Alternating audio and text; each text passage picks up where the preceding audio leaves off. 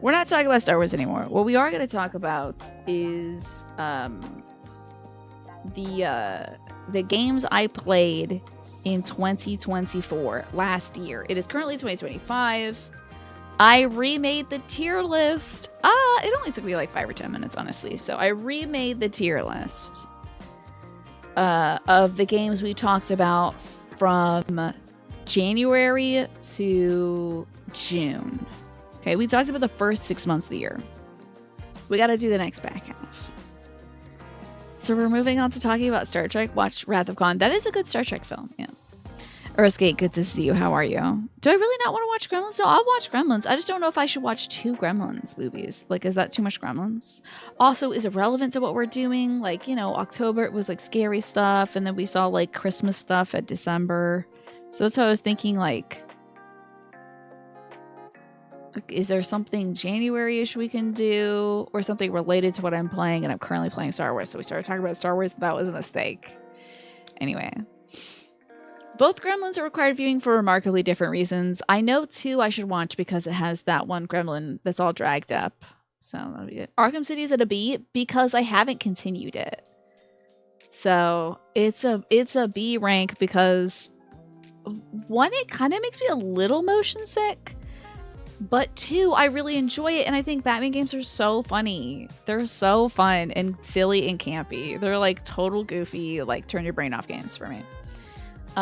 So I think if I beat it, I might put it at an A, but we haven't gotten back to it yet, so it's in limbo right now. And then a game I did beat is still at a B. Like Resident Evil 3, I feel like is not at the same tier as Resident Evil 2 remake, you know? It's like, whatever. But it's still a good game. B is like pretty darn good, guys. Pretty darn good. And then the C rank stuff is like, it's a good game, but it's not really for me. Like the Murder of Sonic and Dave the Diver, great game.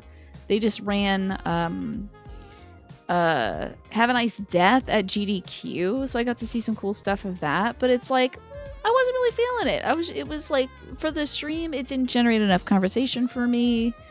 And I need a little bit of something else to pull me into Metroidvania, so. Parts of the Batman game are definitely a turn your brain off game, but some of it is like Adderall bait. Well, good news, baby. I'm on Ritalin prescribed, so I'm going to be locked in. I just want to get back and see more Selena Kyle. You know, we got to see more of her.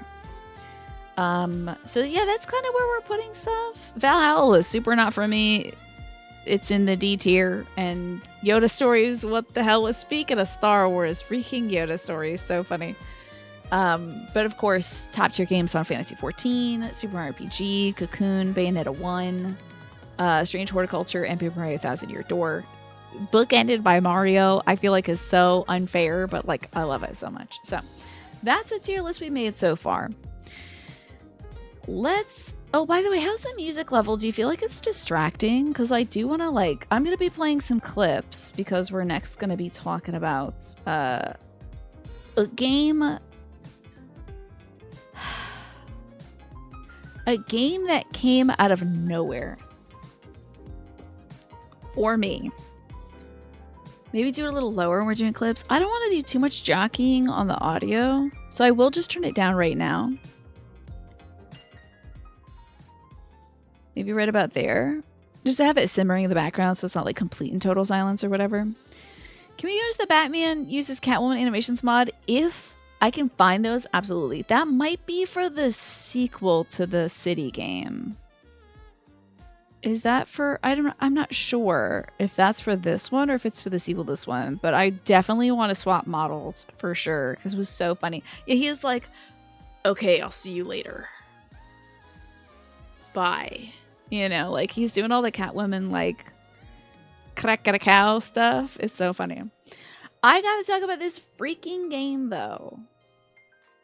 I need to talk about Case of the Golden Idol, which, like I was saying, came out of nowhere. This game wasn't even on my radar, but I played it because it was recommended by you all.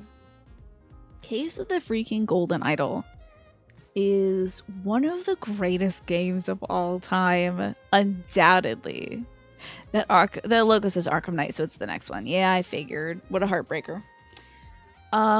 This is such a good ass game, and never have I been more like locked in and also unable to communicate to you all what I am thinking and why I'm doing things. Like, I try to really think of that when I'm streaming. I try to think of like, make this entertaining, number one, and accessible, number two, because I feel like it's really important. If somebody could be coming in any minute and they could drop right off if they have no idea what's going on. Like if you're coming in right now, hi, welcome. I'm reviewing all the games I played in 2024. It's starting off with the games I played in June, which includes Case of the Golden Idol, which from an outsider's perspective must have seemed so impossible to parse. But here's a clip from Golden Idol that kind of gets to that, like, this is how locked in I was. This guy right there with the kind of orange hair. So this is a murder scene that you're trying to investigate. Stabs Bill Price, right? You gotta identify all the bodies. You gotta say what the premise of the event was, and then you have to determine who killed who. I also had to figure out what cards were worth the most points. This is one scene room, and this is the least complex scene in the Case of the Golden Idol DLC. This is the most basic boo-boo scene they give you. Everything else is more and more complex from here. But it is also building... It's not the least complex thing in the whole game, because the very first scene, you're introduced to Oberon Geller and one of the Cloudsley gentlemen. It's not Sebastian, I don't think. It's one of the other Cloudsleys. Nor is it Edmund Cloudsley. That's the most basic scene. Damn it, Tiny. Position 3. Position 3, Tiny. You've ruined my setup, Tiny. Position 3. I'm gonna have to open this up myself. But I feel like this game was so complex but so enjoyable. Oh, my camera's gonna go wonky for 1 second, and then we're back to good. Great. Manny, so good to see you. How about when I'm done talking about Case of the Golden Idol, I will read that long intro. Same with this gray blue is very fitting for me. Oh yeah, I think it's because it matches my eyeball color. Right? Thank you, Smee. I appreciate that. Also, hello. So you got to figure out all these pieces. Case of Golden Idol is a detective game, so I found out I really enjoy detective games. And then like Shree Thagson is like, dude, did you just stab that guy? That's nuts. Right? And then Pinchul's like, bro, did you just shock from that guy? That's nuts. I did it by 9 p.m. It's staying up late to play this game, honestly. 9 p.m. Eastern, baby. Really cutting it close. Wait, celebratory, like, hair flip, though. Oh, wait. With the notes in my lap. A second one. Hold on, ready? That's for Smee. There you go. That's for you, Smee. So... if that makes no sense to you, this clip will help, I think. Because this is also the Case of the Golden Idol experience. I honestly feel like when I'm describing this game, I'm like, okay guys, Chungor Bim tried to nerf the Zorch, but then his uncle, Flem, like, totally redubbed the butt bubble. Oh, butt bubbles. Not yet. I do want to play that, Nasha. So the stuff they do is so, like, unbelievable that I feel like explaining it to you makes no sense. But, like, I'm having so much fun. Like, hearing me explain this game must feel like having a stroke. Probably does, yeah. I don't know. I haven't gotten a lot of feedback on what you all thought of Case of Golden Idol. So let me know. What did you think of Case of the Golden Idol? I want to play that. I think it's called Duck Detective or Duck Detective. And thank you, Alice, for reminding me to drink some water. Classic Chungor, right?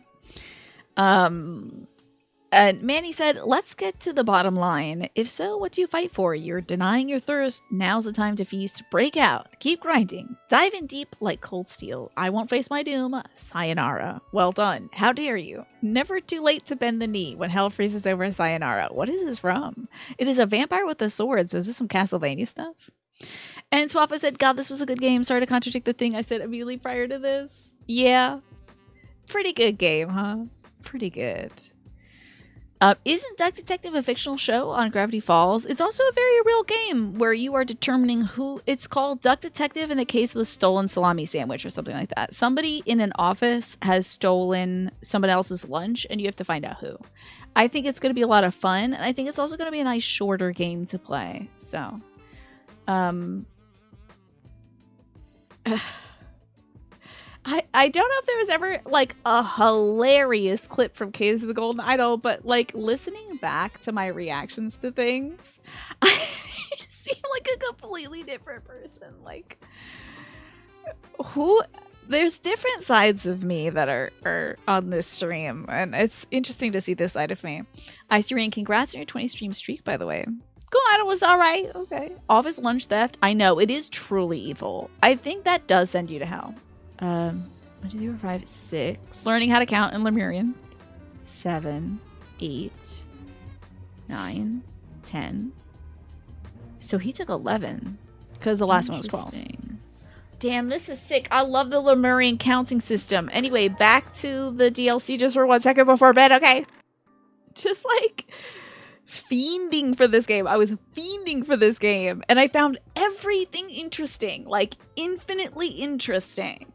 I think I had gone back to the base game while I was playing the DLC to find out like how this counting system worked. I was obsessed with this game. And you'd think that nothing could possibly tear me away from this game, right? Nothing, because I loved it so much. You'd think absolutely nothing could tear me away with this game. One thing did, however. And that is the sound of the ice cream man. Did we zoom in? Whatever, it's fine. You're allowed to see my face. The ice cream man! Hold on, everybody. Freaking ice cream man is here.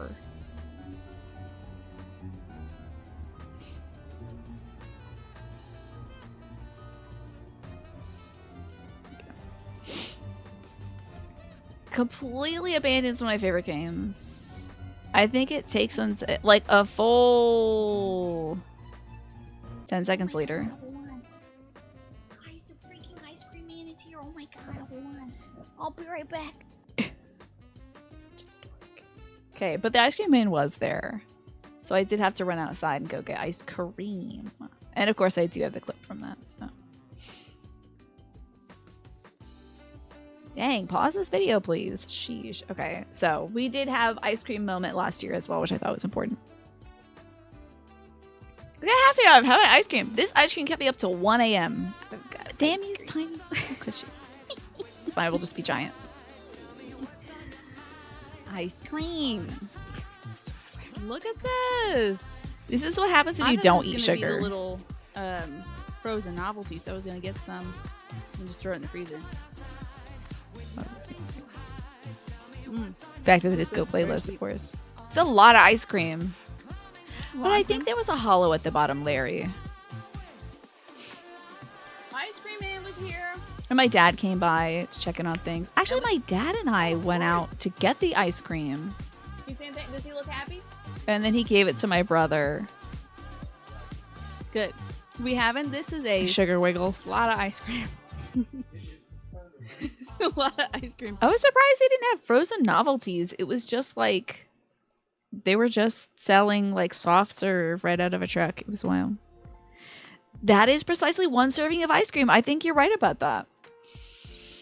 So that is Rise. Oh no, I'm so sorry. That's Case of the Golden Idol. I cannot help but stress that that is Case of the Golden Idol, which I was like, this is the greatest video game of all time. No one can tell me otherwise.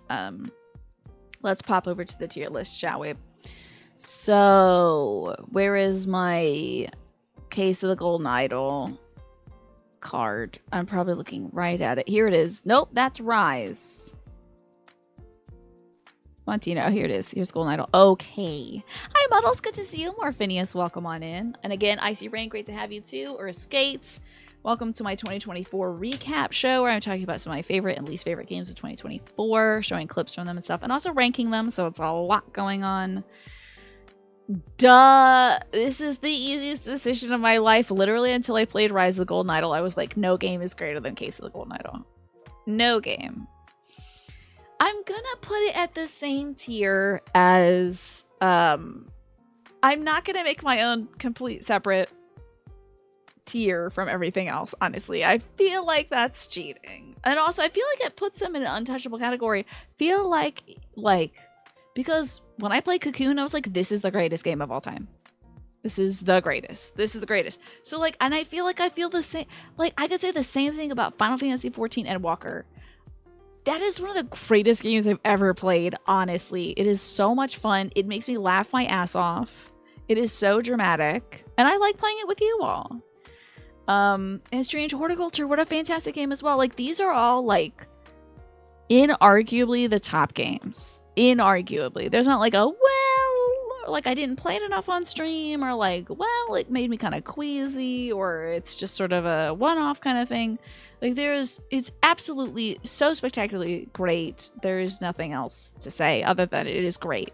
Fantastic. Like, just the method of, I love locking little things into the story. I like the way information reveals itself. I'm running out of breath. My only notes for Case of the Golden Idol was foaming at the mouth, crying, screaming, throwing up, greatest game of all time. So I really loved it. And I felt guilty playing it on stream because I was like, damn, I'm really poisoning my channel by doing just this one game, huh? But it's all I could think about. I love taking notes on it. I love figuring things out. I love the way it challenged the way that I was thinking about it as a video game. You're not recognizing the third game? This is Cocoon right here. This is Cocoon. Fabulous puzzle game. If you like figuring stuff out, if you get any like positive sensation from doing a puzzle, even if you're like, oh, puzzle game, it sounds boring. It's so cool. It's such a, this damn little hair is pissing me off. Okay, such a great game. I reviewed Cocoon on my podcast, Games in the Glade. I also reviewed Case of the Golden Idol on my podcast. If you want to hear more of my thoughts on that, you can listen to those YouTube videos. The review is always at the end of the show. So, yes, and Morpheus is the game that my dad recommended with the Orbs of the World. Your stream buffered twice. Anybody else getting any buffering? I will cry.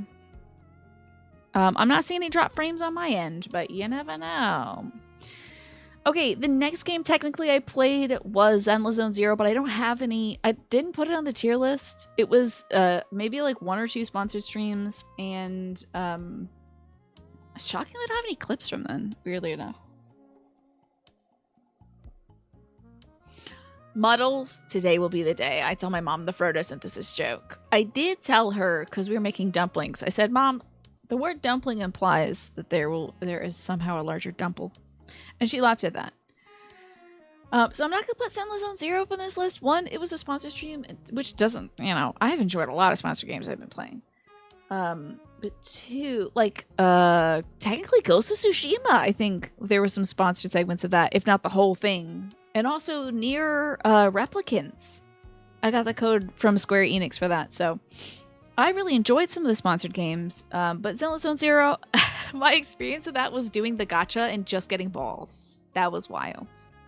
All I pulled was balls. So the next game we're going to talk about is going to go by pretty quickly, I think. There's only one clip from this, and it's that horse game. Remember the horse game?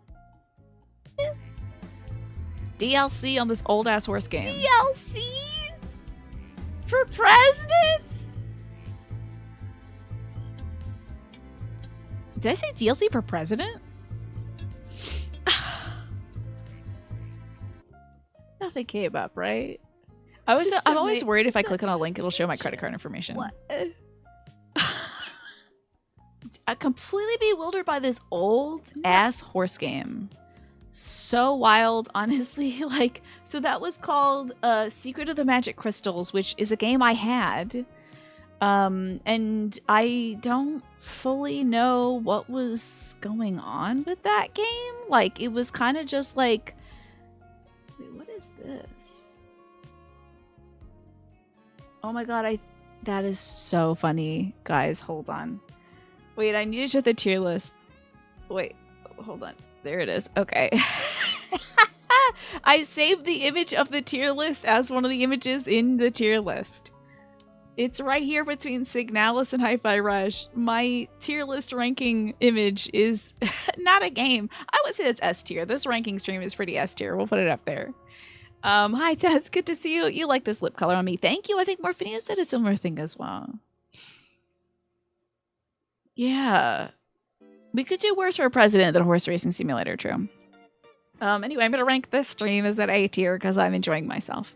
But this horse game, where's that damn horse game? Secret Magic Crystal. That's a D tier game. I'm sorry. There really wasn't a lot going on. It was kind of fun to do on stream though. Do you guys remember the stream where I like played this game? Secret of the Magic Crystals. You got to pick if you're a girl or a boy, and then you got like a horse, and you could like brush its hair and maybe feed it water. It took me a very long time to figure out how to play that. Despite the fact that it was a point and click, it was also some sort of like racing game. And then we found out that the company behind this game is making another game, and I think it's like Mozart or Amadeus or somebody like that is fighting like zombie scorpions or something. Maybe like George Washington is fighting zombie scorpions moving left or right. I can't remember. Oh, Amadeus Mozart. Yeah, sorry, my bad. Larry, you would know. As a classically trained musician, you would know. Yeah, I think it was like something about Mozart fighting zombies or whatever. I was obsessed. I was like, what else do these people make? And apparently they're coming out with a game. It does... Well, it doesn't look like it's going to rank high on my tier list. No, I appreciate Larry, you catching me. I appreciate it. So that's a pretty easy one to put up there. And also, I'll just leave this up here. I don't have any clips from the Cosmic Wheel Sisterhood. But I was like, hell yes, a game about making tarot cards. This past year, I've done the little 2-card tarot readings about people's gaming future. I've gotten so many cool new decks to use that I've really enjoyed using to celebrate folks' resubs and sometimes raids and gift subs and tips and things like that. Thank you, Magressa. It was either Mozart, Amadeus, or Wolfgang or somebody. I don't know. You know, maybe it was Wolfgang, Amadeus, Mozart. I'm not sure. Who knows? But Cosmic Wheel Sisterhood, I found the game. So when it was recommended for a new game Thursday, and I played it on a Thursday, of course. And I was excited about the tarot making. When I booted up the game's Steam page, they talked about a Valentine's Day giveaway for fans, which was a dildo inspired by the main demon of the game. And I was like, that's an interesting note to strike. And then playing the game, I understood better why they did that. You definitely had a very intimate relationship with the demon that you lived with in outer space that was giving you power. Like, every time you got a new power of an element, you'd have this, like, pseudo-sexual response that, like, kind of hurt but kind of felt good. And I was like, I don't know about all this. I don't know about all this. The tarot making is cool, but I don't know about this. So I think we're, like... I don't know if we did a full 5 hours of that game, but I had enough of it, I think. So I'm actually pretty torn. I don't think it's a bad game. And Valhalla is not a bad game. It's just not for me majorly in a major way. So I might put it at a D tier. C tier is also kind of like the not for me tier as well. Just like, not for me, but like I did enjoy it. But I don't know where to put Cosmic Wheel Sisterhood, honestly. Being Ace has saved you. You didn't notice any of that. Gotcha. Yeah. It was a little bit... Did you play through all of that, Nasha? There was some implied stuff there that I was picking up on that I was like, I don't know about all that. But the tarot making was cool. What game is it? Cosmic Wheel Sisterhood. Cosmic Wheel of Sisterhood or something. The premise was cool. You know, I'll put it in C tier because I think it was like pretty good game. There wasn't anything like bad in it. It just isn't for me, I'd say. I did enjoy. There was some segments where like several gals were talking to each other and this was like before some sort of magical apocalypse happened or something like that. So that was interesting. But they did talk about sex a lot. You weren't a fan of any of the characters? You're like, oh, this was kind of a I hope they all lose game. They talked about sex a lot. The women, when they were talking to each other in like the car ride, they were like talking about how they had sex. Sex with different men or different women or different folks, you know? And I was like, I think literally as I was getting to those messages, I was like, and I'm skipping this dialogue, and I'm skipping that dialogue, and this one too. Okay, we'll just skip this whole scene. You know, there was a whole scene which one I had to voice, and I'm not very comfortable reading out people's sexual exploits. But two, it's like, this is a lot of talking. Naja, great question. Oh, so sorry. Ziff, great question. I will play Duck Detective. I think I have a key for it. I think I'm going to enjoy it. I think I'll play that this year. I want to play more short games this year. So that is the Cosmic Wheel Sisterhood. I think it's a decent game. You know, it's just not really for me. It's a little too much for me. So, let's talk about the game. One of the other games I started in, actually, I started this game before June. I think I started this game in 2023 when it first came out. And that would be Resident Evil 4 Remake. I started this game in, I think, 2023. I did the demo of it. And then somebody at the community team on Twitch actually gifted me a copy of this, to which I am very grateful. And I wasn't able to express my gratitude because then I think they switched away from being the community team. So I sent the thank you email, and I think it bounced back because I felt so bad. But you know I love Leon, and I love putting Leon in a crop top, despite that constantly getting commentary. It's fashion, folks. You know, you don't just stop somebody in the street and ask why they're wearing a crop top. It's because they wanted to wear it that day, you know? But here is Resident Evil 4. I think this game was a lot of fun. Excuse me, sir. I think you're very toxic. There's a man throwing things at me. He's very large. Toxic behaviors. You need to think about it. Okay. I was trying to guide him through his difficult moment. You need to think twice about what you're doing, because, like, I think you have some aggression issues to work out. Okay. This is inappropriate behavior. You're not having fun. You're scaring everybody, including your loved ones. And I think that's, you know, that's not you, okay?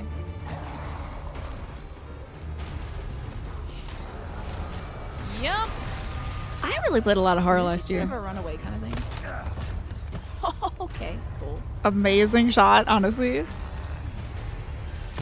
How good at getting hit by rocks? I'm good at predicting. It's like the secret. Literally, I hope they get hit by a rock. They get hit by a rock. Sometimes you wish for a thing and you get it. Yep, I'm telling you. My premonitions continue. I remain very good at video games, at least at predicting what's been going on with them. But we had some fun mods, as you saw there, on Resident Evil 4. That wasn't the only mod. I think we just kind of kept like Katamari rolling up mods as things went by. So we also, of course, had to feature Mauschly, who was a runaway hit when the game first came out.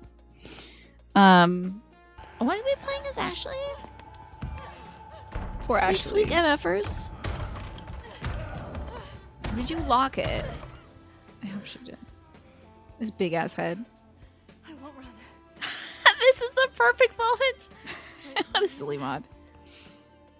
I found out how much I really love modding games, as it turns out. Especially horror games. I feel like it lightens things, you know?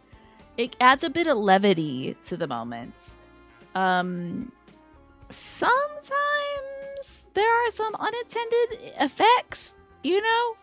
We did find a mod for Leon, because I was like, wait, if I could put Leon this crop top, I can change Leon a little bit more. So I put him in a dress. Sorry, the word load. Oh my god. That's Y'all, a lot of okay, Leon. Didn't know about that part of it. That's a lot. Hold on now. Found out why Hold this was on. a rated M What mod. do I have that can help with this? So I didn't know about that. Okay, I get why it's adult content. Yeah, I see now why it's adult content. Why did they put that down there? Why did they put that down there? His whole junk I think out. it says we can get out if we go. His whole D And and her B big were old out. nose is like blocking the way. Good thing it wasn't his real Beepus. Oh my god. Something like the last day I played the game too.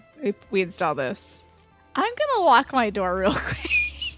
Just want to make sure my folks weren't gonna. Just needed to make sure my folks weren't gonna walk in on that one. God forbid. So the modding was a great way to go through Resident Evil 4, a game I have played before, but I never played the sequel, obviously. And let's see. I also did a cosplay. Well, first we also did the Ada Wong DLC, so let's see that, huh? I really like this DLC, and I think a lot of other folks did too. That's when it already comes in. Oh my god. God forbid. Ooh, girl! Barfing up a little parasite? I showed you my pupa. Please respond. Stop. Disgusting. Oh my god. Get the pampering, Manny. Now, how many of you wanted to be that bug? Worm. You just raised your hand. I won't tell. Big, Wait, was that up? Okay. I think it was up the whole time. I hope so. Hopefully you all got to see that clip. I didn't forget to put that one up. But I also dressed up as Ada. I think maybe for like the day I beat the game. Like the last day I was playing, I did dress up as Ada. So voila. My first cosplay officially. I know. Arching her back like that. Oh my god. Her back must be so out of alignment. The pain. It must be so bad, Nasha. Here, let's do the makeup first. Because I'm wearing the new eyeshadow I was telling you all about. Wait, is this out of sync? Look at it. It's so sparkly. Oh no, it's in sync. Okay. Look at, I love that eyeshadow. It's called Space Cowboy. Look at that. It's not sponsored, by the way. Tough to show up, I guess. It just looks brown on stream, but it's like sparkly. Look how sparkly my eyes are. I love great this. in person. You count the Pikachu onesie as cosplay. So Very been sparkly. cosplaying for a while. Okay, petition 3. Petition 3. Tiny. Petition 3. Thank you, Once Tiny. again, it's always like that. Tiny's upset with me because I have one of his relatives hostage. I'll show off the little rat inside the thing. So look at the Tiny's grandma or grandpa. Thing on me. Beautiful. Voila. Okay. I don't want to have.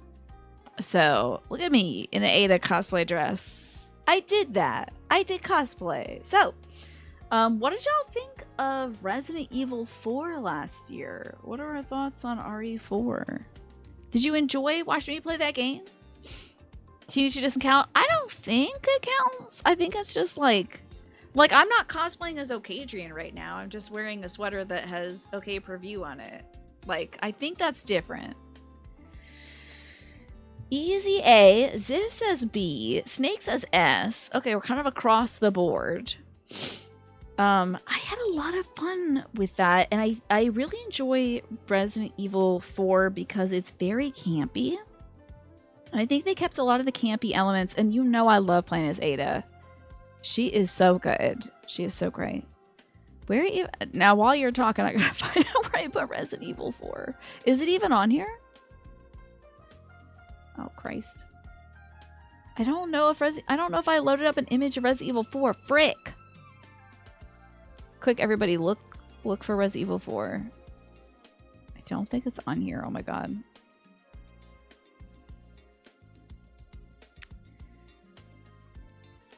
I gotta. Oh, there it is. Found it. It's 2 to the right of Zork. Thank you, Manny. You think you've seen a little too much of RE4, okay? It's one of your favorites of the remakes. I think it was an exceptional remake, especially after RE3, which was kind of like, it was okay. But I think it's at least minimum A tier for me. I might actually put it up on S tier because I just loved modding that game and I thought it was so funny. You think A for the playthrough? Okay, I'm flexible. I can put it at A tier. And you know what? Because I'm not like jumping out of my skin to play that game again, but I do think it was a good game, honestly. I did enjoy that a great deal. So there is Resident Evil 4, one of the many horror games. Look at all the horror on this list so far. Dredge counts. Resident Evil counts. Resident Evil 4, Resident Evil 3. Wait, hold on. Dredge, Resident Evil, RE4, RE3. Any more so far? I don't think so. But halfway through the list, we've already got like a good 4 things. What a massive list, right? Shrike Rune. It's something like 75 games that I played last year. Some of them don't make it up here because there's no clips of them. And I played them for so little time, like Sunless Zone Zero, that I was like, nice one. I did play a frick ton of horror for sure. Hi, Ewan. Good to see you. And also Shrike Rune. Welcome on in.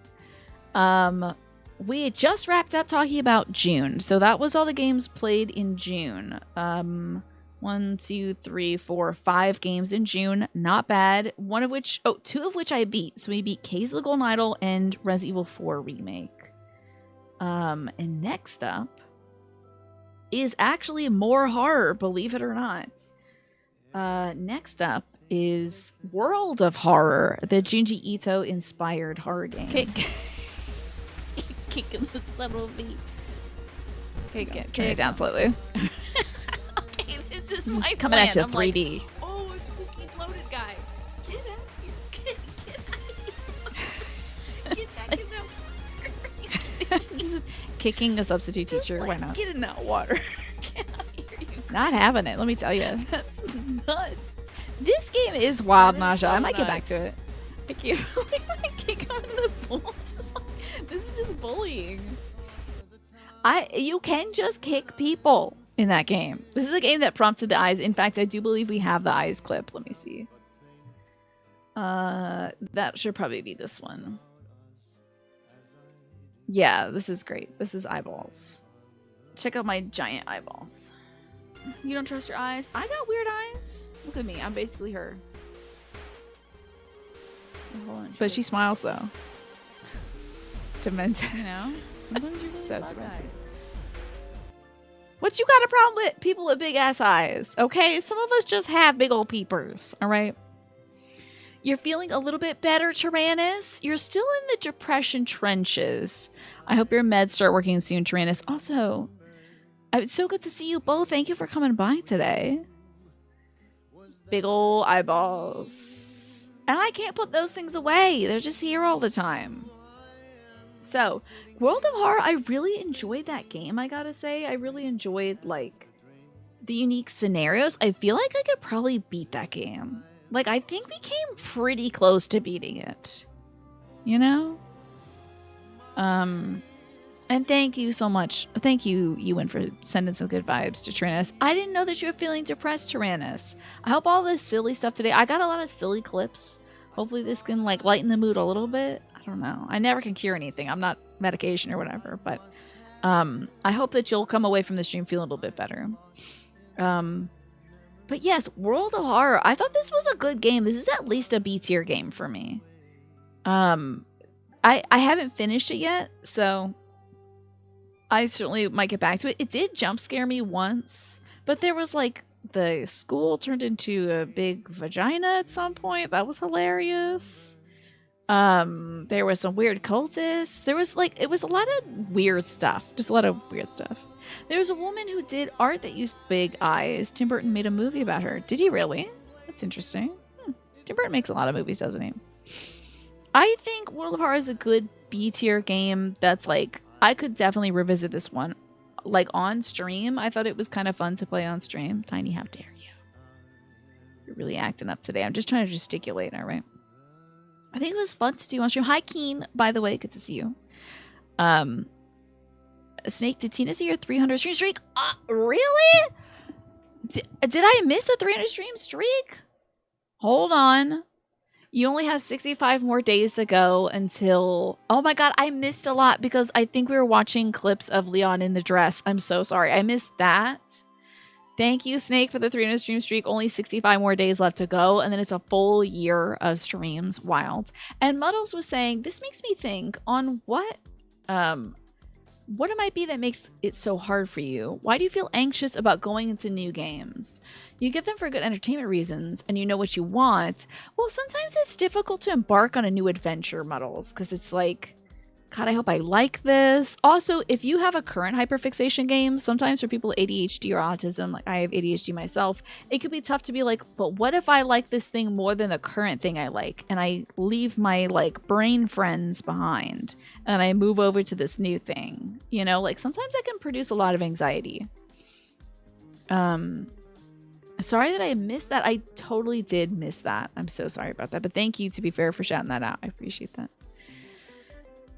Some bad stuff happened at work. You've been on paid medical leave for 6 weeks, but you did resign at the start of the month, so you won't have to go back to that at least. I'm sorry that work has been kind of sucky, Tyrannus. I know that's been kind of touch and go for you for a little bit, and you were kind of happy to get like a different kind of work that wasn't like the stuff you were doing before. I hope you can find something that suits you, you know?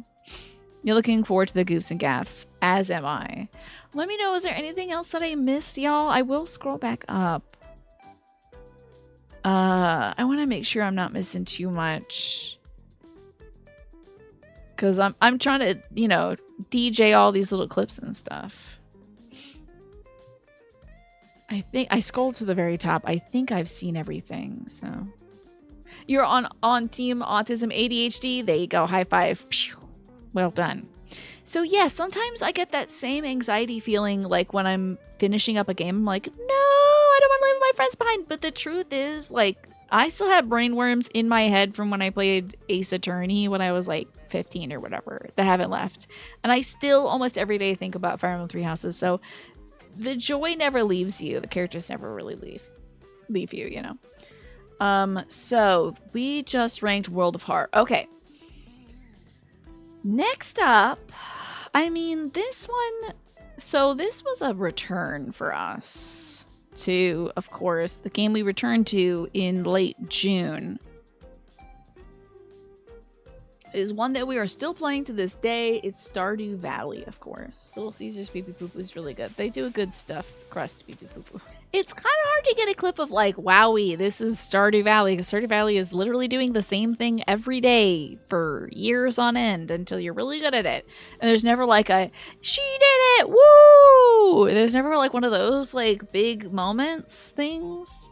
You're excited for my Lego Orchid kit? It's right here. I have it right here. Look at this cute little orchid kit. I can't wait to build this on stream with you all. I think this will be fun. And then I'll put it on the back of my stream.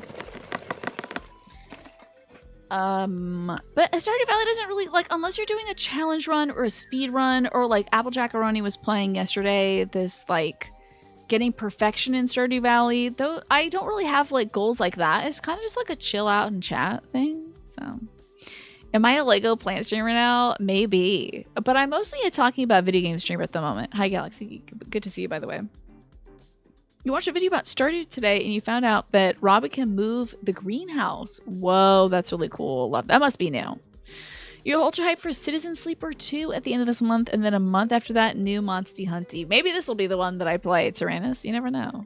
That explains why you still pick Fallout so often. You can't quite accept that Fallout 4 is 10 years old. Oh my god, don't say it. I can't believe it's that old. I remember when it was new. And if that's why you have a rule when playing a game, you do one game at a time, which forces you to 100% the game before you play another one. I see. That way you get everything you want out of it, right?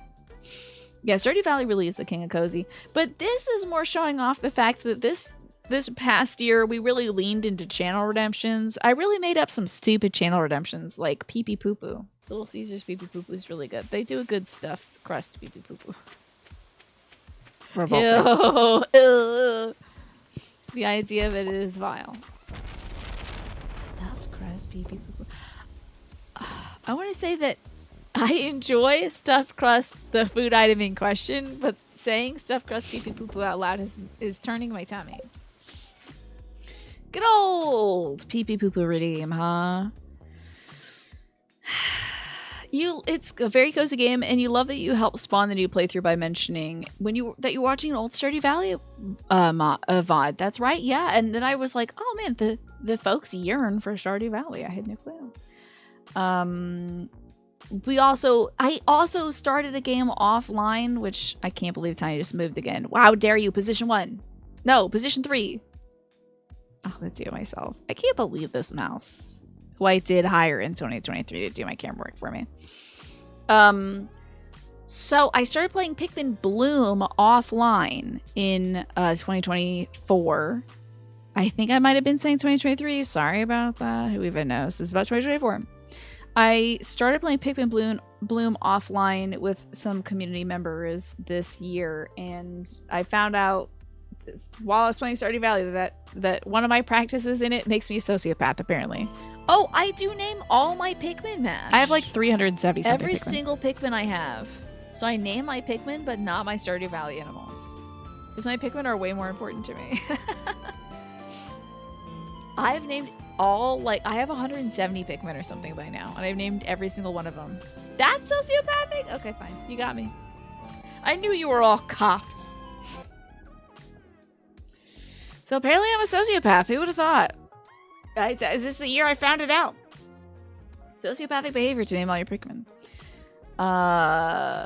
Oh, this one is... I'm just putting this one up here to annoy Mash. I don't even know if Mash is, like, here right now, but, this is my bad Beatles impression. Okay, don't be mad at me. This is what I think the Beatles sound like. That's what the Beatles sound like, right? Pretty sure this is the Beatles. I'm pretty sure they sound like this. Is that the Beatles? Damn Pretty it, sure. that lady caught a fish. Damn it. Nailed it. Thanks. I'm pretty spot on, honestly. I'm pretty sure this is every single one of the Beatles sound like that. Pretty sure. Oh yeah, the Brits do the best American accents. They sound more American than we do. They for sure do. I'm not catching a single fish. This is so bad. I'm offending your ancestors. I'm sorry. I'm right, though. So, this was your grandma. You know, that's what your grandma sounds like. You need to kick them. Sorry to Mash's grandma like that for some reason. Sorry to Mash's grandma. I'm sure you don't sound exactly like that, but maybe a little bit, though, I think. Maybe I'm not too far off. This is what Masha's grandma sounds like. It was wild to find out the dude from Walking Dead was British. Which dude? Not Norman Reedus. That would be nuts. That would be nuts. So that's Stardew Valley. Really great clips showing off Stardew Valley. Do I have Stardew Valley on the thing? Do I have it? I don't think I put it on the tier list thing. I'm not seeing it up there. I mean, I did put... I'll put it at S tier. I think it's pretty whatever. Andrew Lincoln. The dude who plays Rick? Okay, Andrew Lincoln. There you go. Hi, Gish. Good to see you. Welcome in. Andrew Lincoln's real name is Andrew Clutterbuck. That's great. The one guy from Walking Dead. I think there's only one guy in it. It's mostly a female-dominated cast. I'm sure, Tyrannus. So it was Jonathan Walking's dad, yes. Sadly, I don't have... don't know why I didn't put Stardew Valley up on here, because like Final Fantasy XIV, it is a continuing game. But I would put it in S tier. So maybe consider this the Stardew Valley tile. Okay? Ding! It's up there for S tier. Clutterbuck is your new favorite name, right? Brits eat up the Southern accent because I think the Southern accent is just a slowed down version of British. You know? I think if you just draw out all the British stuff, it sounds just like that. Clutterbuck is a really great baseball name, but I think it would lead to a lot of like accidentally swearing. We are now done with is it July? Is that the 7th one? Yeah, oh my god, we're done with July. How about that? Which takes us to August? Don't ask me how months work. I don't know. You like how King George said, "Sup, y'all?" Yeah, I like that too. I'm sure he did say that at some point when he was introducing himself at a Royal Ball. August brings us a game that I do want to get back to, which is Baldur's Gate 3. This is... I don't think any of these clips show off my incredible character, whose name... I think it was Dick Duggins, who I wanted to be, like, basically a baseball team manager and a warlock. The manager of the Baldur's Gate Orioles, of course. but none of these clips are Dick Duggan, so you're just gonna have to enjoy this little guy. Yeah, buddy, let's go. All right, the jelly creation was not so amazing. giant. The makeup choices, it's like Joker, but drag. This is cool, man. Look at this hair. This guy looks This is great. really cool. The lipstick, perfectly done. And I think this Purple beard is eyeshadow and literally liner? painted on. The character creator for Baldur's... when folks are talking about Baldur's Gate 3, I was like, oh, okay, you spent how much time making a character? That's weird. Because I have to say, like, I don't feel like it has a ton of flexibility. But it does generate a lot of great dudes. And in fact, that guy wasn't even the first guy we made. This guy was. This was the first dude we made in Baldur's Gate 3, and I almost started the game with him. Hey, imagine just proceeding. Because you can. Okay. This Wait guy a is minute. gold. I could just proceed This because guy I just got a freaking great rules. option. The mustache is The longest amazing. mustache. The longest mustache. I mean, the mustache is like 30% of his face. He has an upper lip made for having a mustache, so... Baldur's Gate 3 was great. I want to get back to it. I don't remember anything happening in that game. I mean, like, we were on a ship, and the ship blew up, and then I had to go back and find some of the folks that were on the ship, too, and then I also found some characters that people have drawn very something artwork of, you know. They've drawn some very artwork of it, of those characters in different positions and stuff, because folks really have feelings about the guys in that game. And some of the gals, too. And maybe there's non-binary characters that I'm missing. The folks have a lot of feelings about Baldur's Gate 3. So, I gotta put... Baldur's Gate's, like... Since I didn't beat it, should I still put it... Now, I also didn't beat Cassette Beasts or Another Crab's Treasure. So, I'm okay with putting Baldur's Gate on the... Did the music die? Oh, it's just got a long outro. Okay. It's a very long burning thing for sure. People went to a gate. It was very Baldur. True. There's definitely like a brain slug in there. You watched a long cutscene about a squid ship and it crashed. Yes, that's right. And there's a slug up in me, I think. Weird Al Githyankovic. I think somebody actually made Weird Al in that game, in the thingy. You're going to go back to Baldur's Gate 3 as soon as they drop new subclasses. I didn't know they were working on that. And Manny's testing out Big Gay 3, which you can say. There's fast Southern accent you rarely see actors do. Oh, interesting. I need to hear that. I like to hear it. Southern folks are basically slow British people. There you go. Now you know the secret. Now you know the secret, Ewan. So I'm okay with putting Baldur's Gate at A because I was laughing my butt off playing that game. And I want to get back to it. I think Dick Duggins is great. I think like his guardian, who is the manager of the Cleveland Guardians, is great too.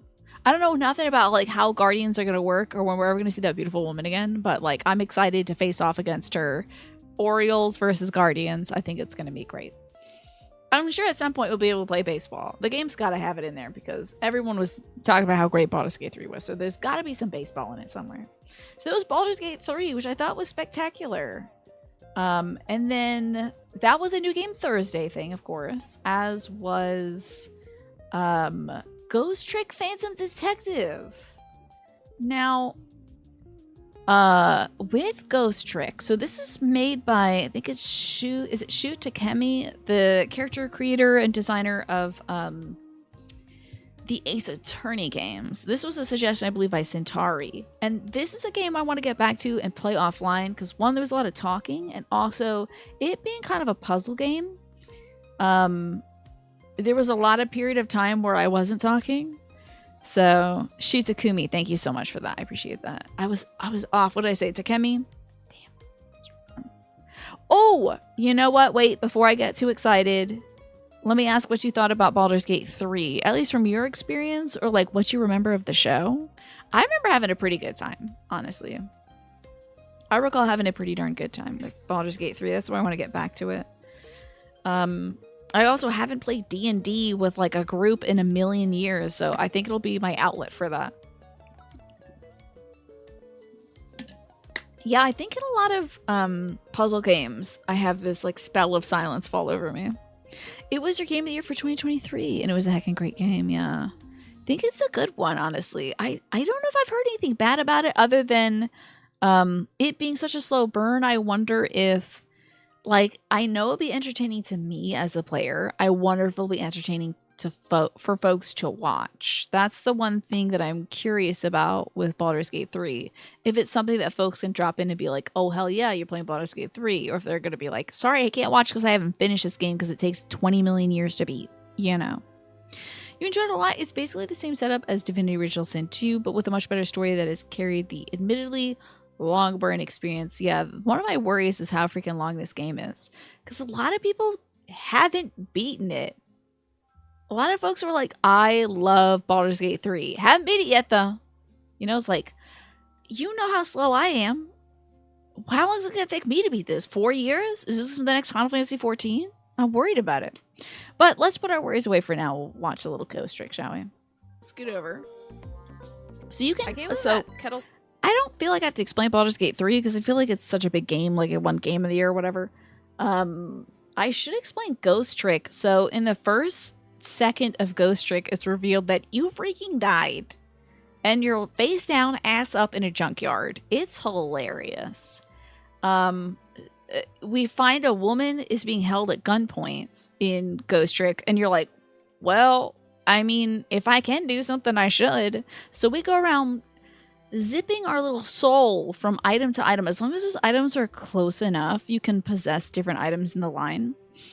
And then you can, like, make something weird happen so the guy looks away from the woman, or he, like, misfires or something like that. So it's a game, it's a sort of puzzly game, sort of action-y game. I think it leans more towards puzzle.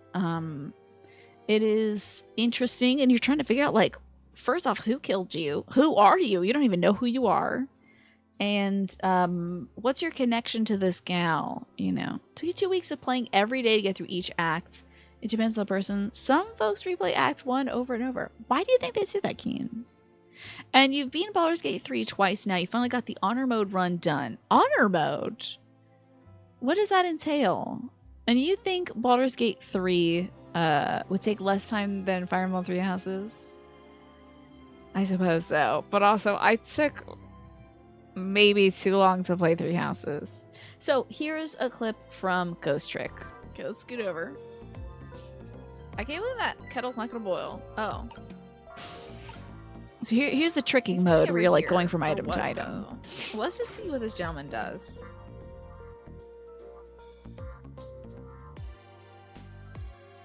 And you can see what people are thinking in the area. Move. Don't tell me. Could it be? It sensed a tension between me and the detective and it moved to get away from it. So this guy's not very bright. If a stepladder moved away from you, you wouldn't be like, oh, that thing knows that me and my boss have a strange relationship, and so it moved away from me. But that's this guy's first thought, obviously. Literally, he thinks the moving step stool was like, awkward, I'm out of here, bye. Which is a natural reaction, obviously. Like, are you kidding me? Not a smart policeman, but I mean, at least in this game, that's pretty par for the course. What's this other clip I have of this? Oh, this is just me talking about Ace Attorney. We don't have to. I'll just show you this. So someone asked if I was a fan of Ace Attorney. I think all you need to see is this screen. This is me with my Ace Attorney fan merch. Pointing to the right anything poster and the poster of Trucy Wright. That is literally right to my right. And my, what is this look? I'm afraid of this person. I feel like they're gonna be like, this person's gonna be leaning over my bed and they're gonna eat my flesh or something. This is a truly horrifying look. But I am an Ace Attorney fan, so there's that at least. It would probably take me around 200 to 250 hours, so it's kind of like a Persona 5 length or Witcher 3 length game. You're guessing what you imagine. Some people enjoy walking the different paths in Baldur's Gate 1, okay. And seeing the story beats change depending on... That's an interesting take, you know, and I feel like that's why people would play like a Mass Effect or something. multiple times. I'm not that kind of girl. I gotta move on. I got different stuff to do. I got things going on. So,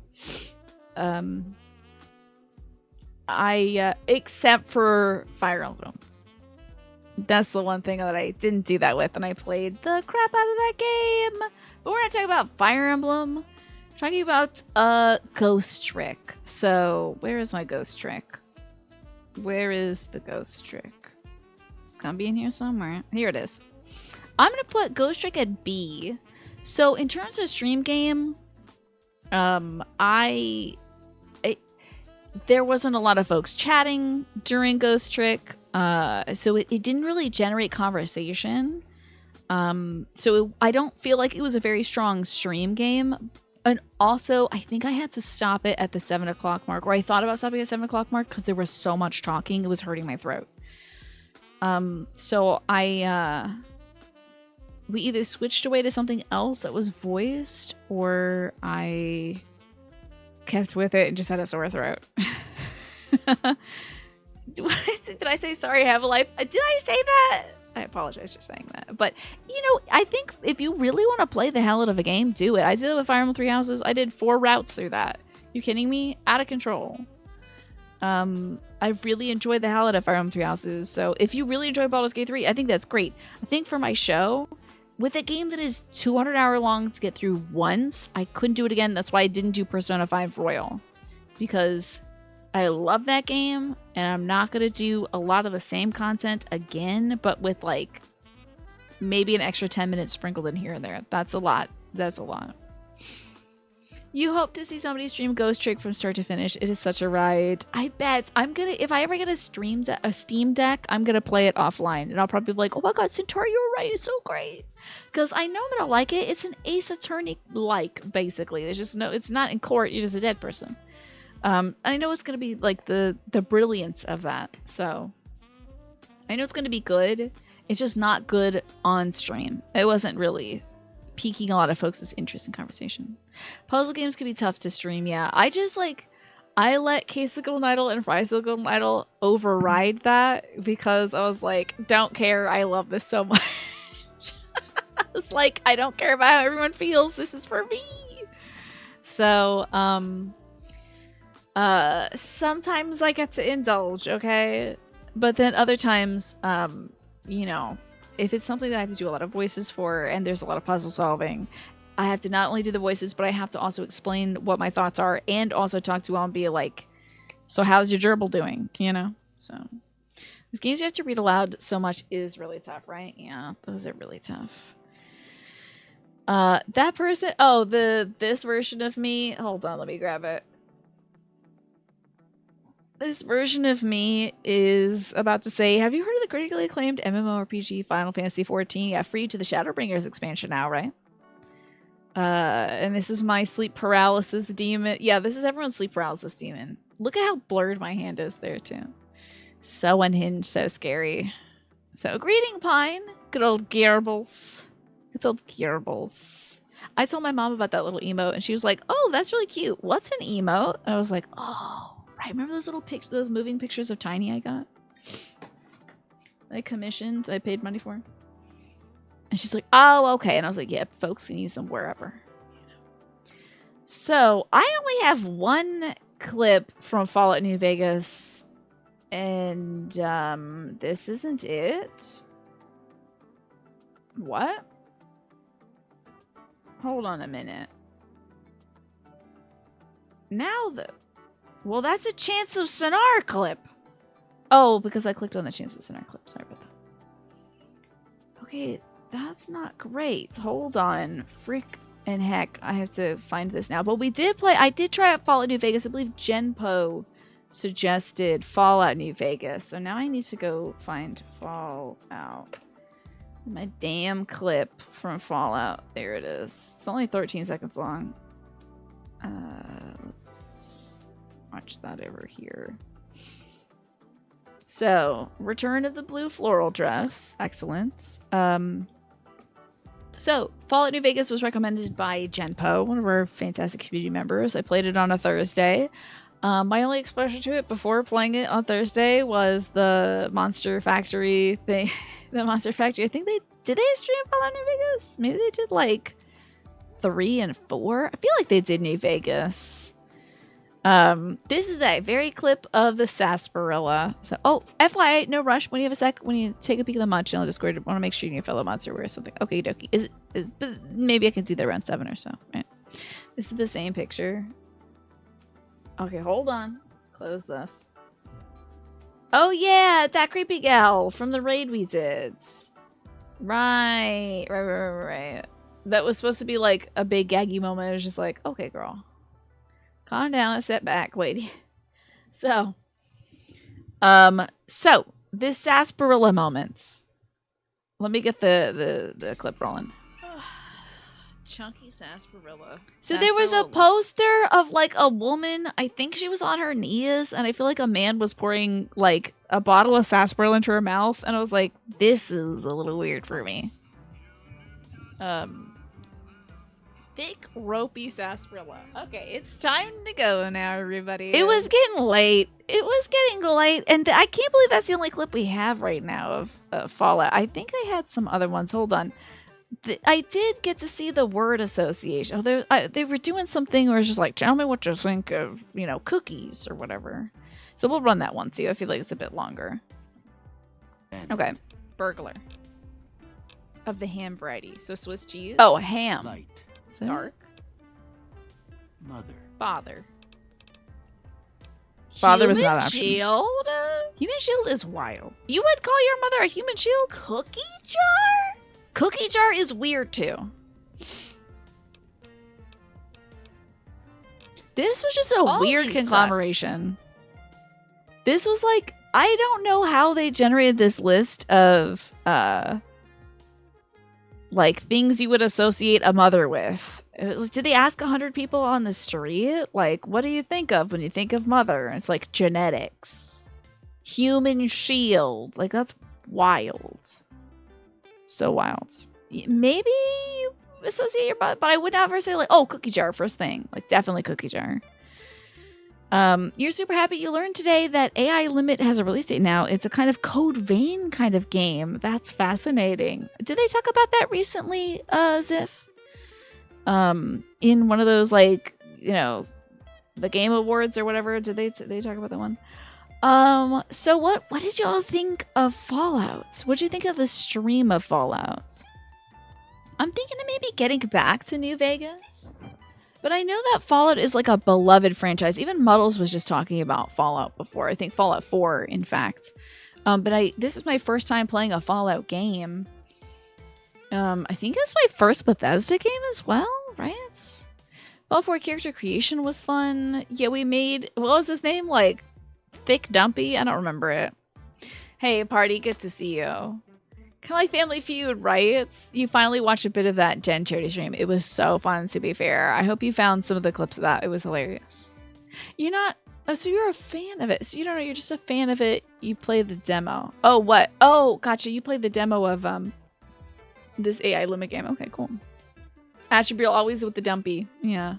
You'd love to see more New Vegas. I found it to be very interesting. There was a lot more just like running around and trying to find the game. I think I'm going to put it at B tier because I was like, what do I even do? It's a sandbox game, so you can do anything. But like, I think sometimes I have challenges with stuff like that where it's not like, I just want to go right to the thing, And if there's interesting side quests, like I think in The Witcher, I did a whole bunch of side quests because I found them very rewarding. But in Fallout, it was kind of like, I wasn't really sure sometimes what they were wanting me to do. It's a slow burn, huh? Yeah. B sounds about right. It's a slow burn at first, but it gets very good once you get your bearings. Gotcha. Yeah. I feel good putting it at a B. I had a fun experience playing it, and I know some folks were really looking forward to seeing me play Fallout, so I was happy to do that. And the last game I played in August was Chance of Sonar, which is a really interesting puzzle game that I don't know. I want to hear what you all thought about Chance of Sonar. Now, you might not remember it, so let me put it up here. It had a very interesting did I get like 1,000 DLC things in Fallout? Like, it was like I got like so many items popping up in the corners, like item, this quest is available, this quest is available. I'm like, what the hell is this? I don't understand. Yeah, we're already at the end of August. God only knows we might be able to finish talking about this year before 7, perhaps. We're burning through. I think it's because I showed off like 50 clips of Final Fantasy XIV, most of which is me hating on Ardbert and Thancred. Really was a good year for that. It was a good year for hating on those two dudes. But this is Chants of Sonar, which is a really interesting, what would you call this kind of game? So you have to kind of parse out what certain signs and symbols mean. It's like a Tower of Babel simulator, I think, also because you're going up this tower that these people constructed. On the base level, they're talking one language. On the next level, they're talking a different language. There's like the marketplace on this level. There's like this militaristic church on the next level. It's fascinating, honestly. It's fascinating. Yes, right as I started Fallout New Vegas, there was like a bunch of pop-ups for DLC. I was like, what is going on? It's so unique. I think I might get back to this one in Agresta. I just don't know if I want to get back to it on the stream or if this is a game I would play in my off time when I'm not playing Roller Coaster Tycoon, which, by the way, I haven't touched in several days. I don't even know the last time I played that game. Don't rat me out, Tiny, I swear to God. Those freaking animals locking in on me. Okay. Let's look at Chants of Sonar. I thought I was a genius playing this game, by the way. There's a lot of puzzle games I play where I'm like, I'm so smart, no one's smarter than me. I thought for sure I had got this one. So you could... there's like stealth elements to Chants of Sonar. There's puzzle elements to Chants of Sonar. But like we were in this militaristic church area like I was talking about, and there's a bunch of guards walking around that have these exact outfits on. You know, these kind of like tall... these tall helmets and the bracers and the swords and the shields and stuff. So I was like, I got this, baby. Hi, Jempo. Good to see you. We're just talking about Fallout New Vegas before you got here. I'm kitted out. I'm one of them. Stealing enemy uniforms. I look just like them. Yes. They'll never know. They will never know. Oh, God. They knew immediately. Except that they did know, yeah. They knew immediately. Good old Tina wheezing cough also. No. Okay, take that off. Okay. It took me so freaking long. Wait, maybe a shield. It took me so long to realize that over here there are other different hats that you can use right over here. Because these are the ones the guys are wearing in that other room. Those are the guys who are supposed to be there. I had no idea these were different. That was even accessible. All of that was the stuff in front of me. I didn't think about the stuff to the left of me. Obviously. Took me a little while. I think I had to even ask. I was like, guys, what am I doing wrong? I don't got this. I think I'm screwing something up and I don't understand. Turns out, I didn't learn enough from Earthbound that you have to look left. So sometimes I need that lesson reinforced, honestly. So, Chants of Sonar. I thought it was a lot of fun. And McGresh is saying, it's another puzzle game stream problem. It's kind of tough to stream a puzzle game because I have to walk through all my choices. And it's also not entirely something that, like, with a puzzle game, there is a lot of joy of watching a puzzle game, but it comes up to a point where you want to say, oh my God, I got it. You know, I don't think anybody's ever really like that in this community, but, like, I wonder if there's a bit of frustration of being like, oh, damn it, she's not seeing the stuff on the other side, you know? That might make it more challenging or limit the conversation, certainly. You know, if you can't really talk about what's going on in the game, what do you talk about? You know, imagine if the Switch was right there on my nightstand. I know, but it is still rubber band. My Switch is still rubber band right here in its dock. I would move over here and show you. But yeah. Be more smarter. Yeah. I'm definitely going to put it at a B tier. I think it's such a good game. This was really, it was so interesting. I love games where you have to figure out a language. I think it's so cool. I love doing that in Dropsy. I love doing that in the Golden Idol games. I love like figuring out symbols and stuff. It feels cool. I know there's other games that we've played that we have to figure out the language. And if anybody remembers anymore, let me know. your brain is so focused on the puzzle, it's a little tough to banter without losing focus. Exactly, Agresta. It's like I'm trying to think of these different pieces, and if I entertain a different idea in my head, it's like, am I gonna forget a thing? You know. Tunic, yes. The Tunic runic. Love Tunic so much for that very reason. I like deciphering language.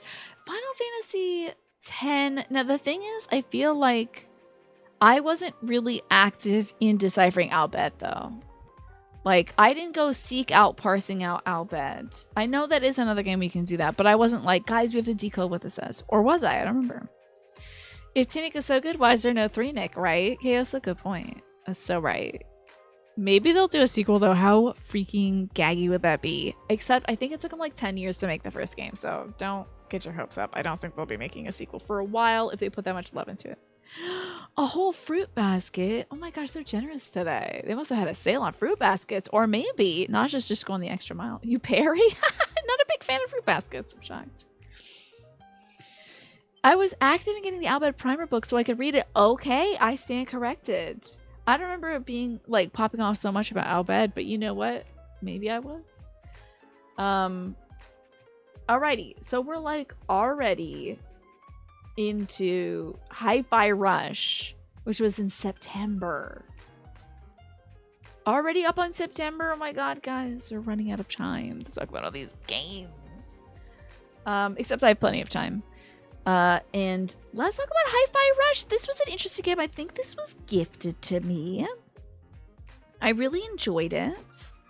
There was only a few moments where I felt a little queasy playing it, and it's just because there's also platforming elements to it, and sometimes those can be very tense, especially if they're timed. But I really enjoyed this little rhythm game. I thought it was cool. That's right. It was a gift from Manny. Thank you so much, Manny, for that. You remember me loading an old save and redoing a portion of the game specifically to get a primer book. Good freaking memory, Centauri. That's amazing. How easy and hard was the rhythm-based interaction? I think there might have been some... I think there might have been a way for me to turn the difficulty down. I think I set the difficulty to low, scary thought, on Hi-Fi Rush so that I wouldn't struggle that much with it.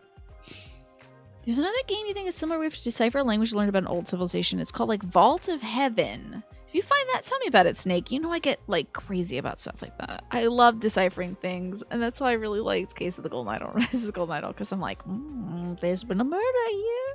Heaven's Vault. Okay, fascinating. That is cool. Maybe I'll give it a look. And I guess in a similar way, Strange Horticulture is that you like get this plant, you don't know what it is, but you get like little scraps of information from other people, like me mom ate this plant and it killed her, you know. Heaven's Vault. Okay.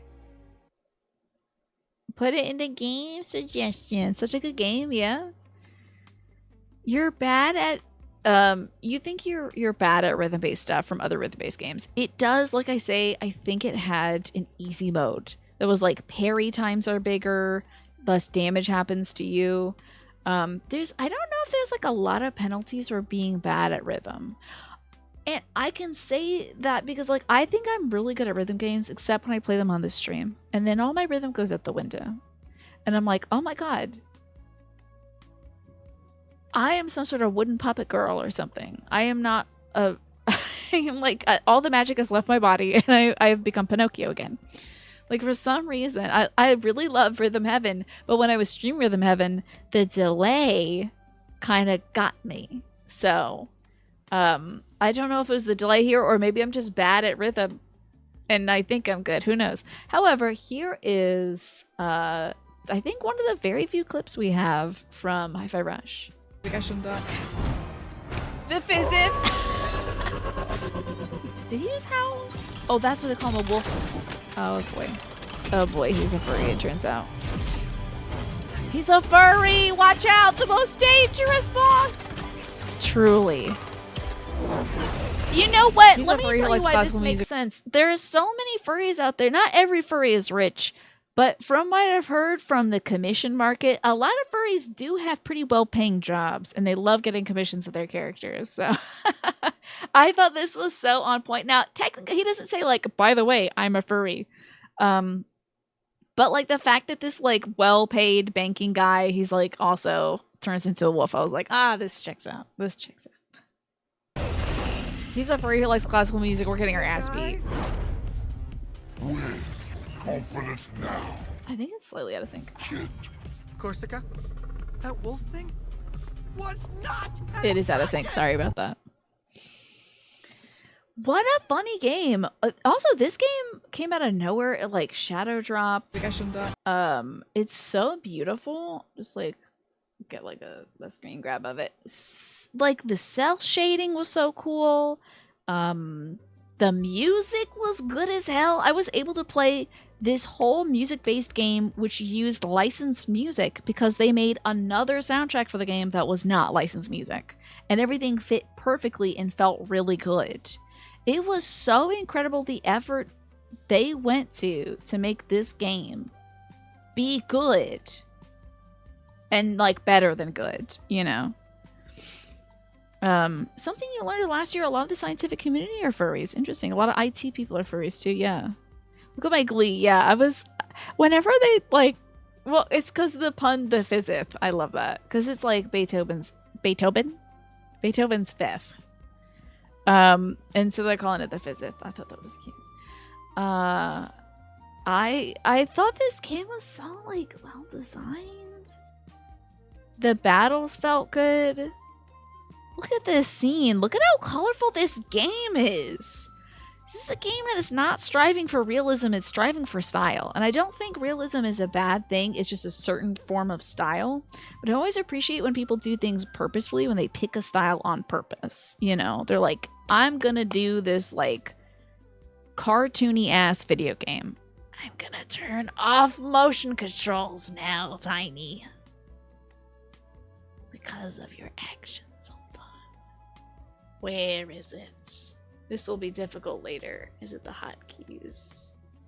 Surely there's something where I can turn this off. I know I can. Soon as I figure out how to turn this crap off, Tiny.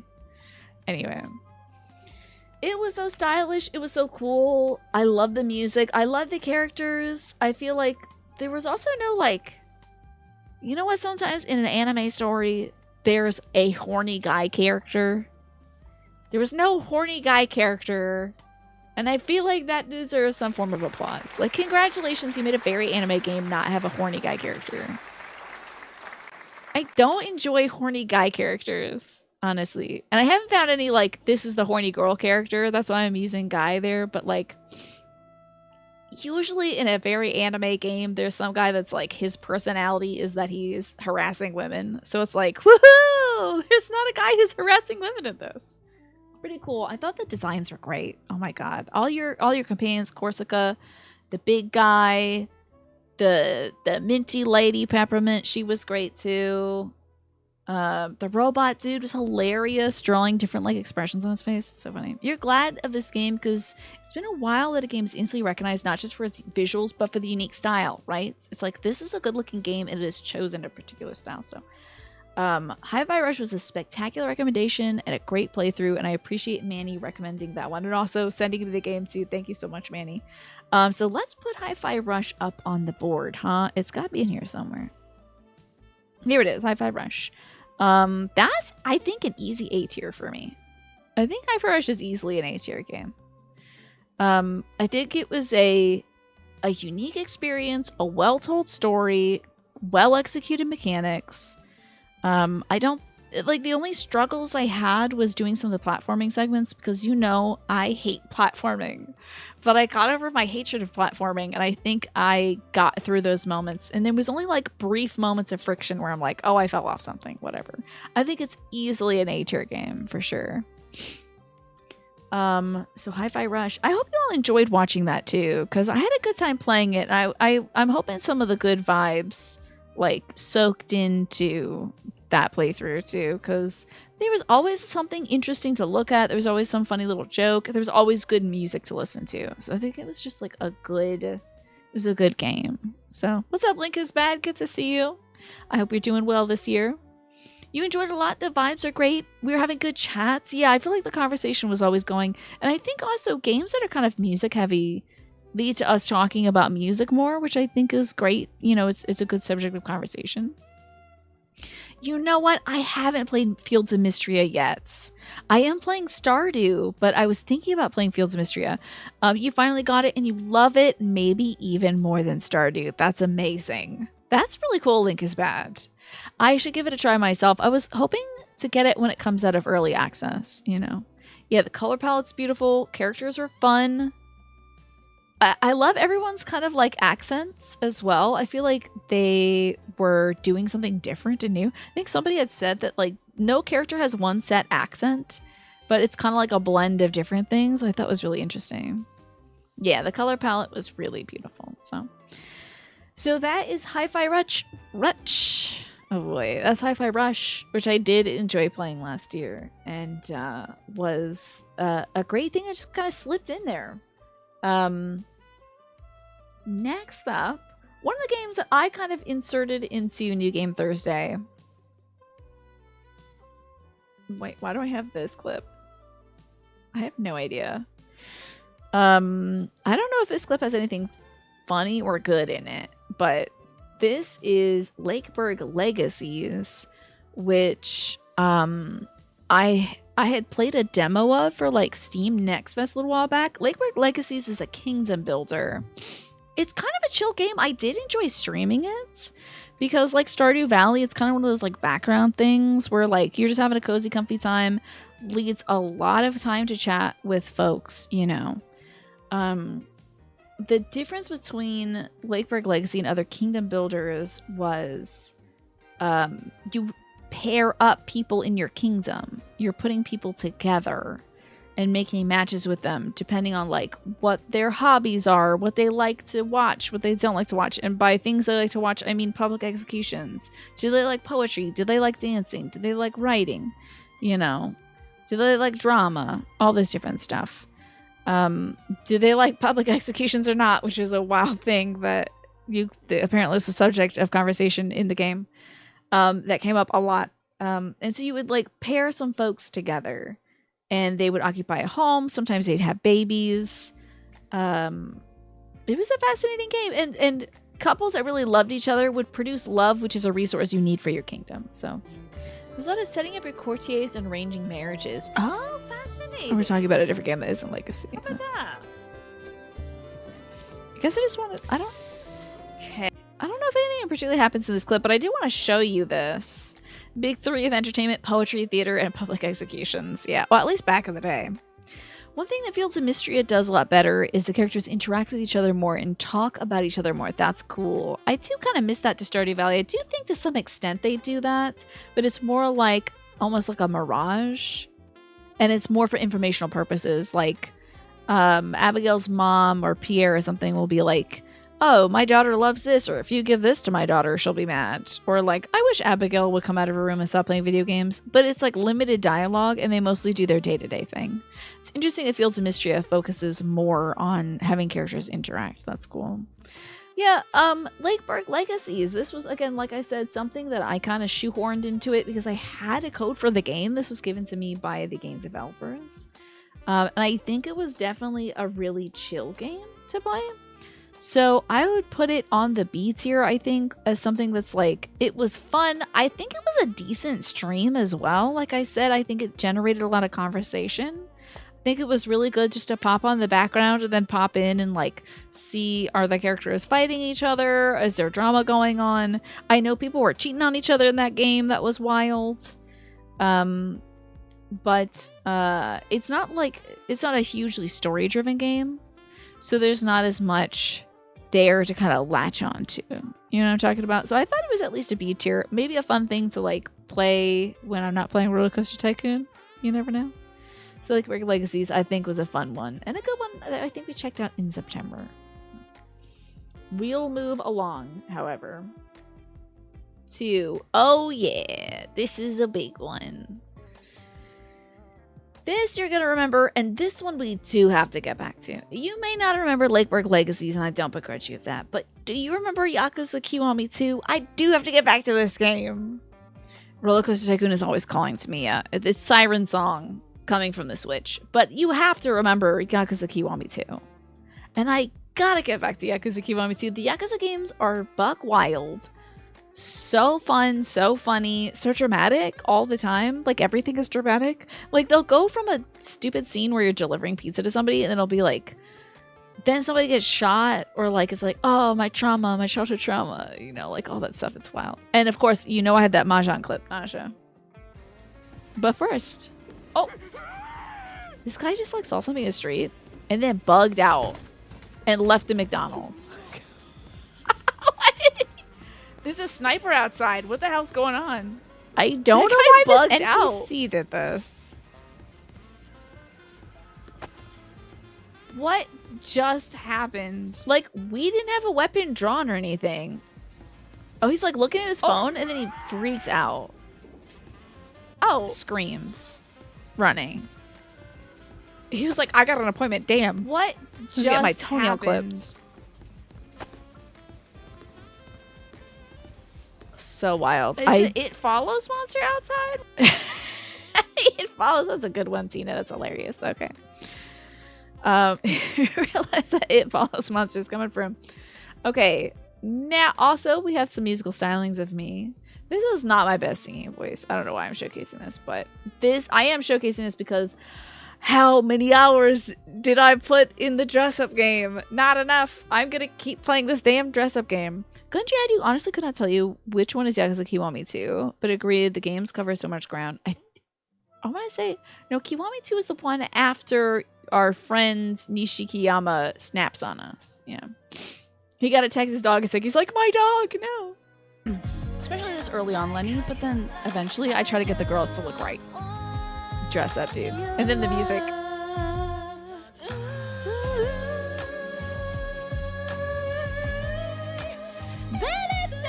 Terrible. Okay, sorry. But this music so badly. So good. God, this song for the dress-up game goes so hard and has no reason to. I don't know why that's so good.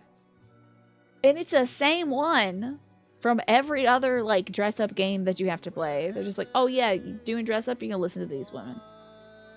This woman is gonna give it to you. It's wild. Also, welcome to Mahjong Hell. Mahjong. You gotta add that song to the Makeup Redemption. Yeah, that would be great. Good idea. I still need to do that. Gotta work on all these alerts, let me tell you. I'm making sure I'm not falling behind, but as Migresta noted, there is Mahjong. Freaking Mahjong. I gotta get back to Kiwami 2. I have to get back to Kiwami 2. I think we're good to go. I was so excited to win my first game of Mahjong. God. I had died and turned into a skeleton, of course. God. It took so freaking long to play Mahjong. Kaze, eat my east. So The high. wind ain't lying, Nakayama. So You're not excited. eating tonight. Wait, before... I'm gobbling up your dinner, Miss.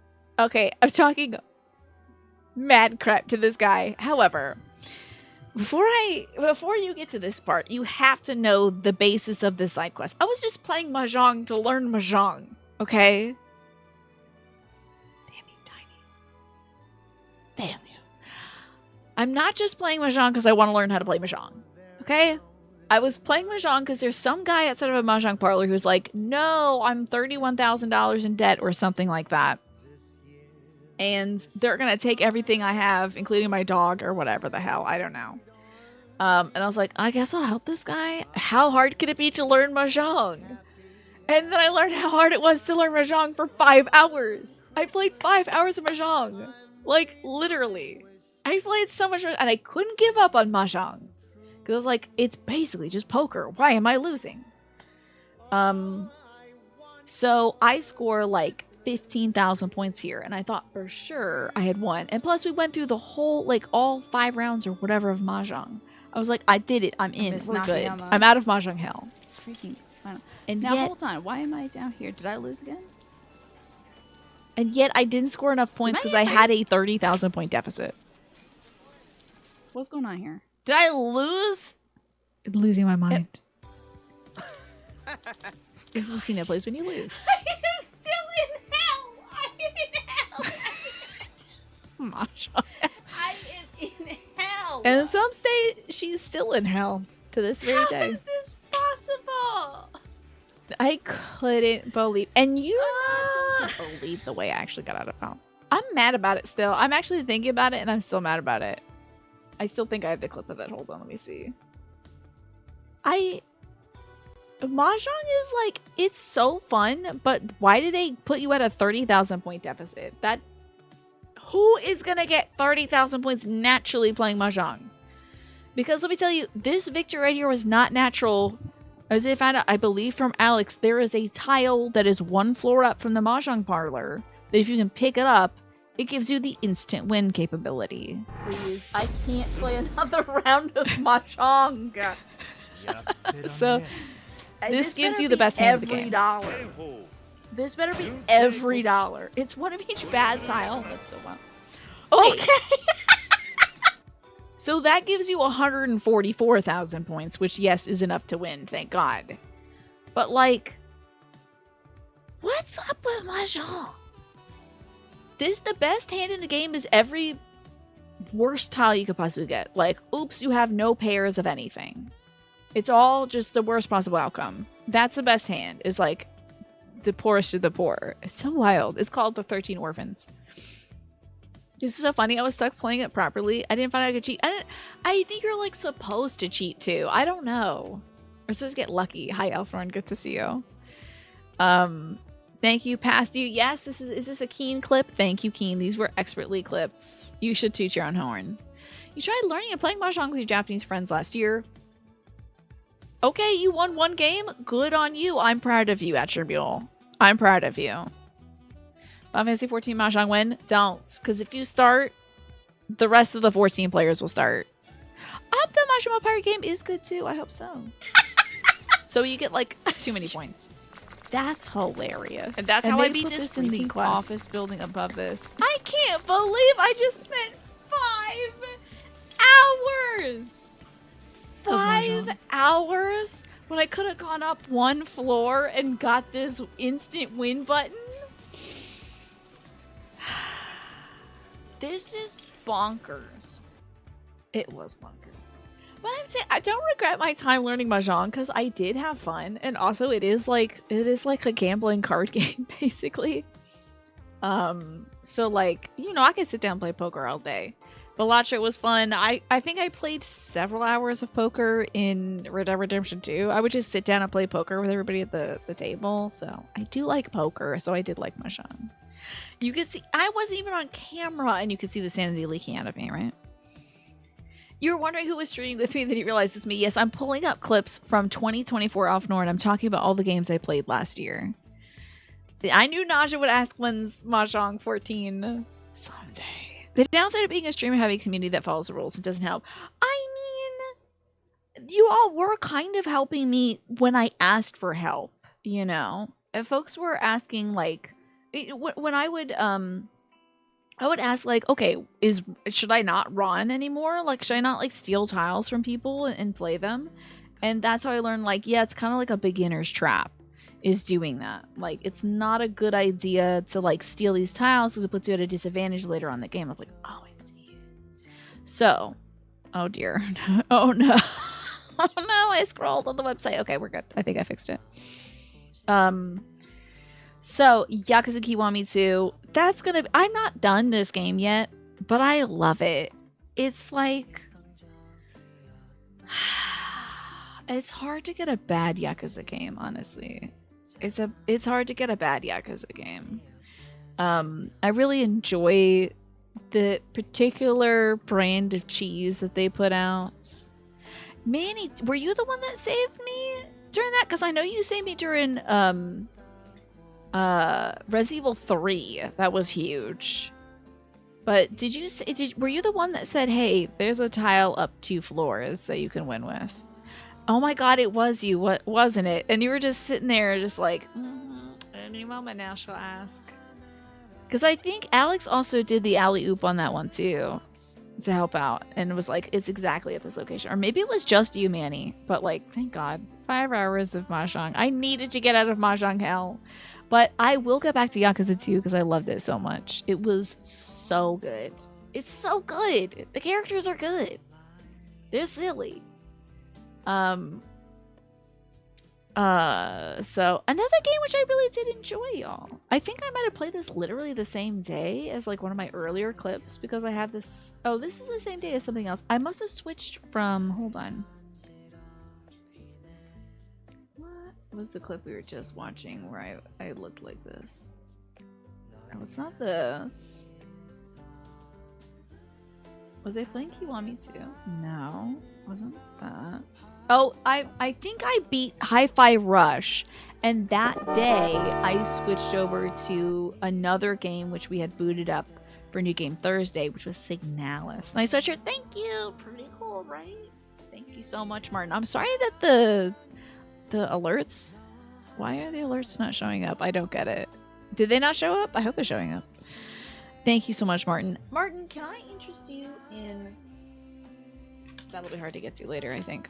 Can I interest you in... Oh, would you like to be told some self-care secrets from a frog that's wearing beautiful boots and fun hats? You know, it's okay if you don't want to, but look at how fabulous those boots are. Look at the heel on those boots. Those are some Martin boots right there, I think. Resident Evil 3, Yakuza 2, and Silent Hill. Well, I appreciate all your hard work, Manny. You gotta rest for an hour? Okie dokie. I will... I'm dropping things. I will hopefully still be on by then, Muddles. Barring some sort of accident. Because of those boots, yes please, you would like one? Okay. Let's see what the frog has for you. I will shuffle these cards, because I might as well. But thank you so much for the 37 months, Martin. I hope you're doing well. I hope you're having a good day today. And hope you're ready to talk about some video games that I played this past year, because I am doing that today. So, oh yeah, this is great. Martin, the frog says, my body works so hard for me. Your mantra this month is, my body works so hard for me. Okay? Your body is keeping you upright, mostly. Look at those shiny boots. Shiny black boots. I don't even know if you can see this, but this frog, there's like little... It's like glitter boots, honestly. There's like little white sparkles on them. So just think about that, how your body is working very hard for you, Martin.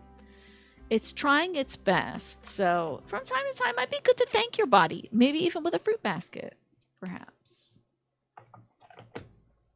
You know? Let's see some other bodies that are working hard too in Signalis. Like I was saying, I think I played this the same day that I beat Hi-Fi Rush. I think I tried this a few weeks before and I was like, this is good, let's get back to it. And then when I beat Hi-Fi Rush, we got back to it. And of course, I am realizing in 2024, I had a lot of unfounded confidence. I don't give a care. I don't even care if there's a zombie in here. It's not even a problem to me, personally, as... Instantly zombie.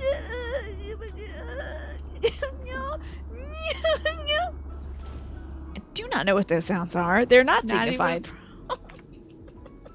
Small problem. You do need a flashlight to enter that room and see the things. However, I did actually, in that moment, kill every zombie in that room, and when I came back to the room, they were all dead. So, pretty good. Things are going pretty well here, I'd say, Martin. I'm having a great day. I'm having a good week, too. I spent a lot of time at Costco today, so my body is very tired, but I am ready to sit and chat about video games today. So, I've got a few good clips in here. This one, it's actually not showing any attribution. I think this is a To Be Fair clip, but this is me. It may not be. I'm not sure. If you know who this clip is from, you tell me, folks. But this is more Signalis. Yeah, the area around here has... Oh, are these skulls? Oh, skulls! That's very scary. I love it. It's like, you know me. Just appreciating the aesthetic of things, you know? You run into the room late and you parry the fruit basket. What do you got against fruit, Chaosa? Brazen ass Tina Kelly, you know me. I am extraordinarily brazen for God only knows what reason. I was just delighted by some of the artistic touches that Signalis has. Like, when you don't save the game, it has a special message for you. Room. I think that was you, Tess. Actually. So I'm this is- nowhere. Signalis is kind of like a love letter to other horror genres, like other survival horror games, including the Silent Hill.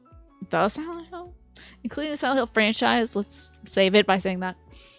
And towards the end of the game, you're in a place that's nameless. You know, you're just wherever the hell you might be. You're in a place that doesn't make a lot of sense. It's kind of bewildering, honestly. So I thought that was a cute touch that you're in nowhere. You know, I'm nowhere. you'll regret this later. That's really funny. I love that. I enjoy that. Thank you for telling me that. You know, sometimes a game will let you know, but if you didn't save, you're gonna get wrecked. That was a clip by Alex right there, that one. I'm not really sure why it isn't showing. Oh my god, it is now showing that you did that clip, Tess. And I can scroll down and see that now. Boy, Signalis, you know, let me pull up one of these clips again. So we can just sort of get the aesthetic of Signalis while we talk about it. We'll just grab, you know, literally anything. This is fine. So Signalis, what a nice warning, right? Yeah. It's called Weird Door, you think, that area? I suppose so. What a cool game Signalis was. Lesbian robots pining for each other. Doomed lesbian robots. That, I mean, what's better than that? Now, I think Pastel had a good criticism where it's just like, I want more lesbian stories that end positively, where the lesbians get together and it's like a happy ending. It's sad that a lot of lesbian narratives don't end that way. I think my ending I got for Signalis was like pretty spot on, honestly. Just like how I think Silent Hill, which we're gonna get to, by the way, thought the ending for Silent Hill was perfect. I was like, yeah, we're definitely dead. This is definitely for sure what happened and should happen at Silent Hill. This is hell and we're dead now. In this one, I was just like, oh yeah, cool. All this stuff, this cycle of pain, that makes a lot of sense. At least I got to kiss my girlfriend once. Like, is it a bad life when you get to kiss your girlfriend once? I don't know. I thought that was pretty cool. That's all the joy I needed out of that. Life can be very bleak sometimes, you know. But I do understand that I understand and I agree with the critique where it's like, it would have been nice if we had a good lesbian ending instead of like sad yearning. But still, despite the sadness, I gotta put Signalis. Ooh, is it gonna be an S tier game? I'm gonna put it at A tier. I do think it was very enjoyable to play. Oh man, is it better than that though? I'm not sure. I would like to hear everybody's thoughts about Signalis. You know, what are your thoughts about the Signalis stream? So remember, it's the horror game. You're doing mining out in space, which is always a bad idea. Please God, if we ever got the option to like blow up planets or do mining in space, we need to get rid of that CEO. Whoever is saying go out to space and do mining. It's never good. It's always bad. You think Signalis is the best game on this list? Wow, that's very strong. I think it's really well crafted. I love the environment they made Magresta. I love the weird mix of like Chinese and German. I thought that was really cool. I love the way you like learn more about the folks you're looking for and the folks who are looking for other people in that game. There's so many moments, like in the beginning of the game, you meet this gal who's looking for her sister, I think. And it's just like this odd moments. She's carrying out this knife. It's like, what the hell's going on? And then later you find out that, you know, they didn't find each other, but like just a beat later, the other gal like comes through and she's in despair. It was really cool. This is a game that unlocked horror for me as a genre, so based on that alone, it is a favorite. Plus, the game itself is god tier on its own, yeah. It was super fascinating. You enjoy those streams, and it looked profoundly confusing to navigate the maps and rooms. At the very end, in kind of the Silent Hill area where everything is looping in weird directions, it was challenging, but for the most part, the map, like I had to make my own map, which I also did in Silent Hill. for the most part, I thought it was not too bad to navigate. There was always some like elevator or something I could use, you know. Good enemies, interesting building of the world and replicas. You loved it all, great art direction. You know what? I'm gonna put it up at S tier. I think it was a darn good game and a fun experience to stream.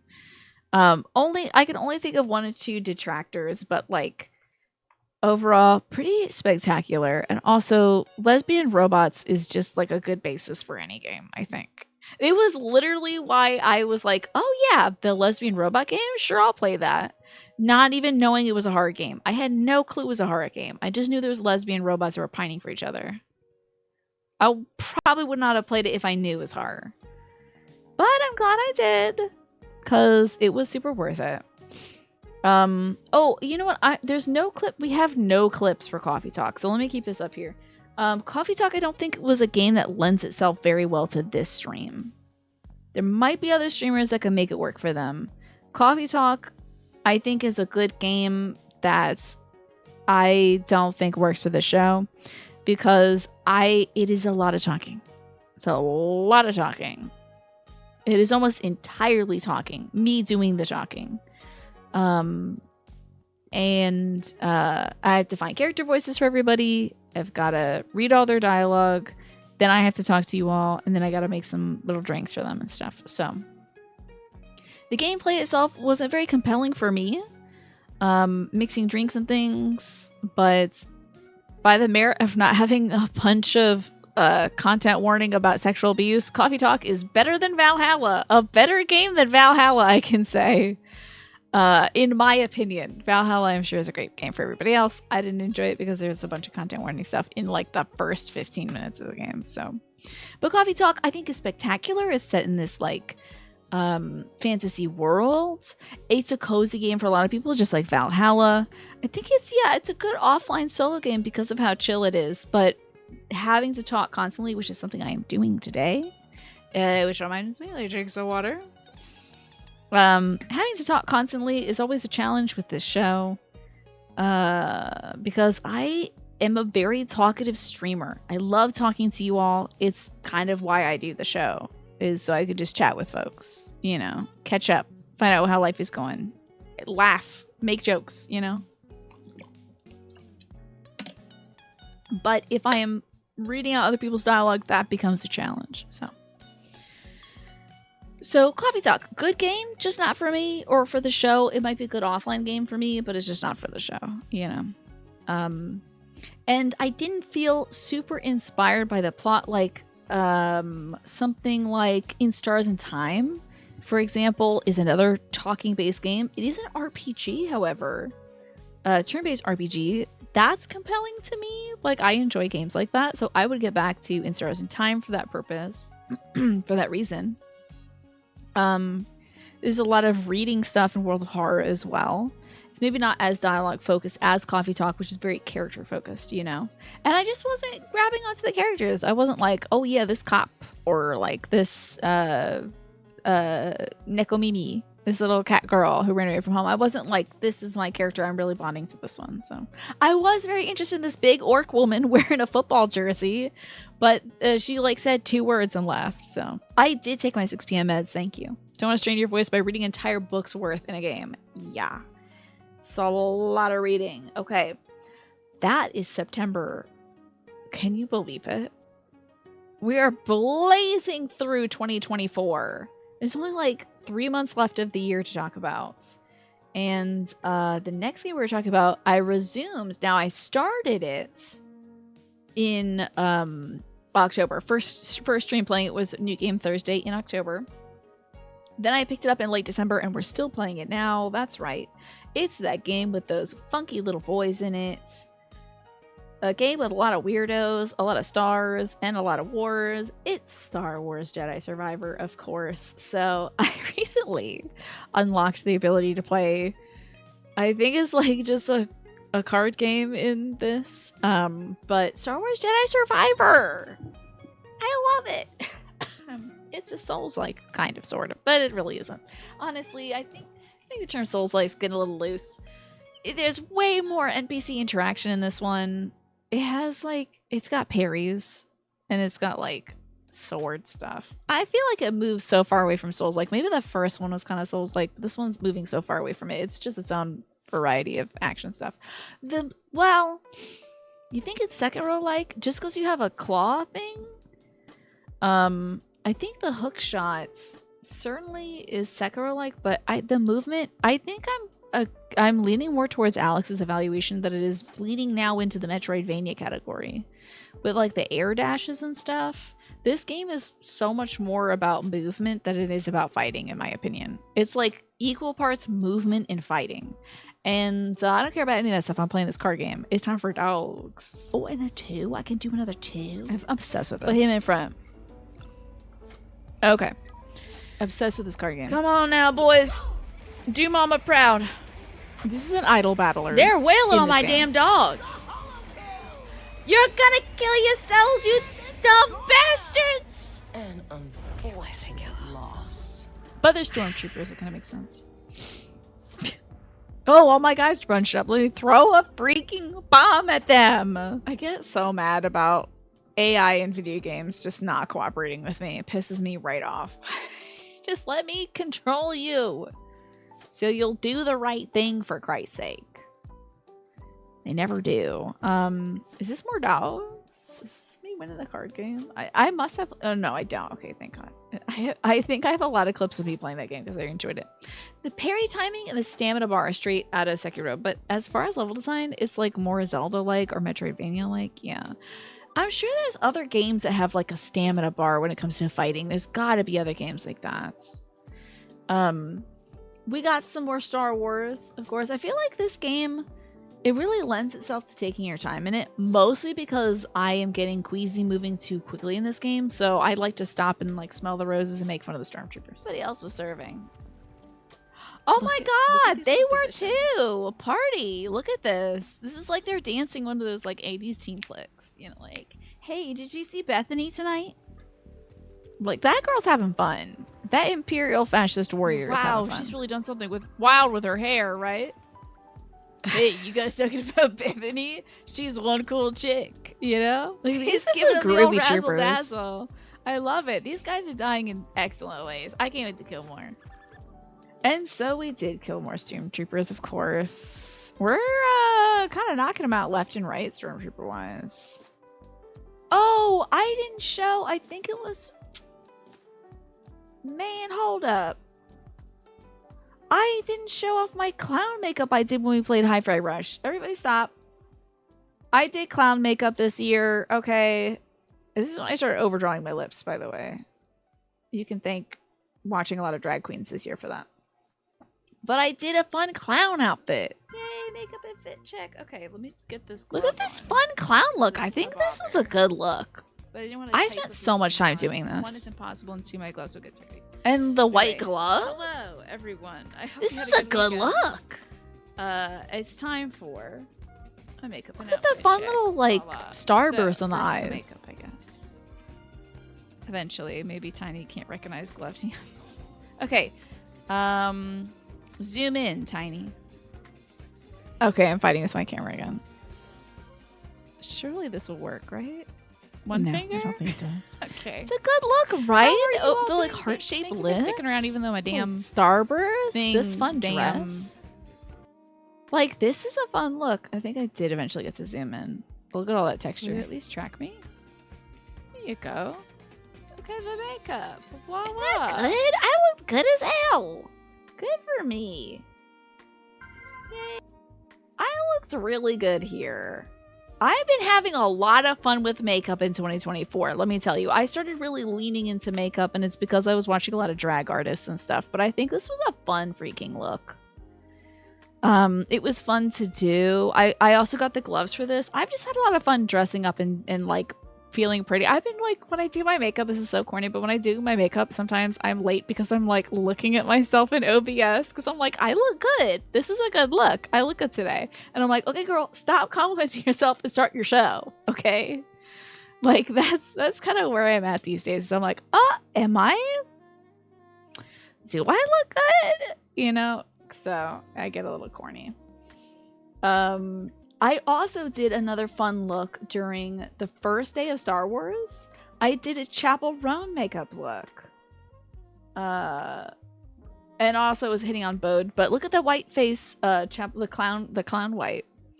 So real sometimes, Magresta, right? When you do your makeup and I'm like, oh my god, am I serving? You know?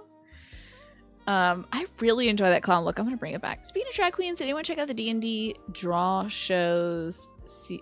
Drag show? You mean like the Dungeons and Drag Queens show? I didn't check that out yet. No. But this was my Chapel Roan look, which I thought was like... I thought I looked weird when I did it, but I think my colors don't show up right on my secondary monitor. My colors show up way more saturated on this monitor, so I was like, oh, my face isn't white enough. I look almost skin toned. I thought I was looking skin toned here. That's white. Don't you turn on me now. May the force be with you. I'm always suspecting And also with Bode. you. You're a great fighter, Cal. Let's see how well you fly. Look at that face. Look at his ass. He's got a good butt. God, incorrigible. I'm the worst. Anyway. But fun clown makeup looks last year. Pretty cool. Honestly, I feel like I'm learning a little bit about makeup and I'm having fun with it at least. But this is not about makeup. This is about the video games. So let's talk about where Star Wars Jedi Survivor falls. Are you all having fun with Star Wars Jedi? Give me your honest opinion, honestly. While I try to find it. Hold up. Where are you, Star Wars? Here somewhere. Here it is, down here. What do y'all think of the Star Wars so far? What's the point if you don't feel good about it, right? You know, because, I mean, sometimes you put on makeup and you're like, I'm just trying to cover all the red splotches, you know? And that is literally how I started doing makeup, is because I had obsessive compulsive disorder. I had really bad dermatillomania. I wanted to just hide under my makeup. And now I'm like, fun colors and things, you know? Different techniques. It's a good source of yapping, it for sure is. It would be S tier. Oh my god, you're so right. Star Wars would be S tier if not for getting pissed off about platforming and ball puzzles. That first freaking ball puzzle, which is the hardest thing in the game. Why do they put it so early in the game? So wild. But this is definitely an A tier game. I feel like Jedi Survivor is definitely A tier. You know, I think it's a really fun game. Also, I think playing it on Super Baby Easy mode is a good choice for me. I don't have anything to prove to anybody, you know? I can play hard games, but for New Game Thursday, I just kind of wanted to see the story, and I enjoy continuing that with Star Wars Jedi Survivor. I did beat the original one on Jedi Grandmaster mode, and I thought that was a good challenge. That was also when I was stopping cussing. I stopped cusses. So having to play this hard ass game, and I was raising money, I was fundraising and trying not to cuss as I'm fighting one of the big boss fights in that one with the second sister or something like that. One of the sisters, maybe the ninth, I'm not sure. It's the big orange sister. That was really tough, but I got through that challenge and now I cuss less. I beat Jedi Fallen Order and Grandmaster right when I get through. But I do think this one might be harder. I'm not sure, but it's very easy for me. And I played the first few hours of it on normal difficulty or something that I was like, well, dying to that Rancor or something like that. And I'm like, I'm not having fun, so we're not doing this anymore. But playing it on story mode, perfect. I feel like a Jedi. So that's Jedi Survivor, which we did start in October, then got back to in December. Let's talk about another great game. Now, I don't have a ton of clips for Bayonetta 2, but I love Bayonetta 2. I feel like I should have had a clip from the beginning of this, because I think the beginning was bonkers. The beginning of Bayonetta is too. She's like walking through New York buying stuff, lambasting that little Italian man who only swears. He like swears in the weird. He like says the F word at the weirdest times too. It's like, why he's peppering it into his sentences in the strangest way. But I mean, how could you not love the little unlocking a door with this, or unlocking a door by shooting a heart? Like, that's hilarious. So, you can also, because this is technically a Nintendo game, you can put Bayonetta in Link's costume. I enjoyed that. Oh, well, that's one way to open it. And it plays a little bit. So funny. The path thing opens up. Hilarious. This is a chest, so it plays the chest sound. This was a good idea. Silly. This is a really good idea. Nintendo made some weird choices with Bayonetta 2, but really, like, it's weird, but it's good. God only knows how anything that happened in Bayonetta 2 made it through, but it did, and we're all grateful. Yeah, I think the other ones do change the sound effects. Yeah. I don't remember. It's Teen the Musical. Oh, right. Can't remember who. Somebody had asked me, I think it was Smeatkeeper, had asked, if you were starring in a musical, what would your song be? Now, this is little to do with Bayonetta, but this is spot on for me, honestly. If I starred in a musical, what would my lyrics be about? Oh my god. I'd be coming out in the first act, Smee, just like, oh gosh, there's so much to do. I gotta do this, and I gotta do that, and oh no, I forgot to feed the cat. You know, like, it'd So just me. be, there's so much crap that I'm doing. It would be like that. Papers flying everywhere, honestly. My life is comical. Sometimes it's a tragic comedy. Most of the time it's just a comedy. So, but there were just, like Bayonetta 1, I feel like there were so many spectacular ones in Bayonetta 2. I'm really surprised I didn't see more clips of Bayonetta 2, because I feel maybe it wasn't as shocking to me the second time around to have these gynecological visits in the middle of a video game, where like Bayonetta is just like, ha! And her legs go wide and stuff, and she's like shooting people through her butt or whatever. But I thought it was such a great game. I love Bayonetta. I think she's so fun. I think she's having fun out here. I love the premise of the game as well. Going to hell for your bestie.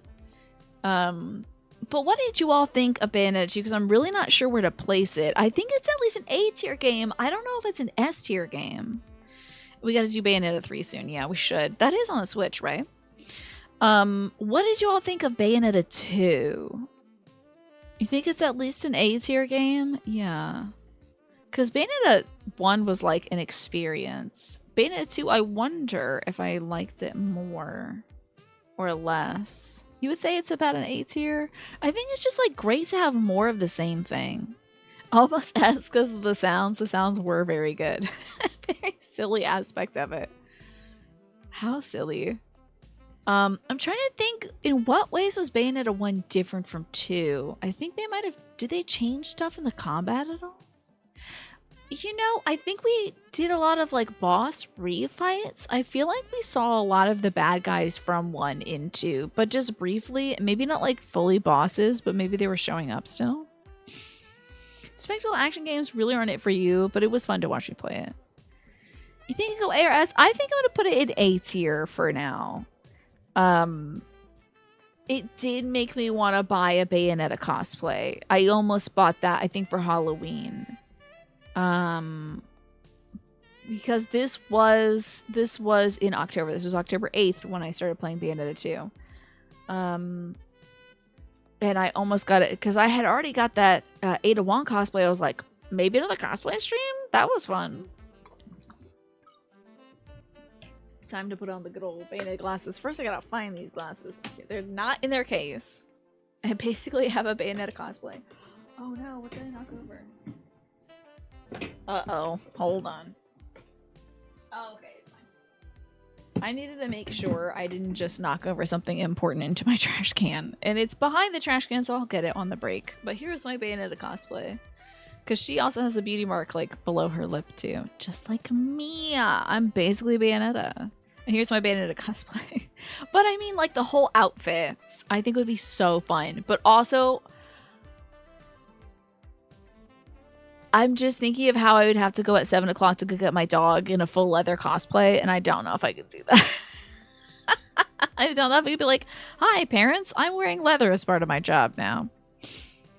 Bayonetta cosplay for 3? Who needs Halloween to cosplay Bayonetta? Bayonetta transcends seasons. This is true. A lot of people just cosplay as Bayonetta. She is so fashionable and so fabulous. And then let's look at a surprise hit for me. I don't think this is a surprise to any of you for 2023. This will not be a surprise that I thought this was a good game, except the fact that I don't like horror games, or at least I thought I didn't like horror games. But I had this joke where if enough people use the Silent Hello redeem, that I'd play Silent Hill, and then a bunch of people did it, and I was like, oh, I guess people want to see me play Silent Hill. So then I had to play Silent Hill. This was also during October, so it was spooky season. Felt appropriate. You'll likely need some sweatpants and hoodie to go over it, yeah. Yeah, this is me now. Don't worry, it's just video games. Kicks open the fridge door, shoots the door open, goes like, wah, to open up a door. That'd be me on Bayonetta. But this is me on Silent Hill. Oh, is this my tune? I don't know why I was obsessed with the sound. This is music to me. I was into it. It was cool stuff. Okay. That's I think apparently it is a washing machine. But I was really feeling that. I was really feeling Silent Hill. I thought this. First off, I was like, why the hell is this man going through all this stuff? It's like I had the same feelings about Silent Hill as I have about Dead Space 2. I do not know why a human being who is seeing all this crap would be like, there's hope left. But you know what? Some folks really do go through horrors and they get through it and things turn out great. Just usually not in a video game, you know? Bayonetta gun props. I'm not putting guns on my wall. I don't know about that. I'm not putting up guns on my wall. I know the Bayonetta guns look fun and stuff, but I wouldn't get the guns on my wall. I'll probably knock them things up. You know my aunts? I do the Zoom calls to my aunts in this room, Snake. I do the Zoom calls to my aunts in Virginia in this darn room. So they'll be like, so why do you have guns on your wall now? I think they wouldn't get it. And I'd be like, it's video game guns. And they'll be like, video games causing violence. I see. Yeah, I think I should try out Alan Wake Nausea if I haven't played it. You have not played it, but your impression is that it errs on the side of strange with a dash of horror. I think you're right about that, and I think it's also about a horror writer. So I think it has the potential to be corny, but also interesting, you know? And a little, like, weird and absurd. So I think I should give Alan Wake a try. I've heard good things about it, especially about that sequel. They probably think they're Nerf guns. It's just not... I don't really need I don't need any guns in my room. But what I do need is to figure out why the hell this camera was like this. Like, I think the Alien franchise does that too. Now, what is going on here? What is this camera angle? What the hell is this? So mad about cameras. What the hell is this? What was this though? What was this about?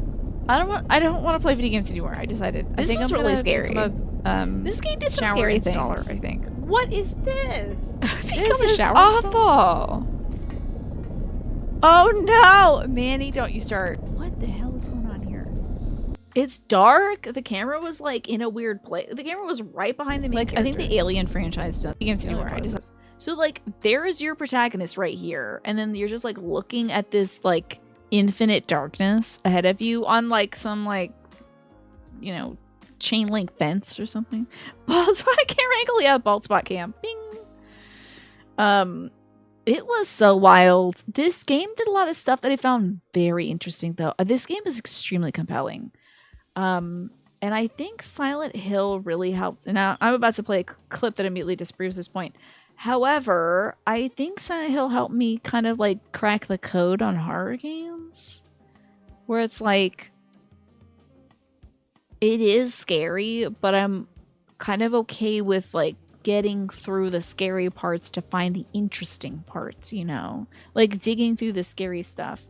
So I was really confident that I wasn't scared. I don't know. I think this music is supposed to make it scarier, but yeah, I'll just die, I guess. I was just saying that the music wasn't scary. And technically it wasn't scary, but I still was very scared, as it turns out. I'm not as gangster as I thought I was. Now, is this the same clip? Let me see this. I'm not really sure. Oh yeah. I still definitely got scared during this game. The ending was hilarious. By the way, I honestly really appreciate Silent Hill 1. It is so good. And now that I've played this, I can't wait to go back to Crow Country, which I think I also started around October. I gotta get back to Crow Country because that game was really cool. And I can see all the nods to like the original Silent Hill and the original like Resident Evil in Crow Country. It was hilarious. I probably got the bad ending. Yeah, of course I got a bad ending. Of course I got a bad ending. I didn't pick up any damn thing. The ending I got was me and my head smashed against my steering wheel with the car horn blaring because I died.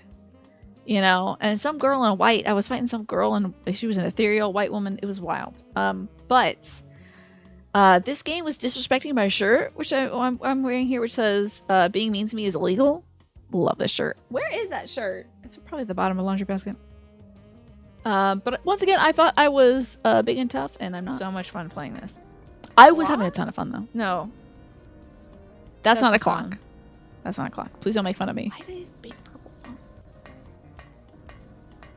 I am having and I said they were purple phones, and those are blue. Oh, the baby clock phone. Okay. Reference to Skin Teen, of course. Shout out to Skin Teen. Very PT. PT is a Silent Hill game, too, so there you go. Of course you can't use this phone. It's not plugged into anything. Yeah, there's like not even a receiver on it. So I was like, this is fine. Whatever. Time to leave the room. Just make believe. Pretend it works. I ain't playing this goddamn game. I'm not playing this goddamn game. No. Immediately I'm not playing this game. No. Mm-mm. Because you know me, I'm not going to listen to a game. Fun anymore.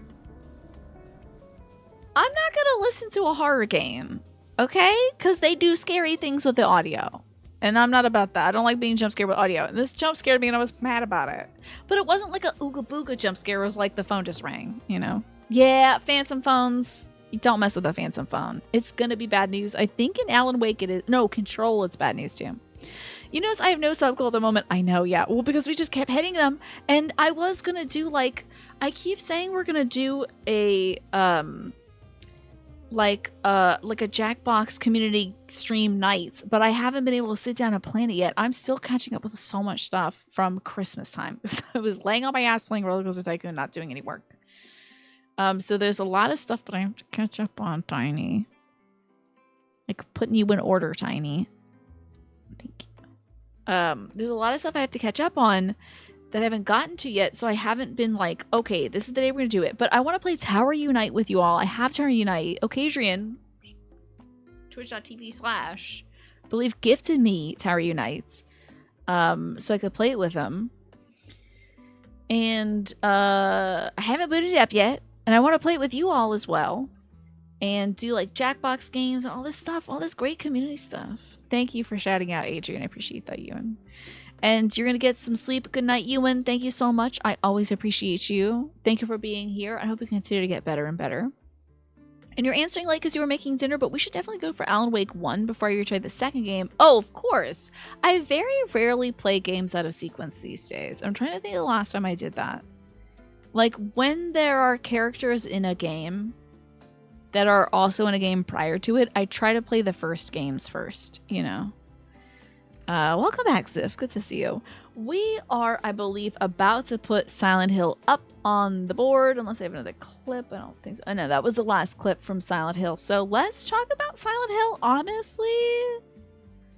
So it might be kind of easy, because I think this is an S tier game. I think Silent Hill is great. It's hilarious. Dude, there's an ending with aliens in it. Where, like, secretly the whole time it was aliens. They really just kind of took a scatter shot and was just like, let's cover all the weird horror, you know?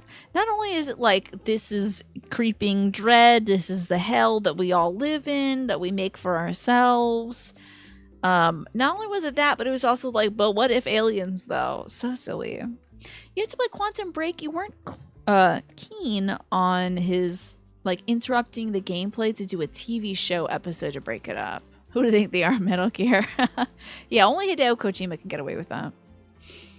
If you play Alan Wake, you would recommend easy mode. The combat wasn't great, and it didn't age well. Okay. And you have plenty left. If anybody wants fusilli pasta with bechamel, that sounds very good. Mushrooms, leeks, and bacon. I would like some of that for dinner. Thank you. Appreciate it. You have not missed Last Faith. Yeah, I don't think so. It's the... Oh, wait. Did we do Last Faith? No, I haven't ranked Last Faith yet. It's still down here. Quantum Break. That was a fun one to watch back in the day. Was that made by the same folks who did Alan Wake? I have no idea what that was. I honestly thought that was a David Cage game. So I think Silent Hill was really great. I'm really glad that I had made the joke that I would play it, and then I actually did play it. I wish I could play 2, but there really is some stuff in 2 that I can't play, but everyone says 2 is really good. So maybe we'll do 3, and then maybe I'll, like... I don't know. The thing is, I don't want to have any reactions to any content that involves, like, sexual assault stuff. I don't like having reactions to that on stream. It's really hard to, like, immediately shift back into I should be entertaining people mode when it's, like, traumatic stuff. You know? So, like, I almost want to be like, let me just watch, like, the cutscenes or something like that and see if it's bad, and then I'll see if I can... just put that aside and be like, this is a thing that did happen. Time to move on. Yeah. Oh, I might be thinking of Quantic Dream, which is the studio that David Cage publishes stuff under. You're right, which is different from Quantum Break. Okay, that is different. So Remedy made that. Okay, cool. So I feel like 2. I know everyone loves Silent Hill 2, and they just remade Silent Hill 2. I can't believe they did remake 1. By the way, they didn't start with 1. Ridiculous. Such a good game. Why not start with 1? But Silent Hill 1 was spectacular, and that was a surprise, enjoyable hit of October. And so it wasn't truly a New Game Thursday game, though. So we will get to a New Game Thursday game. This was one that I think was like given to me way back in the day. Probably in like the first few years, or maybe the first year or 2 of streaming. I was gifted L.A. Noire, and I thought, I really should get around to L.A. Noire. I should, like, play that game. 2 is better received, which is odd because everyone hates the main character. Really? Everyone hates James. 2 is one of your favorite games of all time. It does have a lot of trigger warning stuff. If you really want to, you think you can mod most of the bad parts out of the original. But even then, you don't feel comfortable recommending me playing it. It's something I'd have to decide entirely. I appreciate that perspective, Snake. And you're being very thoughtful. And I appreciate also the offer to mod the bad stuff out of it. I'm pretty sure if we did that, though, some Silent Hill fans would be like, what happened to this scene? You know, and we'd have to be like, well, had to cut it out due to content, you know? And then there'd be the argument of like, is this the same text? Is it the same game? Am I getting the same message? You know, it is a game about trauma, so I'm missing out. But anyway, that's Silent Hill 2, which I didn't play. Do they still have all that stuff in the remake?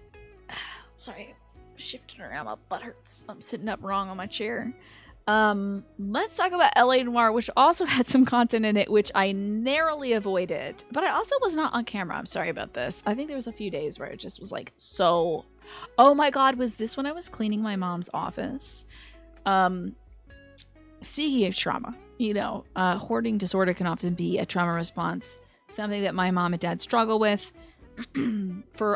I took a week off of the stream, and I spent it helping my mom clean up certain parts of the house, like her office, so that, you know, we could have company over to the house. Actually have some of her family come visit, which is really important, especially with my dad's health, that we're able to have family members over. So this might have been that week. I don't remember. It could have been. I don't know. Maybe that was earlier in the year. I can't remember. But I was bone tired, dead, exhausted, and couldn't be bothered to put my face on a few days this year. I've been pretty good about being on camera for most of the show in 2024 and also in 2025, but there's some days where I'm like dead tired. So up to Skeletina to save the day. They do still touch on the stuff. You haven't looked at it much because you haven't played it yourself. Okay. Well, oh well. You know, that's all right. Some games just aren't for me, and that's okay. Because the content's in them. Like, the rest of L.A. Noire is not for me. But this part of it was kind of fun to get into. So, let's see a clip from L.A. Noire, huh? Yes, it does. We've just had a new water heater installed. Whereabouts, Mrs. Black? In my husband's butt. Just I don't know why outside I the was on kitchen this bench window. for this game. At the side of the house. Butt jokes? I'd like you to try and stay calm and remember What happens to everything get that you all can that about boiling last hot night. water up your butt? My Don't partner do and I are gonna this. take a look around. Don't Now, her hook your husband, I butt think, up just to a left water her. heater. Is that okay? Don't even try it. Of course, officer. Just making butt jokes. You know me. So classy, so mature. Truly hilarious butt jokes. What else do we have here? Oh yeah. I was lighting this dude up in LA Noire though. This combat was not challenging in the slightest. That's why you can't throw a certain horror game from last year in the game suggestion channel. The other major reason being that it is first person. Yeah, I sadly cannot play first person games. What a bummer. It's Face Off, where I resemble Nicolas Cage. Exactly, Omar. There you go. The sequel to the remake of Silent Hill 2 is a little more discreet, but with the improved acting, it does hit harder. Oh yeah, that would be a bit too much for me. That would be a bit too much for me.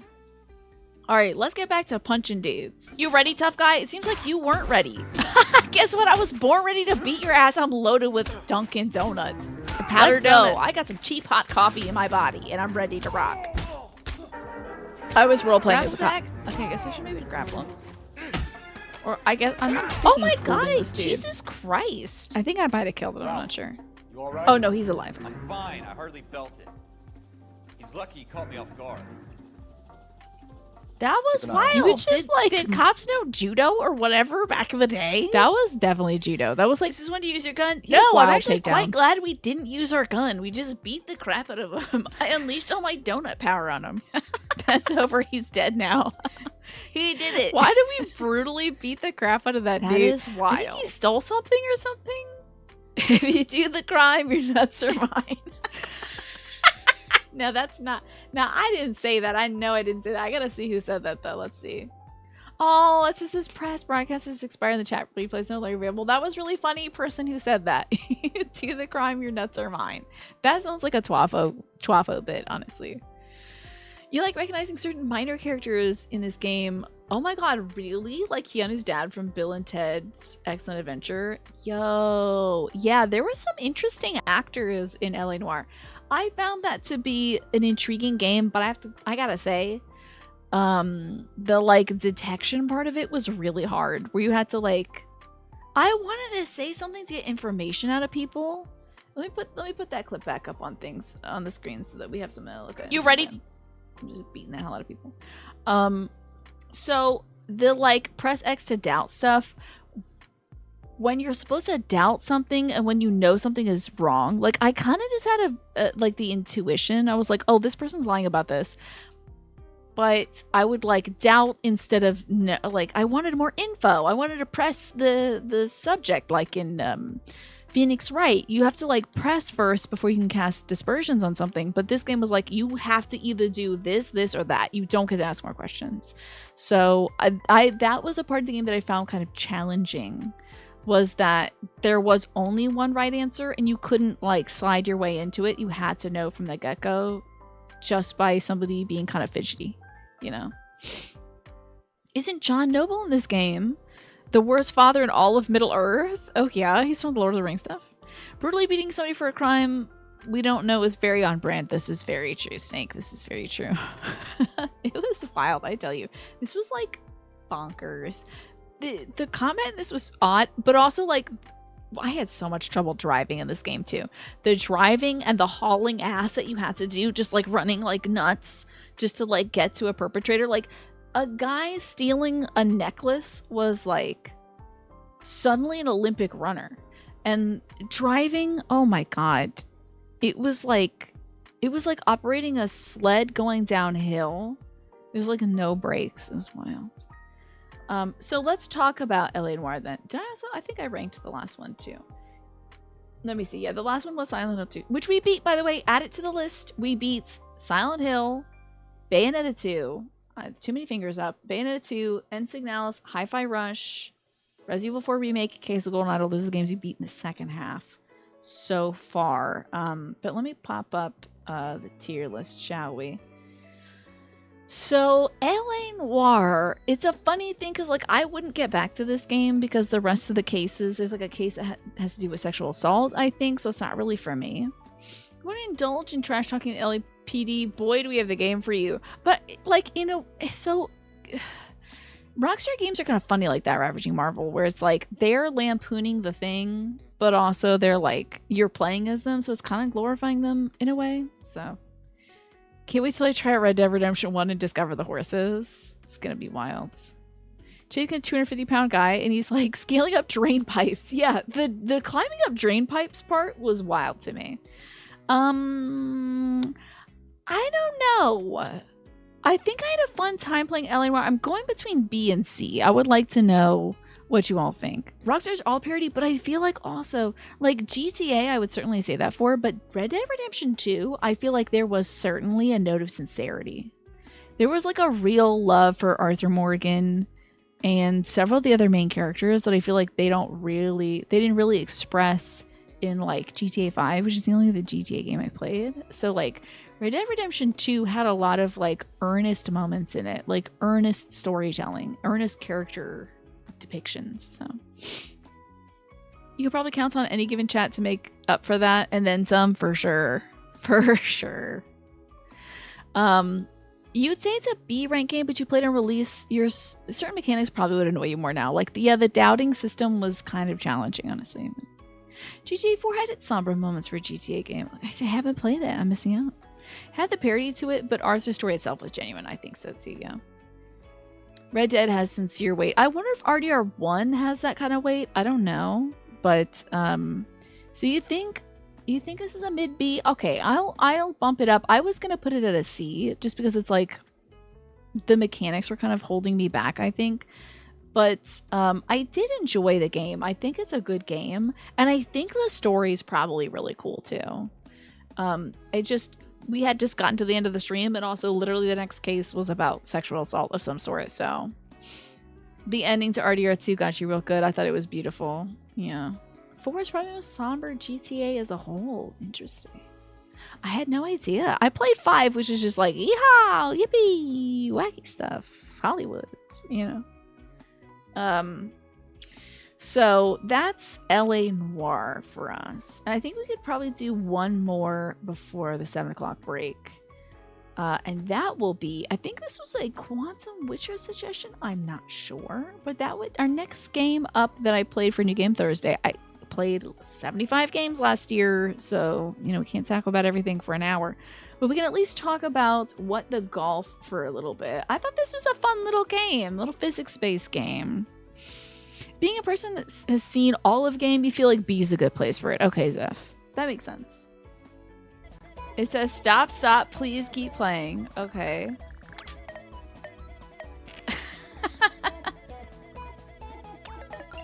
So, like, What the Golf is not golf. I wish I had more clips from What the Golf, because this is the hub world, right? And you have to like clear different holes to make progress. You have to fight a little computer, then you get further in the What the Golf labs. But like in What the Golf, you're like kind of floating out in nowhere on this little like green. It's only one hole, and it'll be something weird like the golf ball isn't what you hit into the hole, it's the club. Or like you swing the golf club, but actually the person swinging the golf club goes in the hole. Or like you're a car suddenly and you have to make it into the hole. Like it was a lot of wild, weird stuff. It's really fun and quirky. I thought it was a really good game. And this maybe shows off the humor of it. I don't know if it's a happy... Well, it's dead now. Hello, cow. And there's a cow. We tipped it. My bad. Cowabunga, though. This was such a fun game. I did have to stop playing it because there was some first-person levels. Unfortunately, I can do like a few seconds of a first-person game. After that, my brain, which is made of dirt and worms, unfortunately starts rebelling against me. I just can't do first-person stuff. It makes me really sick. I am trying out some stuff with a reticle on my screen. I'm hoping that will help me get through these segments a little easier, but What the Golf is really interesting. You cried for Zach in 2009. You cried for John in whatever year Red Dead Redemption. You cried for John? Yeah, John Marston? Interesting. Whatever year RDR2 came out. You felt like maybe John Marston, I like seeing his family as it is, the troubles he's going through in RDR2. Of course, I think Arthur Morgan also. Damn, that first scene where I knew it was the end for Arthur Morgan. I won't spoil anything because, who knows who hasn't played Red Dead Redemption 2. But, oh, you meant Arthur? I gotcha. I mean, Arthur gets through so much of life. You really do see a man, if you so desire, trying to be good. Trying to walk the right path, trying to do the right thing. Unless you decided to be kind of a jerk in that game. And then you see a man who at the very end realizes he has his, like, Ebenezer Scrooge seeing John Marley moment where he's like, oh, I may not be long on this plane. What do I got to do to set it right? John and RDR2 hits a bit if you have played Red Dead Redemption 1, I'm sure, yeah. Good old Arthur Morgan, right? The combo first person followed by psychedelic twisty maps, yeah. Now, I do think What the Golf is a good game. I'm going to put it at a B tier because I had a lot of fun with it. I thought it was a weird, quirky game. There was always something different. It wasn't just like, oh, now a different thing is going into the hole. There was a lot of thought and creativity in reinventing golf every single different hole. That I thought was really cool. It's a lighthearted game that just keeps changing the parameters, excuse me. I thought it was really creative. There's not a whole ton of story to it, but there doesn't really need to be. It's a good, like, one-day game where you can probably beat it all. And then also, if you're kind of a person who likes to go, like, do score challenges or likes to do, like, different weird physics things in games, if you like to break games, I feel like What the Golf is really good for that, too, because it has different challenge modes to it. You have to clear the hole first, then you have to, like, super clear it or do like a completely different challenge on it. So I thought it was really cool.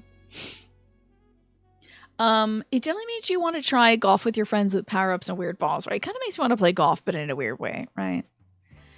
So I thought What the Golf was great. It was a great suggestion. I just didn't know there was a first person. There was a few first person levels, which I just can't do. But I'd say it's a good game.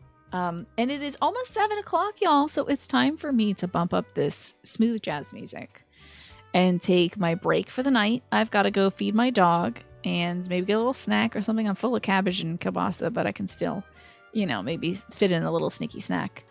And I also definitely need some more tea because I can feel my throat getting a little sore. There's the alarm going off for me to feed my dog.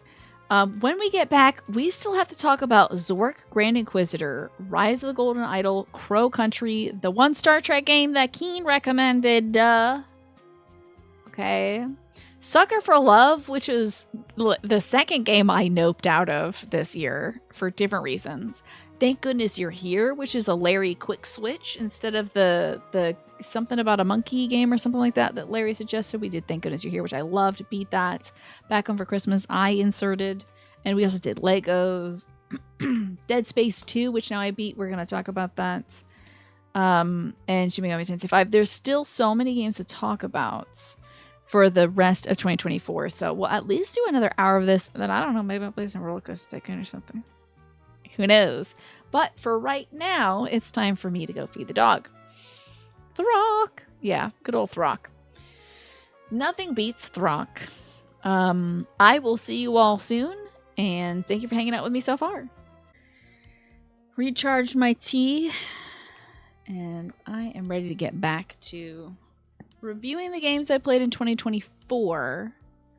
And we are starting with What the Golf. No, sorry. We just did What the Golf. And Muddles, welcome back from your rest. I just got back from my break, so 1 second. I need to make sure this isn't from my mom or something like that. Oh, this could just be a little Pikmin thing too. I have no idea. Okay, I think it's just Pikmin. Okay, so I get updates on my phone when somebody invites me to go bust up something in Pikmin. It's time to talk about the games I played in 2024, right? Including this game recommended by Keen, I believe, Star Trek 25th Anniversary. This is a retro game, and it kind of shows it. I don't know if I gave this game enough grace. I think this game might be better than I was giving it credit for. It was very interesting. Love the color palette, and I feel like they really nailed Star Trek here. Like, they nailed this. They got all the characters. They did the voice acting very well, too. I believe it's all the original voice actors. And the scenarios were very interesting too, but I was having trouble because I didn't look up a guide for how to play this game because foolishly I thought that I could just sort of figure out how to play it. But back in the day, this was kind of like copyright protection was like you had to read the manual to figure out how to play the game, or else, you know, if somebody had like copied it onto another floppy or something, they would just kill you if you did something wrong, which they did here. You think I want N for star map? Okay. So none of this is gonna do. Oh boy. I don't know how to get rid of that. Just kind of just figuring how things go. But this is actually, we were at the planet I needed to be at, I think. The devil planet or something. And none of these planets are labeled. So I just picked a planet. Oh no, I'm supposed to go to Demon Planet though, Nats. We're off course, Captain. Instruments indicate that we have crossed the Romulan neutral zone. I'm gonna Keen when I get my hands on you. Making threats at Keen for the second time this year. Keen when I get my hands on you. On screen, Lieutenant. Enterprise, you are in violation. I'm gonna kick your ass. My orders are specific. Violent threats. Hi, Just a Game Hero. Good to see you. I did not, in fact, kick Keen's ass last year. So there's that. It's a tough game to get into because of the controls. They just kind of dump you directly into combat too. It was so wild. That game was wild. But I wouldn't say it was bad. It was a good game, honestly. And a great game. Let me put it back up. Actually, no, we'll just pull open our tier list thing next up. So I thought it was an interesting game. This Star Wars 25th anniversary. I would definitely put it above Yoda stories. There's a lot of fun Star Trek episodic content to get through if you enjoy obscure point and clicks. Yeah, and actually when I uploaded this to YouTube is when I got the most comments about it, Keen. By the way, thank you Just Game Hero for your 5-stream streak. I appreciate it. I should also keep an eye on when the ads are playing. I'm sorry I have not been doing that today. Let me refresh my dashboard and make sure I'm keeping an eye on that stuff. Good. We're like 8 minutes away from the ad playing. That I heard that actually on YouTube from our YouTube comments. Some folks chimed in about like the game is really hard, but if you have a guide to tell you like how to play it, it can actually be very interesting. So I did pull up a guide to figure out what to do. And sometimes when I have a guide up, it feels like I'm losing a little something in like the enjoyment of figuring things out. But sometimes these old games, it's like impossible to parse out what you do. Also, is there no music at all playing right now? Oh, this is just a long outro. Okay. People were excited to see it. There were some big fans of the Star Trek 25th anniversary game. So I would take Star Trek. I might put it now. Yoda Stories is down in D tier. I'm gonna put it at C tier. What do you think? What did you all think of the Star Wars game? Oh, no, sorry, Star Trek game. Different. What did y'all think of Star Trek 25th anniversary? Were you intrigued by it? Are you interested in seeing where it went? Are you a big Star Trek fan? Did you have fun watching me get blown up by Romulans? Like, I thought it was a really interesting retro game. I think I saw a little bit of Ash Said Hi playing it, but she was in the same planet I was on. I don't know if she continued from there, but I did find it to be interesting. So I would say it's at least a C tier, if not a B tier game. I think if you have to play more of it, it could rise to a B tier. There's some fun stuff in it that involves shooting time traveling Nazis. Interesting. So you go back in time and you're like, take this, Nazis. Interesting. Well, you know what, Keen? I will generously put it in B tier since I didn't see the full game. But according to some folks, it gets very interesting, according to you, apparently. The point-and-click esotericism holds it back, yeah. I think that was what was the main driver of replayability for folks back in the day. So I get it. It's not the only game that ever is like this, right? Pretty much every point-and-click adventure from back in the day is like, well, what the hell do I do next, you know? So I get it, and I don't think it's too big of a strike against it, but I love, making a mountain out of a molehill. But that was Star Trek 25th anniversary, which in my document I labeled as Star Trek game. Now, this will be very odd for you. This is all right. We played Crow Country when I was in the Twitch Women's Guild because I think we had just beaten something else. But I was doing a little fundraiser. I was doing the Twitch Women's raid train. I think maybe I had just beat Bayonetta 2. And I was like, I gotta play something else, and I have a key for Crow Country. Let's check it out. I agree, Snake. I agree. Let's see here. This is Crow Country, which, since I just beat Dead Space 2, I might actually be getting back to this. But then again, now that I saw the clips from Yakuza 2, I'm like, do I get back to that? I have to really sit and think about all the games I started last year that I want to finish up. You watch Star Trek growing up, but you do love Star Trek, yeah. I watched the original series as well, and Deep Space Nine and Voyager and Next Generation with my folks. I watched a lot of Star Trek growing up because it was like family time, hanging out and watching Star Trek. When I was a little kid, I think, when Next Generation was coming out. So I was like sitting in my high chair singing the theme song. Like, I was born and bred with that stuff. But let's check out this Dracula jump scare. Watch out. This Dracula's going to come get you. Dracula? Oh, also, I should explain, I'm wearing a giant inflatable Pikachu onesie. That was deflating, unfortunately. This Pikachu onesie, this Pikachu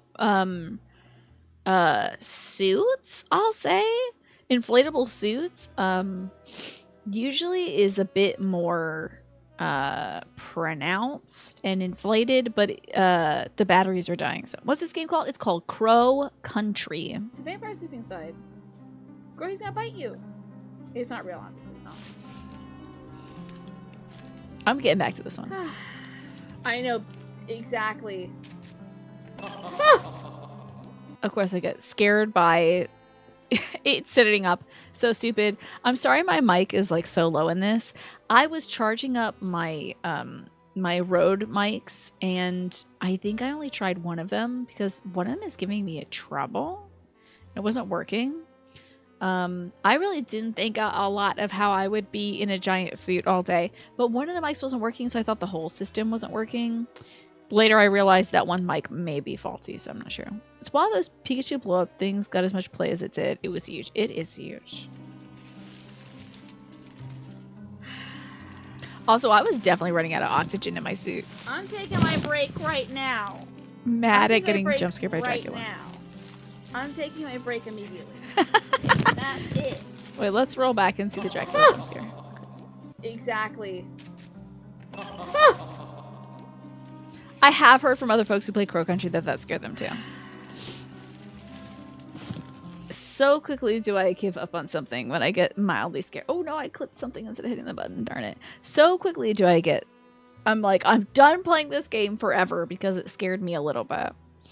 But I do have another moment. I believe this one is a To Be Fair clip, if I'm not mistaken, of getting scared a little bit. And you can also see this was when the Pikachu onesie was a little more inflated also. Here's me running through a hallway of dead enemies. Now, I think this might have been when the enemies were already dead? Not sure. That you're like, I gotta get more out of this. Scary dead people. Ah! Ah! Ah! Panic. Sheer panic. Damn it. Freaking vent busting open, I swear to God. Look at how cool this protagonist looks, though. This game is really cool. I like it. Such a baby. Such a baby. I don't like being skilled. I don't like being skilled. See all my tabs and stuff. Sorry. What a mess. Crow Country's great, though. It has an accessibility feature that I was really impressed by, which is turning off all the enemies, it seems like. I'm about to turn you off camera, I swear to God. It is the 50th time tonight. I gotta correct this. Give me 1 second. Hold on. Let me just fiddle around with this. Let's just stop that, stop that, stop that. Okay. I should now not have any of these things working. Great. Now I can gesticulate as much as I want because Tiny's been sassing me tonight. Okay. So now the camera won't be moving around so much tonight, thank God. Let's now that I've done all that jazz, let's talk about where Crow Country's gonna go, because I think it's a great game. I really enjoyed my time with it. I obviously haven't beaten it. You want to play it next October? The little you've seen of it, it looks super fun. It's really cool. I might actually, when I boot it back up, I might turn enemies back on. I think I had it off because like I wanted a chill time, but I think I might turn the enemies back on. I don't know if you have to restart for that, but I don't mind having to fight some bad guys. I think it'll be okay. And it'll lend to kind of the ambiance and the atmosphere. Right now in the accessibility mode that I'm using, you not only have to... It's not like you get a bunch of ammo or something. All the enemies are just dead in every room. You enter a room, and if there was enemies in there, they're already dead on the ground. So, I think that's great in terms of accessibility, because it makes it just like you're walking around kind of a creepy atmosphere. But, I don't know, I might want a little challenge. We'll see. I get, like, Markiplier when I play horror games, do I? You know what's weird? That's the second time somebody compared me to Markiplier this week. Which isn't a lot of times, but it is interesting. Also, congrats on your 5-stream streak. I don't know if I said that just came here, but congrats to you for that. So, Crow Country. Where are you, Crow Country? Where did I rank it already? Where's my Crow Country? Oh, here it is. I'm gonna have to put it at B tier because we haven't beaten it yet, but it is very intriguing. Although, you know what? I'm gonna put it up in A tier because I really like it. It's about a strange amusement park. Again, I think folks are drilling into this amusement park. I think there's some weird stuff going on because there's definitely zombies in this amusement park. It ain't right. There's something wrong with this amusement park, and we got to figure out what's going on here. So, I think it's pretty spectacular, and it's a definite return to game. Just like Yakuza Kiwami, I want to return to. Cassette Beast, I would like to return to. Another Crab's Treasure. These were all really good games, and I also had a really good time streaming them, you know? Of all YouTubers, Markiplier might be the best one to be compared to. He's one of the few that, it's difficult complimenting people that I don't know personally, Snake. I hope to God he remains a good person. You never know, next Tuesday he could be kicking puppies. So let it be stated that at least this point in time in 2025, hopefully he's a good person. You know, I feel like I always get bit. I'm like, this YouTuber's cool. Boom. Kicking puppies. You know. Unless I've met somebody in person, I'm very shy about the compliments I hand out. We are down to 1 line left. 2 months left of video games. So 1 line left. He kicks puppies on Wednesdays. Okay, well, he had a stream where he kicked puppies. Wild. Okay.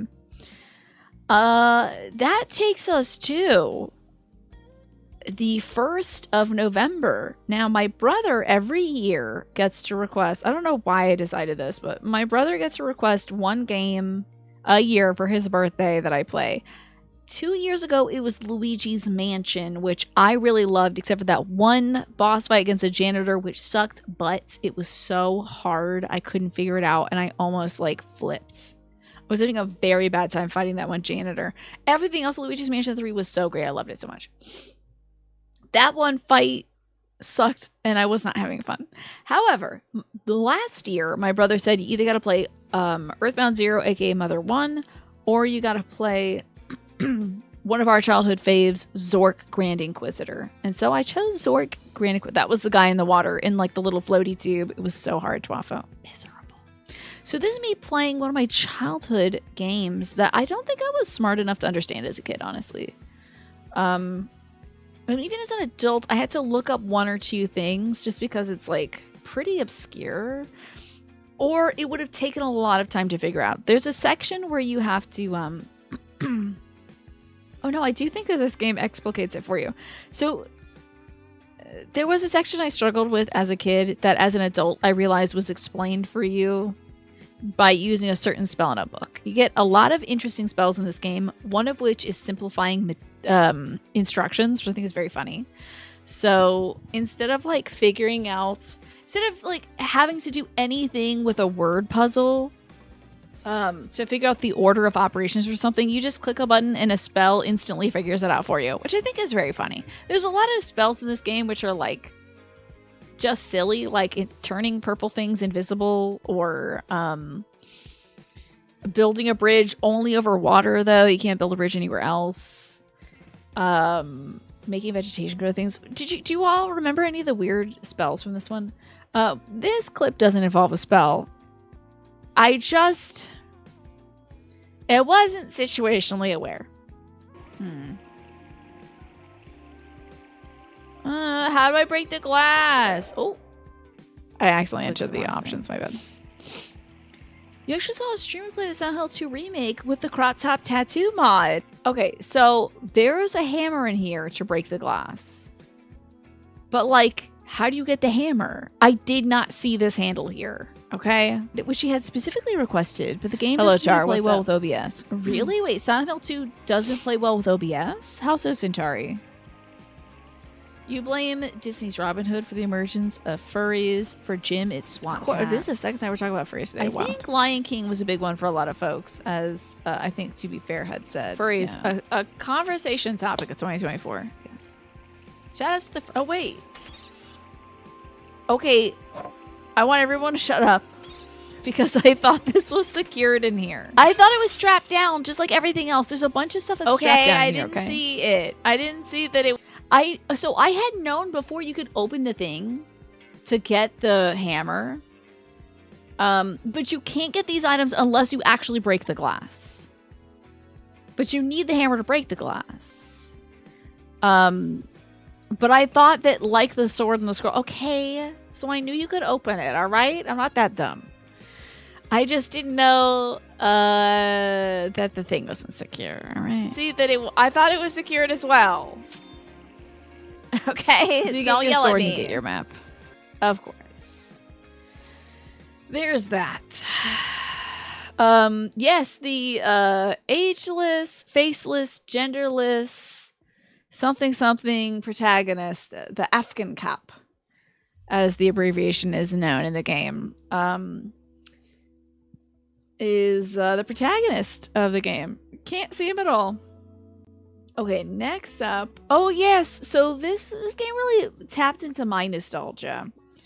It made me bother my brother a lot for help.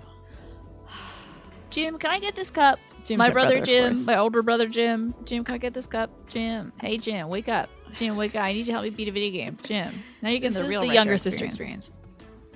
I used to bug my brother all the time to help me with video games. You don't believe it? Damn it! It would be the perfect cup for juice.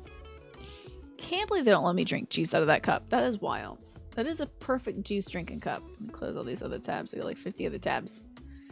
Just sitting here. For Pete's sake. So my brother actually was watching for the most part while I was playing that, which is good because he requested it. He better be watching it. Then we got one more clip as well. Zork Grand Inquisitor was surprisingly funny. I mean, like, it had a lot of like just silly descriptions of things. It had a lot of silly actions. It was a really good parody of point and click games. It was really, really good. If you like point and click games, I would give Zork Grand Inquisitor a try, honestly. It's an old game, but I think you can still play it on Steam. This is one of the best comedy moments in the game. So you're playing not as yourself. In the game, you can send totems through time. Some folks get totemized by this magic-hating Inquisition that's, trying to take over the world. So one of the magical creatures that gets totemized is like this orc guy, and he's kind of like dumb, and he doesn't, he's not really here to solve puzzles. And so I just kept like clicking on different things, because that's the thing you gotta do in point click adventures is one, you gotta click on things, and two, you have to try everything on everything to see if it works, You have one question about this game. What is the question, Snake? Let's see how Brog, who is one of these magical totems, figures out this chess puzzle. A classic puzzle in terms of point-and-click adventures. I feel like chess puzzles. Did you get the rope? Hello? Hello? If you get stuck on certain scenes in this game, there was an NPC that just kept cycling through its dialogue, asking if I got the rope. You're supposed to let that guy just die, but I was like, but I gotta save the guy. Turns out, no. That guy's dead. He's inside of a dragon, so. Like Greg's. The sausages, or whatever they are. Sausage rolls. So you can use a stick on this puzzle. And just Am I just gonna bash it? Just beat the hell out of a chess puzzle. That's one way to solve a chess puzzle that's weight-based. Had to mute myself because I was coughing. Good evening, dragon. So, you know, it's a lot of creative interpretations of puzzles in Zork Grand Inquisitor. It's a good game. I'll say it. It's a good game. That was a really good point-and-click game. It's very different from some of the other point-and-clicks I played last year, like Case of the Golden Idol, you know, which is a very thoughtful... I mean, that game was really about flexing your brain. Strange Horticulture, very much about flexing your brain. Thinking about different aspects of it. Zork is like, what would be the funniest thing to do right now? And I really respect that. So I'm going to say, like, Zork is at least an A-tier game. I think it generated some good discussion as well. I remember chat, you know, kind of moving along at the right pace, as usual, when we were playing Zork Grand Inquisitor. Folks are having a good time. I think folks are appreciating, like, just how weird it was. And also, I think I was asking a good bit of questions of, like, what do y'all think I should do here? You loved it because it's a think outside the box kind of game. And the solutions do seem to kind of work, right, Derek? There's only a few things where I was, like, really stuck on it. I think in the hell segment, I was like, I should be able to make the two beasts attracted to each other and then they can go. But it turns out I needed to make myself a beast so I can get into hell. There was some interesting workarounds and stuff. There was definitely a few things I needed a guide for, but it was still really interesting. Good to see you, by the way, Derek. I hope you're doing well this year. You just came back. We're talking about Zork. I just put Zork at A rank. Partially because of nostalgia, but partially because I just think it was really funny. I think, like, there was a lot of, like, slam dunk jokes in it. Like, sometimes, especially when you're dealing with a genre as classic as point and clicks, and with a franchise that has had so many iterations like Zork, I think it's easy to get too corny with it. And to not show respect for the genre either. But this had FMVs in it. This had interesting solutions in it. There was one that I was like, I don't get that. It was swatting the fly and then making it into the card. I was like, damn, I don't think I would have figured that out. But it was solid for an old game for sure. I think the jokes still landed. It was really, really cool. And it was fun to see all the different ways you could die in that one. There was so many death screens, so many different things. It was like you got eaten by a Gru, or like a bunch of hungry gerbils broke out of jail and killed you. But they didn't eat you right away. They put you in Ziploc bags because there was too much meat. Like, that's funny. This is a really creative death, you know? So I think Zork deserves at least an A rank. I thought it was a great game. Plus, another one of the games I beat last year. One of the many, in fact. I beat, like, at least 1/3 of the games I played. Let me take a quick look. Hold on. So I played 75 games and I beat 22. I beat basically 1 in 3 games that I played last year. That's wild. That's a wild stat. Somebody do the math because I'm probably not right about that. But I feel like I did, I beat a hell of a lot of games last year. And where's my music, damn it? Why aren't you playing? It's not a long outro, so let's figure out. Let's start off over here. Okay. There is the serious point and click, the goofy point and click, and the one that sits in between, right? I think this one leans more towards goofy. Like, I think Zork does lean more towards goofy. But I think it was really great. I think, like, it was clever enough, and it had a good enough story that I cared about it, you know? 33% completion rate is pretty great, right? Especially for me, and especially for a project like playing a new game every Thursday. That's wild. Okay. Now, I don't have any clips from Transistor, unfortunately. So we'll have to rank it without seeing any clips. But do you all remember when I played Transistor? Did you all play Transistor yourselves? I think Transistor is a good game. I'm going to put it at C. I'm going to tell you what. I love Hades so much. And I think Hades is kind of like the culmination of Supergiant's evolution. I have played Bastion before. Now I've tried Transistor and I've played Hades. Hades is like like the walking human on the evolution chart. And I feel like Transistor is a few steps behind evolutionarily.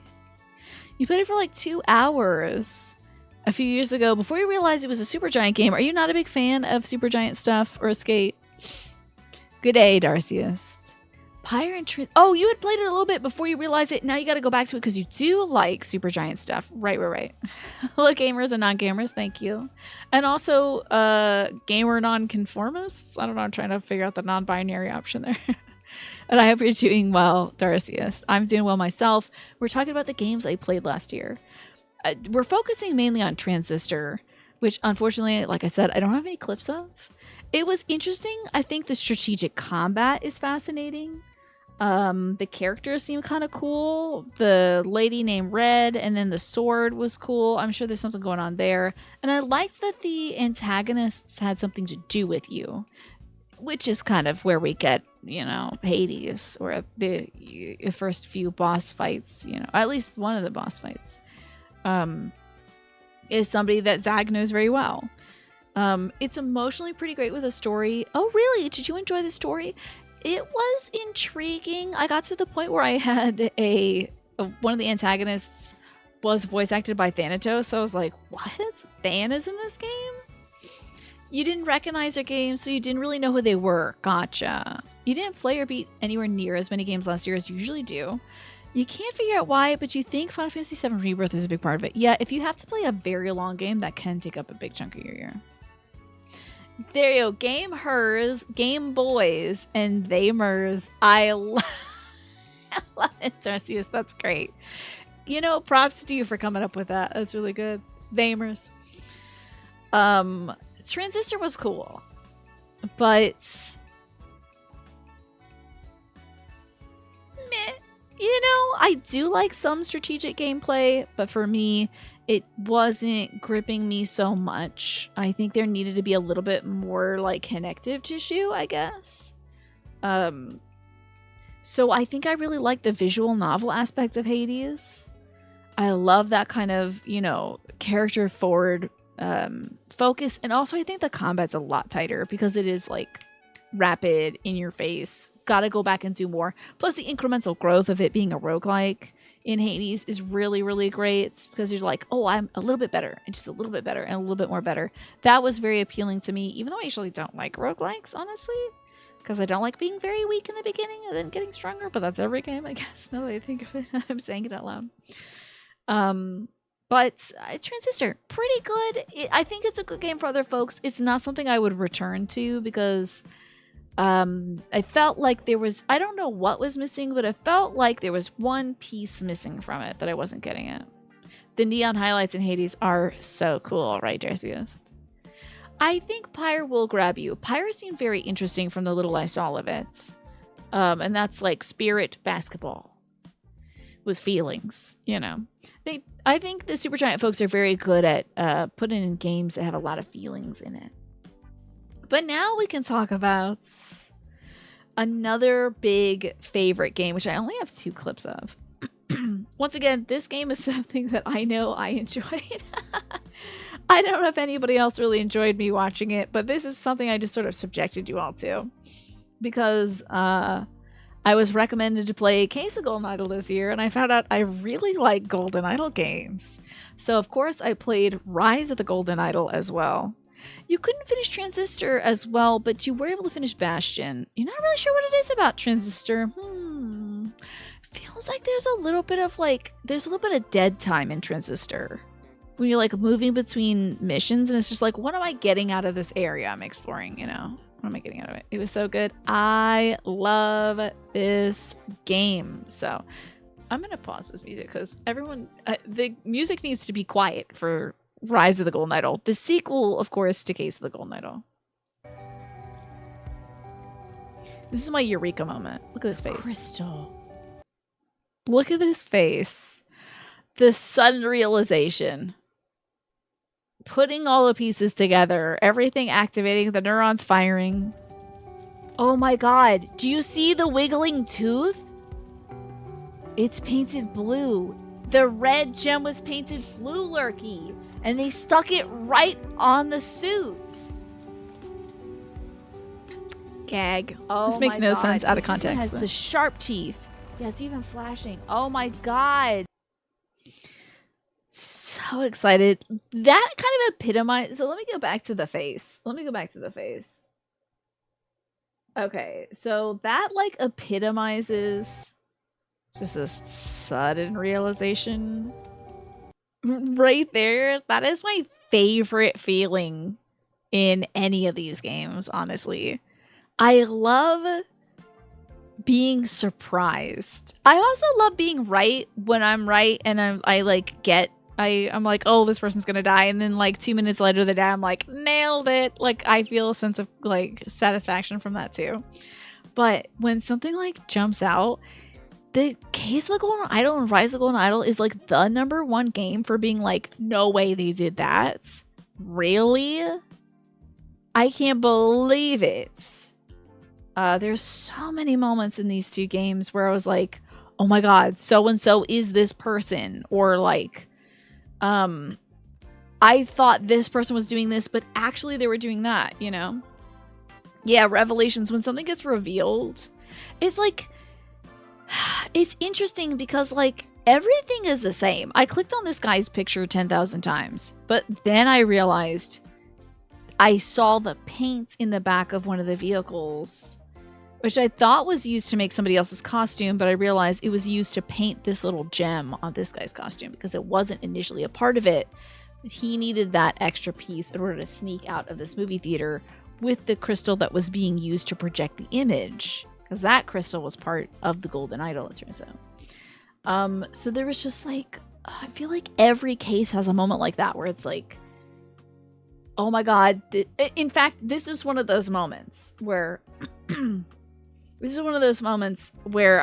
guess this is spoilers for Rise of the Golden Idol. So if you want to play the game, if you're intrigued by Golden Idol, I'll be done talking about this in 41 seconds maybe.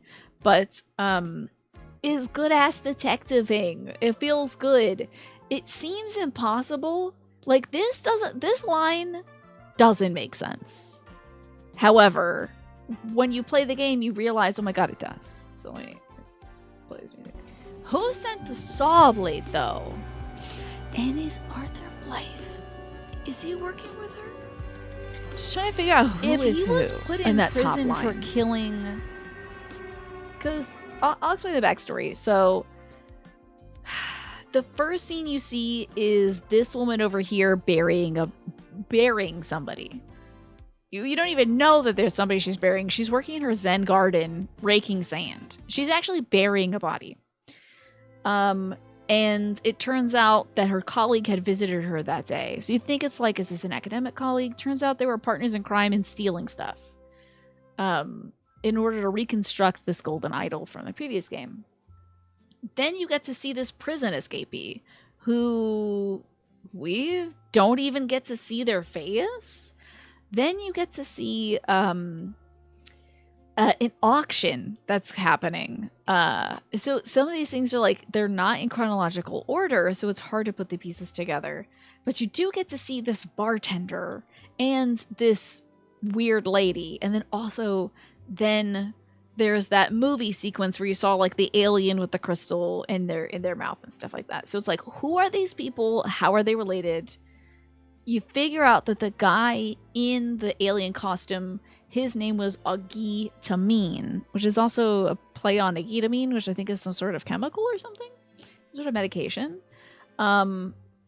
And there's so many plays on Stephen Aria and Tessa Navari, those being like, it's like an acronym or so, whatever those things. What is it called when something's a jumbled up version of another word? What's that? That's the thing. Girl, I don't know. I think he's like almost everybody. Yeah. The only thing he couldn't be is the guy who sent himself his own saw blades. I think he's almost everybody, honestly.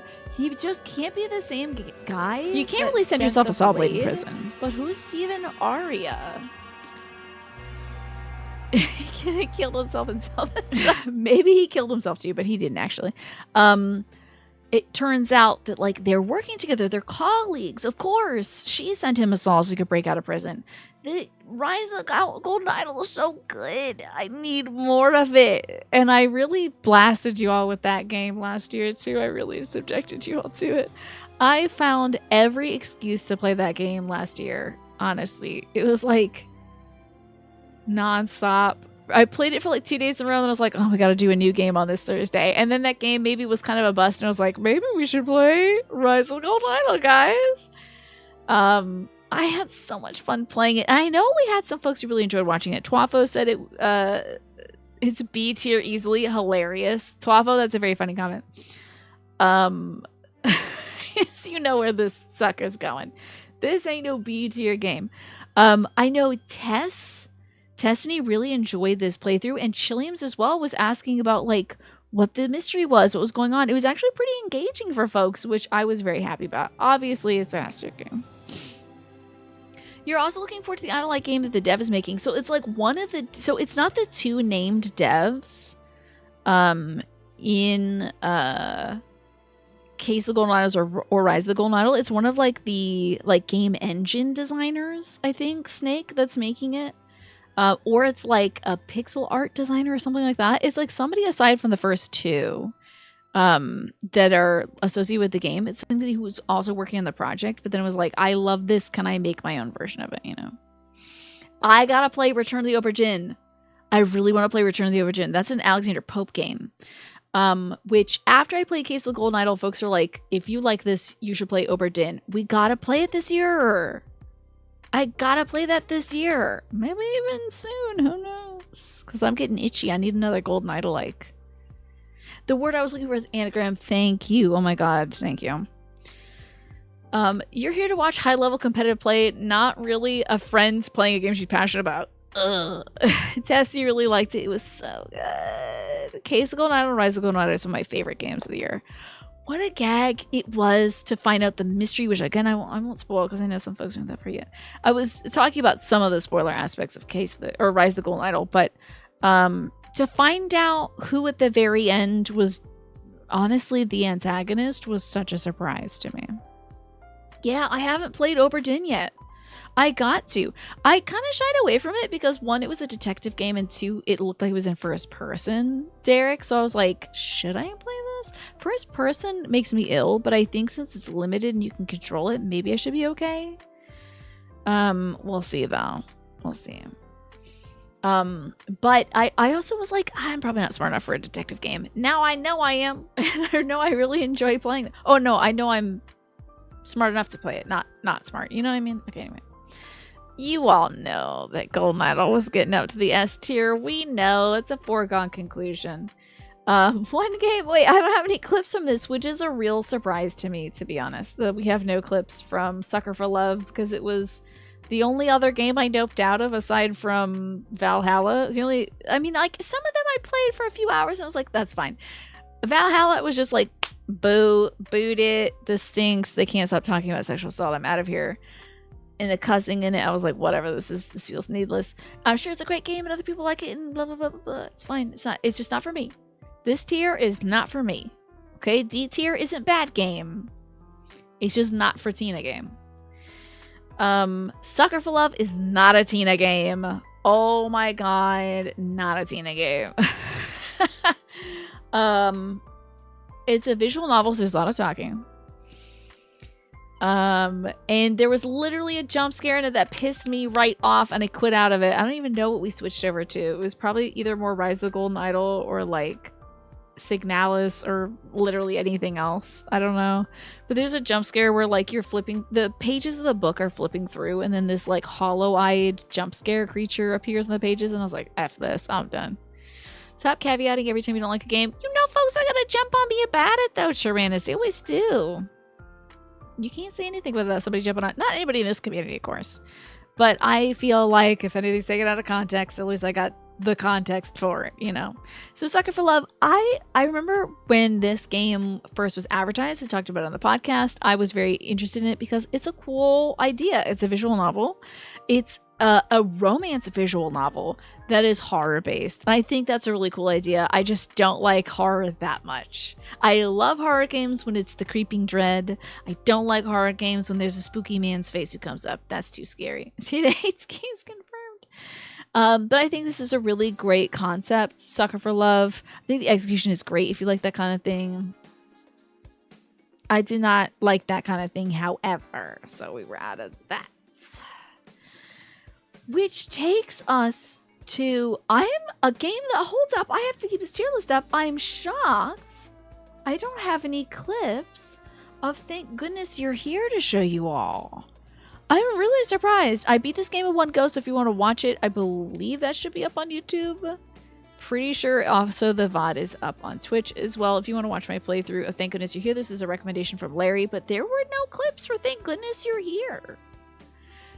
Which was such a funny game. This was probably the funniest game I played this year. Last per minute. So freaking funny and really well executed too. I don't think this game ever punches down. It's the silly British game, yes, Dorian Sapiens. Thank Goodness You're Here is the silly British game. It would be easy to remind you if I had some clips of it. I could just like put in the video or whatever. I don't know. Hold on. Let me see if I could do that. We go to my dashboard. Go to my content. Pull up the... I'm just gonna pull up the actual VOD. Give me a sec. Video producer? I don't even know how to navigate this damn thing. Okay, hold on. Let's find Thank Goodness You're Here. Thank goodness. No results found? You mean I gotta scroll back? You're kidding. Oh, you got me? Thank you so much. Hold on, let me copy this. I'll pull this up on YouTube, I guess. Perfect. Thank you so much. I appreciate that, Swaffo.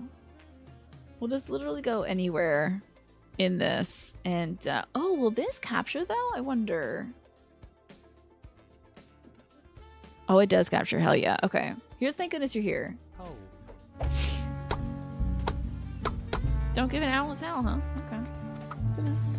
This is, of course, as you said, Dorian Sapiens, the silly British game. Can't seem to understand it. I pick up all the litter and I put it in a bag. And then, next thing I know, it's roaming everywhere. I'll never make puzzle night at this rate. I'll never make puzzle night. I do love litter. I bet he's got a hole in it.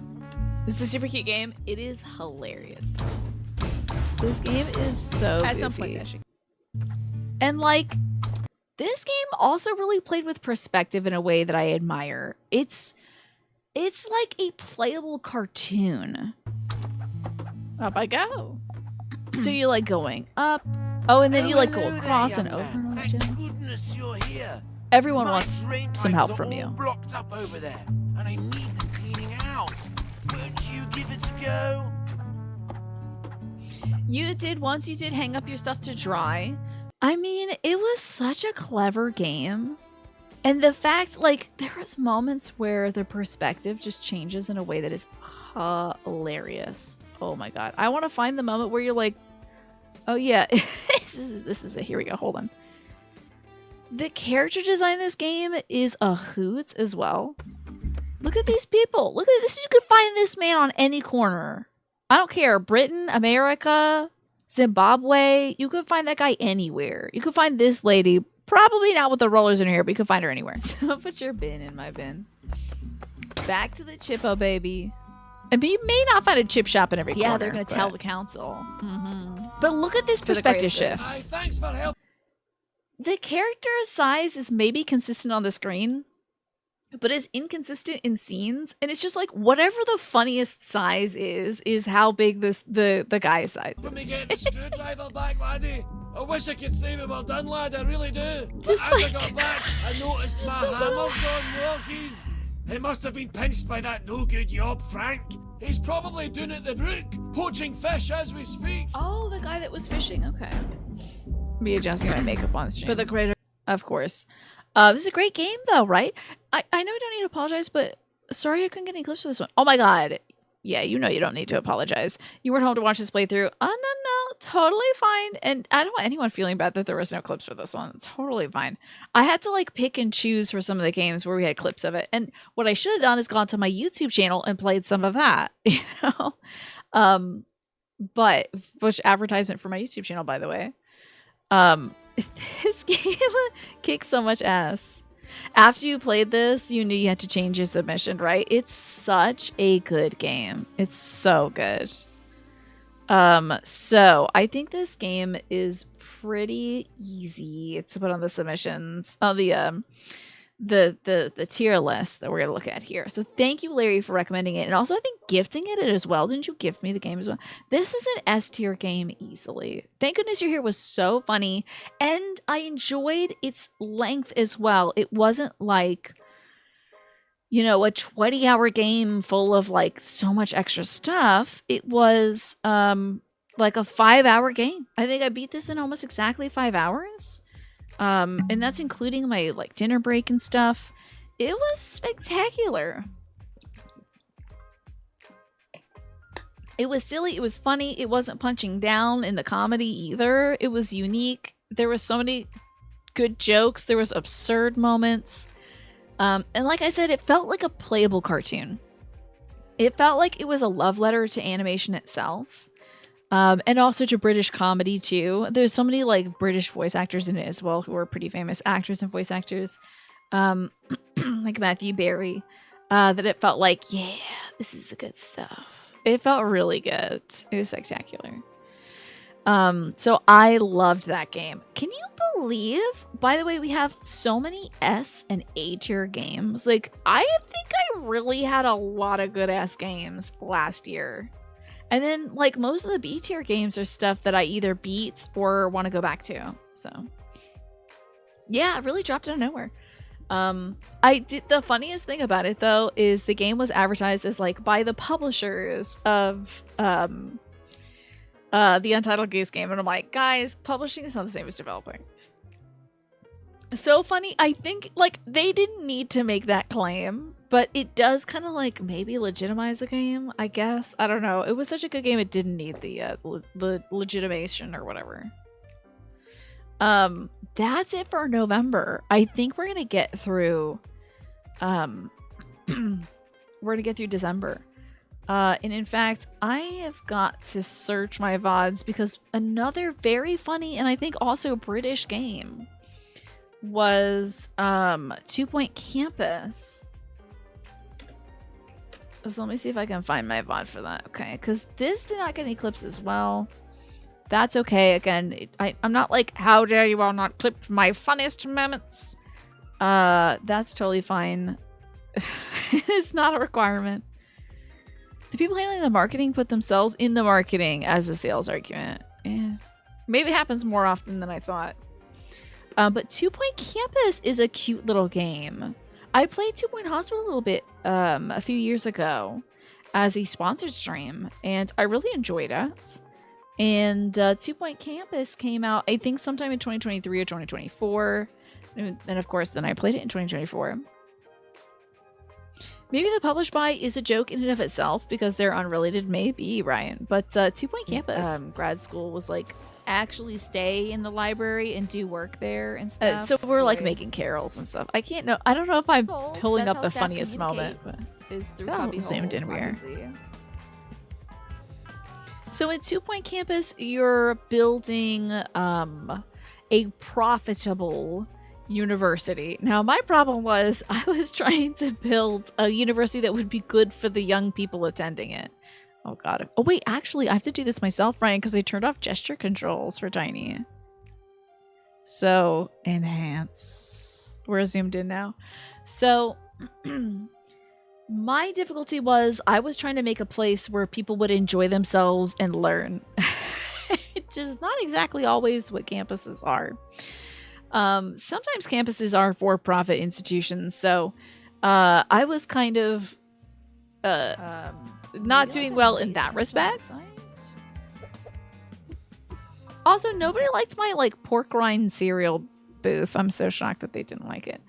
But this game was great. I did have a stress nightmare after playing this game, however, because I was trying to connect pathways in my dreams. I was like trying to build adjacent classrooms and getting really stressed out because I couldn't make them connect. Of course, I later had a similar stress dream about Roller Coaster Tycoon, literally trying to make pathways between rides and stuff. But, history repeats itself. So I enjoyed 2 Point Campus, and I thought it was a fun, chill game as well. I want to know what you all thought of 2 Point Campus. We only have, maybe less than 10 games to go through. Yes, I've learned about the true nature of academia now, indeed. Which one of you is this? 2 Point Campus? Here we go. Learning does sound unprofitable, right? It's like playing Satisfactory or Factorio and you dream of conveyor belts. Yes, you see them so much. Or like Tetris blocks. You play too much Tetris, you can close your eyes and see them dropping. Or when my brother and I first started playing Vampire Survivors, we would see you could close your eyes and see the gems being auto-magnetized to you. Not too much of that game, honestly. But I love Vampire Survivors, so I can't complain. Which I did play last year, by the way. We did check out the Contra DLC last year, and I think maybe the Among Us DLC too. It was fun, but I don't think I put it up on the board. But of course, I love Vampire Survivors, so I think it's an A-tier game at the minimum. Okay, sorry for the yawn. It is getting late. So, what did y'all think of the 2 Point Campus stream? Would it be something you want to you want me to go back to, maybe on a Friday, like a chill out Friday? You don't think I did the Among Us DLC on stream? Maybe I did it in 2023. We'll have to see when it came out. It might have been a 2023 thing, Snake. I'm pretty sure I did do all the DLC on the stream. It was a fun game. I think it's at least a B. It's at least a B tier. It's something I can go back to at any time. It wasn't like I've got to get back to this or this is really a fan fave, but there's so many silly things that happen in the game. There's roach burgers and whatever. Very Fallout. I found it very intriguing. I did run into a difficulty curve where I was like, oh no, I'm not making a profitable place. Yeah, but I was having stress dreams about Roller Coaster Tycoon, so does that mean I'm not enjoying the game? Who knows? I think it just means my brain is working overtime on anything and everything. Now, I have some clips for this next game, which I did start in December because I also had sub goals in December. Silly me. Sure, we have better, newer clips of this, but I also foolishly played Dead Space 2, a game I swear I would never play unless I was given 50,000 US American dollars, which I wasn't given. But we did meet a sub goal of, I think, 220. Oh, you had the same test. You and Snake had the same idea. How about that? But good on you to remember that, honestly. You all know and care about a lot, which I appreciate. But I can't believe I played Dead Space 2 last year, and I just beat it this year. Done with it. I'm free. All right, you little bastard kids. I swear to God, they're just going to come So also, I was not listening to the audio, but I did have a redemption where you can make me listen to the audio. And kids are always the worst part of any Alien game because they're always really small. It's hard to... If, a child is an enemy, they're very difficult because they're very fast and they're very small, which is hard to get to.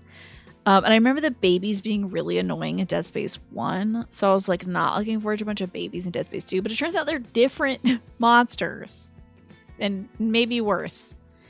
Can you believe it? Thank you, Manny. I'm so glad I beat Dead Space 2. She still needs to continue that one. Which one? I beat it already.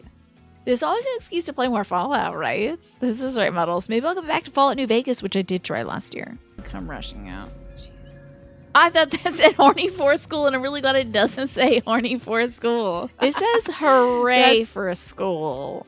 Hooray for school. It's kind of close, though. A little bit. Also, when I was listening to this clip, I was like, oh, I can really hear my heart monitor. That's that chirping sound. Nuts. Who would have thought that freaking heart monitor was so loud, dude?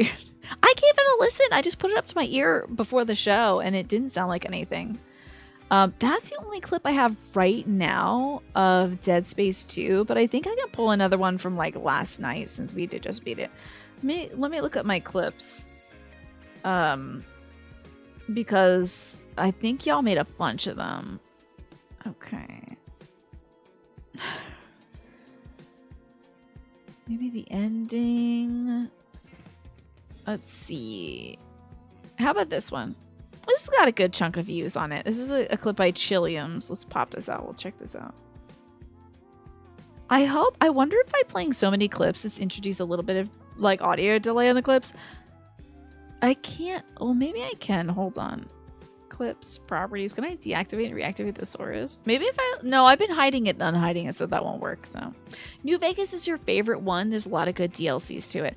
I think I just got mired in the beginning part of Fallout New Vegas. I might get back to it, though. Yeah, dogs are really bad. I'm surprised there was no dogs or cats or whatever in Dead Space 2. I don't know why they limited it to humans, but maybe that's a future Dead Space, who knows? So they faked me out with the credits? That sucked. I better not be able to die these goddamn credits, dude. Oh, you're not watching this. Sorry, hold on. Now, wait. Why isn't it capturing it? Wait, that doesn't make any sense. Oh, wait. That is weird. It's not capturing it. What?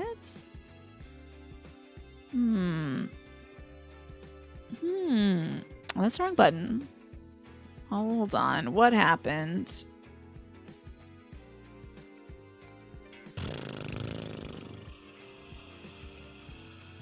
Here it is. Okay. Sorry about that. It was looking for an old window title. All right. Here's the Dead Space.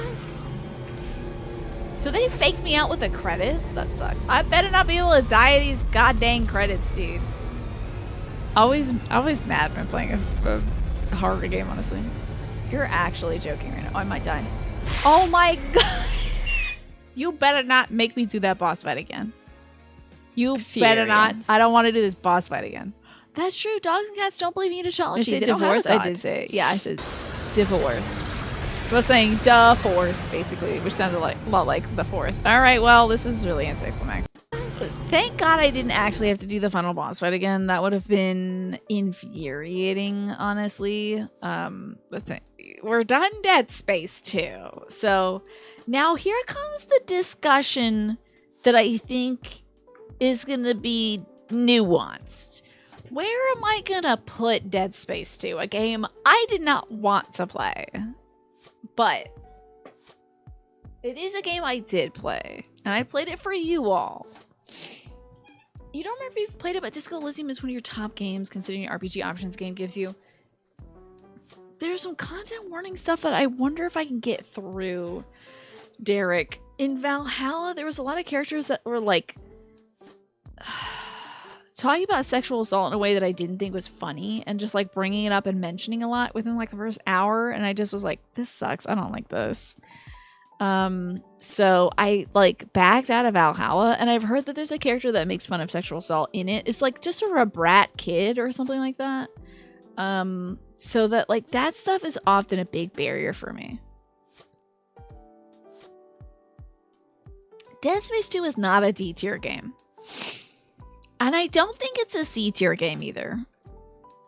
I'm gonna put Dead Space at a B tier. You're gonna be surprised. I think it's pretty middle of the road.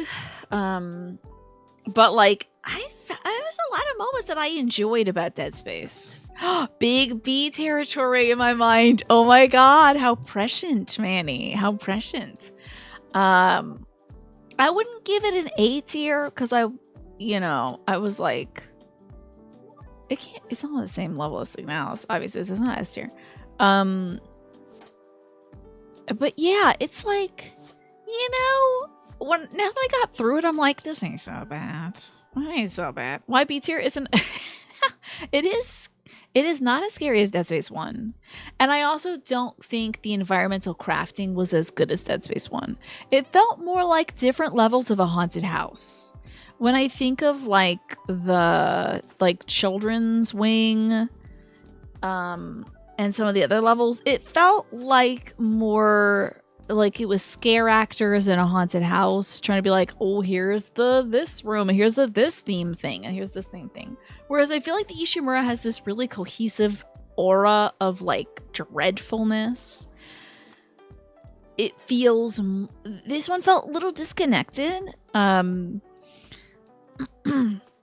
You would give Dead Space 1 a high A in your book. 2 is a high B, maybe a low A. Yeah, I give it a B. For me, it's a flat B to me. I think it's okay. It was an okay game. I will never play it again, and I never have to. And I never have to see it again, to be honest. And I'll never play any other Dead Spaces, so I can, you know, rest assured in that. But Dead Space 2 is done. And it's graded, okay? We did it. We rated it. We're done it. Spaceship Heart. It feels like the Alien Isolation space and looks really cool as well. Yeah, Alien Isolation's a really cool horror game. I'm never going to play it because it is first person. But it is an interesting horror game. We're going to talk about Tales of Arise next. But you know what? Dead Space wasn't bad. The story is like, it's just whatever, you know? Sure. So Isaac built the other marker? Is that it?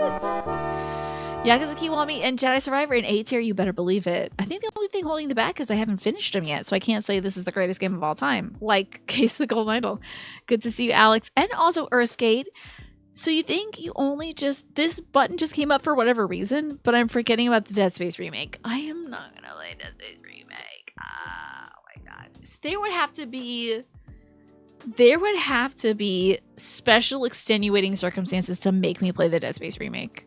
They would really have to, something would have to go down. I'd be like, I need money. Please give me money to play this game. Like, that's going to be way too freaking scary. The third one has less terror and more action, something the fans of the saga did not like. Yeah, right, Juan? It's funny because Resident Evil 4 is more of an action-based Resident Evil game. Like, it's very action-based. I feel like 2 really struck the balance between action and horror of Dead Space, and then like, but it's not like campy, I don't think, as much as Resident Evil 4 is. 4 is very camp, you know. The third one went full Resident Evil 5. Interesting, yeah. Nothing can beat the Golden Idol games, and if they end up beating Golden Idol games, then you'd be truly astounded. But in a kind of hell yeah game, so ultimately transcendent and enjoyable, it managed to beat a Golden Idol game, right? Yeah. I don't know if anything will beat them, but it's good to be on the same tier as them, you know, which I think Signalis did end up on the same tier. You know what's funny, Earthskate? Also, my heart was giving me away, wasn't it? I was just like, oh no, and Monster. Ba-bump, ba-bump, ba-bump, ba-bump. Like, my heart was just like, yep, this isn't real, so don't worry about it, you know? In Dead Space 1, though, I was, like, paralyzed. I couldn't even move through any of the rooms in Dead Space 1. I was like, but what if there's not realized, because I guess it, like, because I play more games, I kind of understand the formula of video games. There usually isn't just a guy that runs out and gets you. It's usually like, you touch this button, so the guys are going to come get you. Like, you've activated the puzzle, so now the guys are going to come get you. You know, there's not often like a persistent dread that I should be worried about, but I think Dead Space 1 was so good at crafting that environment that I felt that persistent dread. I was worried that every second could be a zombie coming at me. Dead Space 2 was cool at the time for expanding the lore of the game's universe through the audio and text logs. You know, I think I missed a lot of the text logs and stuff. I did enjoy the text logs and audio logs in DS1. What do you think I missed out in Dead Space 2, lore-wise? Yeah, there's usually an action-reaction thing. It's usually not just you walks into this hallway and something bad happens, you know. Next up is another New Game Thursday game I tried out called Tales of Arise, which one might argue is a video game, but it was also a Saturday morning cartoon with all those cutscenes. So this is a clip, I believe, by Chilliams. Let me pause my music and then we'll get back into the clip. It was extraordinarily anime. Lots of anime in this one. I keep telling you, that's what stamina is. It's just your green juice. You notice my hand position. 5 lords, each doing whatever it takes to gather as much astral. I won't need that anyway. I'll just leave it on the floor. Knocked my control on the floor. I'm not going to need it the next 10 or 15 minutes. The most power at the end of their contest. That's, I think, the only clip we have of Tales of Arise. I do have the VOD for Tales of Arise here. It's like, continue watching. It's Cena plays Tales of Arise. You know, Tales of Arise is an interesting game. Why is the art so gacha game aesthetic? That's a great question. Hold on, let me replay this and we'll just like look at the game. I don't know. Maybe it's just kind of like maybe how they make games these days. They make characters that look like this, you know. When you get a literal faceless protagonist, it is kind of hard to suction onto him. And the more the more interesting question for me wasn't like, what's up with these lords and the astral energy and all that crap. It was like, how is this man eating? How is he breathing? That doesn't make sense to me. How is he like eating food and breathing through his mask? They even, literally, I think even in this scene, she makes him some oatmeal. And I was like, how is he eating the oatmeal? Is he pouring it down the mask like this? Like, is he getting waterboarded with oatmeal? What's happening here? So, there was a lot to Tales of Arise that just didn't click for me. It was an interesting suggestion. I believe Cavalier Mortis, aka Jackie, suggested this one for me. Thank you, to be fair, for the clip, by the way. This one didn't click with me, so I'm gonna probably pretty easily put this at a C tier. It's not a D tier game. There wasn't anything in it that I was like, this is not good for me. It's not like bad for me, but it's just not interesting to me, so I wouldn't pick it back up. What if he gets a runny nose, right? What if he has to do some nasal spray or something? What if he has to take his pills? What is he gonna do? So this game launched in 2021. You know, a lot of anime games sort of drifted towards that art style. That or the art style got adapted by so many gacha games that it becomes the gacha art style, right? I feel like a lot of those games are pulling from the same resource pools. Maybe even be a lot of the same artists working on them. Who knows, you know? Maybe a lot of cross-pollination that we don't know about Risky. But Tales of Arise, the combat was like kind of whatever, and it it happened in between 20 minutes of cutscenes. C tier, it's anime, let's fight. That's honestly a good summation of the game. The Tales of Worlds supremely suffer from MacGuffin and Star Trek style jargon world building. Yeah, there's a lot of like, we have the bleeber blorps, and I'm cursed with blessed blops. And only the true master can wield the Giba Gaba. And I'm like, okay, well, let's get to the part where we're playing the video game. You know, it did a lot of place setting and not enough eating at the table. You know, we're setting up the plates and the charger plates and the this fork and the that fork and the this glass and then that and the dessert spoon. And I'm like, where is the meal? I'm hungry. Okay. Alex, yeah. So when I finished this stream last week, I had to take an appetizer, please. Exactly. So when I finished the stream last week, I had to take a screenshot of the tier list, and I saved it in the same file as all the images that I had to add to the tier list that I didn't get from Snake at the beginning of the year, because we had added them in throughout the year or something. They just weren't. They were you know, ad lib games like Rise of the Golden Idol, basically things that I was like, I don't care, I'm playing this. So I saved that in the same file as the other images, and so it got uploaded. So I'd say, I think these streams are S tier streams, though. I think the ranking of the games of last year are pretty S tier. And I'm also saying that this stands in for Stardew Valley, which I did start last year. I restarted last year, and I'm still playing it to this day. We'll be playing it again tomorrow. So this is Stardew Valley / all of my ranking streams. So good catch, those. Good catch, that, Alex. That is very funny. Alrighty. So. I also played, I think this was a Snake recommendation. Honestly, with Twaffle here, you've been kind of burnt out on the anime game thing. It takes a lot for you to get into one. Something like Fire Emblem Three Houses is a good example, one that stands out. I think Fire Emblem Three Houses does well because despite having a big ass cast, like so many people in that game, it still manages to make each one a nuanced person with flaws and benefits, right? There's something wrong with each one of those characters, especially the ones you control. Some of them lie, some of them kill, Some of them are very wrong about their purpose. Like, they think they're going after people for vengeance, and it turns out they're wrong about the people they wanted to get vengeance again because they were lied to the whole time. They were manipulated.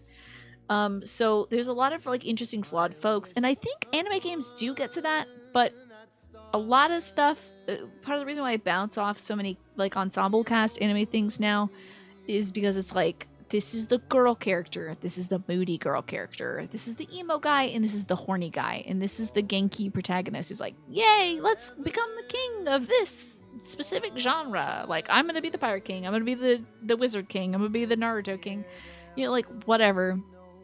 A lot of them start blending into each other because it's like, you know, each character gets like an episode or a moment to shine, and then they go back to being a cardboard version of themselves. And I watched a lot of anime, so I'm kind of tired of that.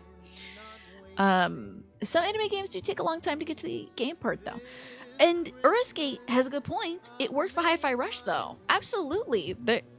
The main protagonist is like one of those like, I'm a goofy guy. And I think that's great because I don't think it leans too much into the character aspect of it. The characters largely are like extensions of yourself. Like Corsica, you summon these characters as like battle companions.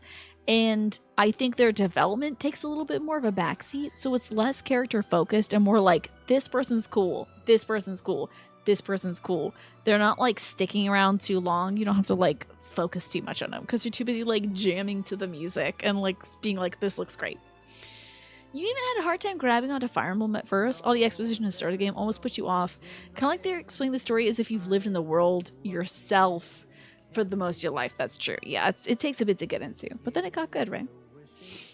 You would say the more compelling Tales of games are Vesperia, Berseria, and Abyss. I've heard good things about those three, yeah.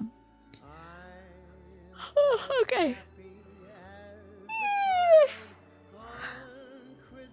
I've been yapping for almost 5 hours straight, but we gotta get to the end of this. I'm not doing this again next time. So let's talk about Snake's game suggestions so far this year, or last year, which was Gibbous, a Cthulhu Adventure, which was kind of a Lovecraftian, well, not just kind of, definitely a Lovecraftian flavored point-and-click adventure, which I have enjoyed some point-and-click adventures last year. There was bits and pieces I really liked of Gibbous. Mostly the parts where you're playing as the detective. I kind of found his like his hard-boiled attitude kind of compelling. I'm not sure if I loved this protagonist as much, and I felt like the cat was being mean to me all the time. I was like, come on, cat, give me a break. I feed you and stuff. So, but this time we got our revenge against the cat. Quite right, Mr. Dawson. We will talk about this. Our name is not Mr. Tornston. We're posing as a musician. Come on, kitty cat. Yes. What would you do with a fisherman sailor? What would you do with a fisherman sailor? What would you do with a fisherman sailor early in the morning? Not bad. So in this game, you find the Necronomicon. It's like hidden behind an emblem in this library that you just work at because it's a good job, you know. Hey, Unit, good to see you. Archetype was the best character, right? Did you like the kitty? The cat was on brand for being a cat. I feel like cats really sometimes don't give an F. They really don't care. You can tell the voice acting almost broke while recording that, right? They were really struggling for that one, but they did a good job. So you find the Necronomicon, and like a total dolt, you go back home and you start reading it. Don't see that. I don't care. He like knows it's the Necronomicon too, because people come to his library asking for the Necronomicon, and then he finds the Necronomicon hidden somewhere. And then he like is like, I don't know, do you think this works? And he like starts reading stuff out loud, and it like makes his cat be able to talk. It's like, you're gonna lose your mind. You've bound yourself to this book now. Yes, never read the book, let alone out loud, right? Just like, if you know it's a Necronomicon, don't futz with it. This is the second point-and-click game this year I've played where somebody read the Necronomicon on purpose. First one was whatever that Cthulhu game was that I didn't rank very highly, where you were trying to kiss Cthulhu. And of course you're using the Necronomicon because you want to like smooch on, you know, Miss Cthulhu. So Was it my Discord that did Cabin in the Woods last year? No, I actually didn't watch Cabin in the Woods last year. I watched it many, many years ago. I really enjoyed it, honestly. I thought that was a cool movie. I liked the twist of it, you know. But we did do last year. We did do the Bruce Campbell one, Army of Darkness. We did that, and I think he's using the Necronomicon in that one. So this game was interesting, and I thought I would have liked it more, but I didn't really grasp onto the protagonist that much. I didn't really find a big connection with this guy. First off, I think it's a dumb idea to read the Necronomicon. And second off, it just was kind of like a little too aloof for me. I don't know. Watch The Witch this year. Maybe you say it'll come true. How did we not talk about Last Faith yet? I swear to God, didn't I? Did I? I must not have ranked this yet. Was that ranked already? Because I'm pretty sure I played it way earlier this year. I might rank Last Faith. Well, let's do Give Us a Cthulhu Adventure. I'm gonna put it at a C. I don't think it's a bad game. It's not a game I would continue. I did like some of the characters. I like some of the areas. There were some good jokes in it too. So like, it's pretty good. But for me, it's not like really drawing me in. I don't think there's a lot in there that I've got to get to, you know. We need the Necronomicon. Maybe that's what turned our cat into a speaking cat. Who knows? But what Stray Gods? It sounds interesting, Tess. And NRL, you were telling somebody today that CITW. I don't know what that's short for. Oh, Cabin in the Woods, criticism of the genre and implicit criticism of the fandom. Hold on, let me allow this. Cabin in the Woods, criticism of the genre and implicit criticism of the fandom was as relevant today as when it was released. I agree with you on that. It's been a while since I watched it, but I agree with you on that. Stray Gods is a very queer game, right? So Hella Queer was blocked by Automod, but I agree.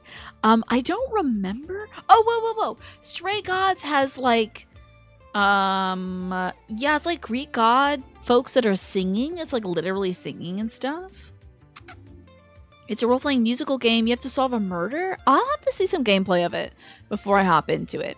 I'm also gonna rank Lost Faith, which I'm pretty sure. I'm shocked I haven't talked about it yet because it was earlier this year. Let me see where it is. Give me one sec. Let me just do a little searching. Last Faith. Okay. It's the same day I played Die in the Dungeons. I should have already ranked this one. I must have just like glossed over it because I played that in May. Weird. Yeah, why not? It's a good idea, Tess. You got Stray Gods for free with Prime Gaming a while back. That's great. It seems like a good game. I was watching the development of that one and I found it interesting. So for you would put Gibbous at a high C, maybe a low B. You caught it towards the end and it was pretty good. So you think it's a bit of a slow burn, yeah. I wasn't like super in love with the protagonist, but I did find, I mean, it was a logical game. But there were some points I did have to look up a guide for it, which I gotta say, never had to look up a guide for, you know, Case of the Golden Idol. I figured all that stuff out myself. So I think there's an evolution in like detective games and point and click games that have gone on that perhaps games like Case of the Golden Idol benefit from, because they're like, let's not try the audience's patience too much. But so for some reason I haven't ranked Last Faith. This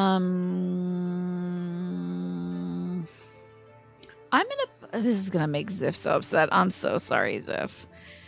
It's not a bad game, but I wasn't really too impressed with the combat or the world. The world looks pretty, but I didn't find it to be that intriguing. I wasn't like, I gotta find out what's going on with these folks, you know?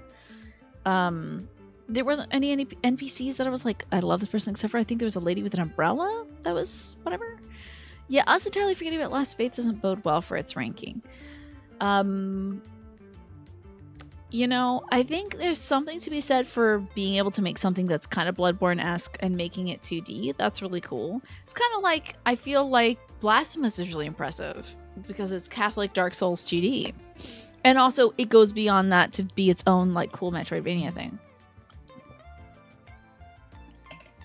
Last Faith, I think, falls into that category. I'm sure if I got farther, it would impress me in the same way that Bloodborne does, because Bloodborne transcends the, like, ooh, spooky werewolves, you know? To be like, what the hell is going on here on this day? Why are there aliens? Where do the aliens come from? And also, what's going on with the people that live in the Chalice Dungeons? What's that about?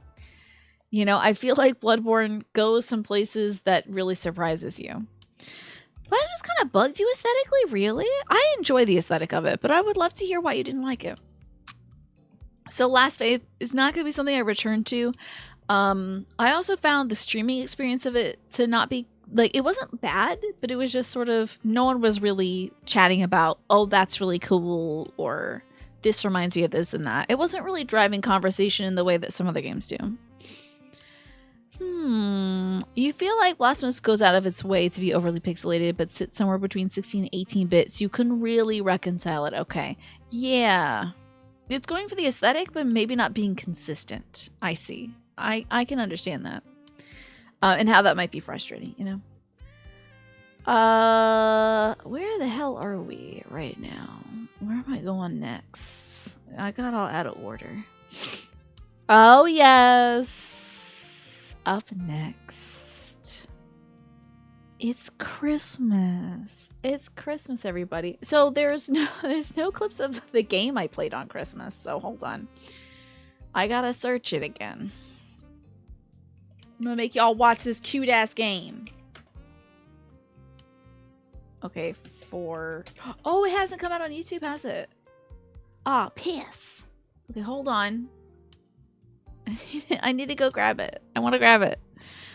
It should be somewhere in my highlight section. Back Home for Christmas was a game I forced y'all to watch on Christmas Day because I didn't want to play Dead Space. That's mostly it. Just didn't want to play Dead Space on Christmas. Want to do anything but play Dead Space. So I played this cute ass little penguin game. This cute ass game, though, by the way. I'm happy to do anything today because it's Christmas. Is it a wee bit quiet or is it a wee bit loud? Oh, shovel this way and that. The little gnome.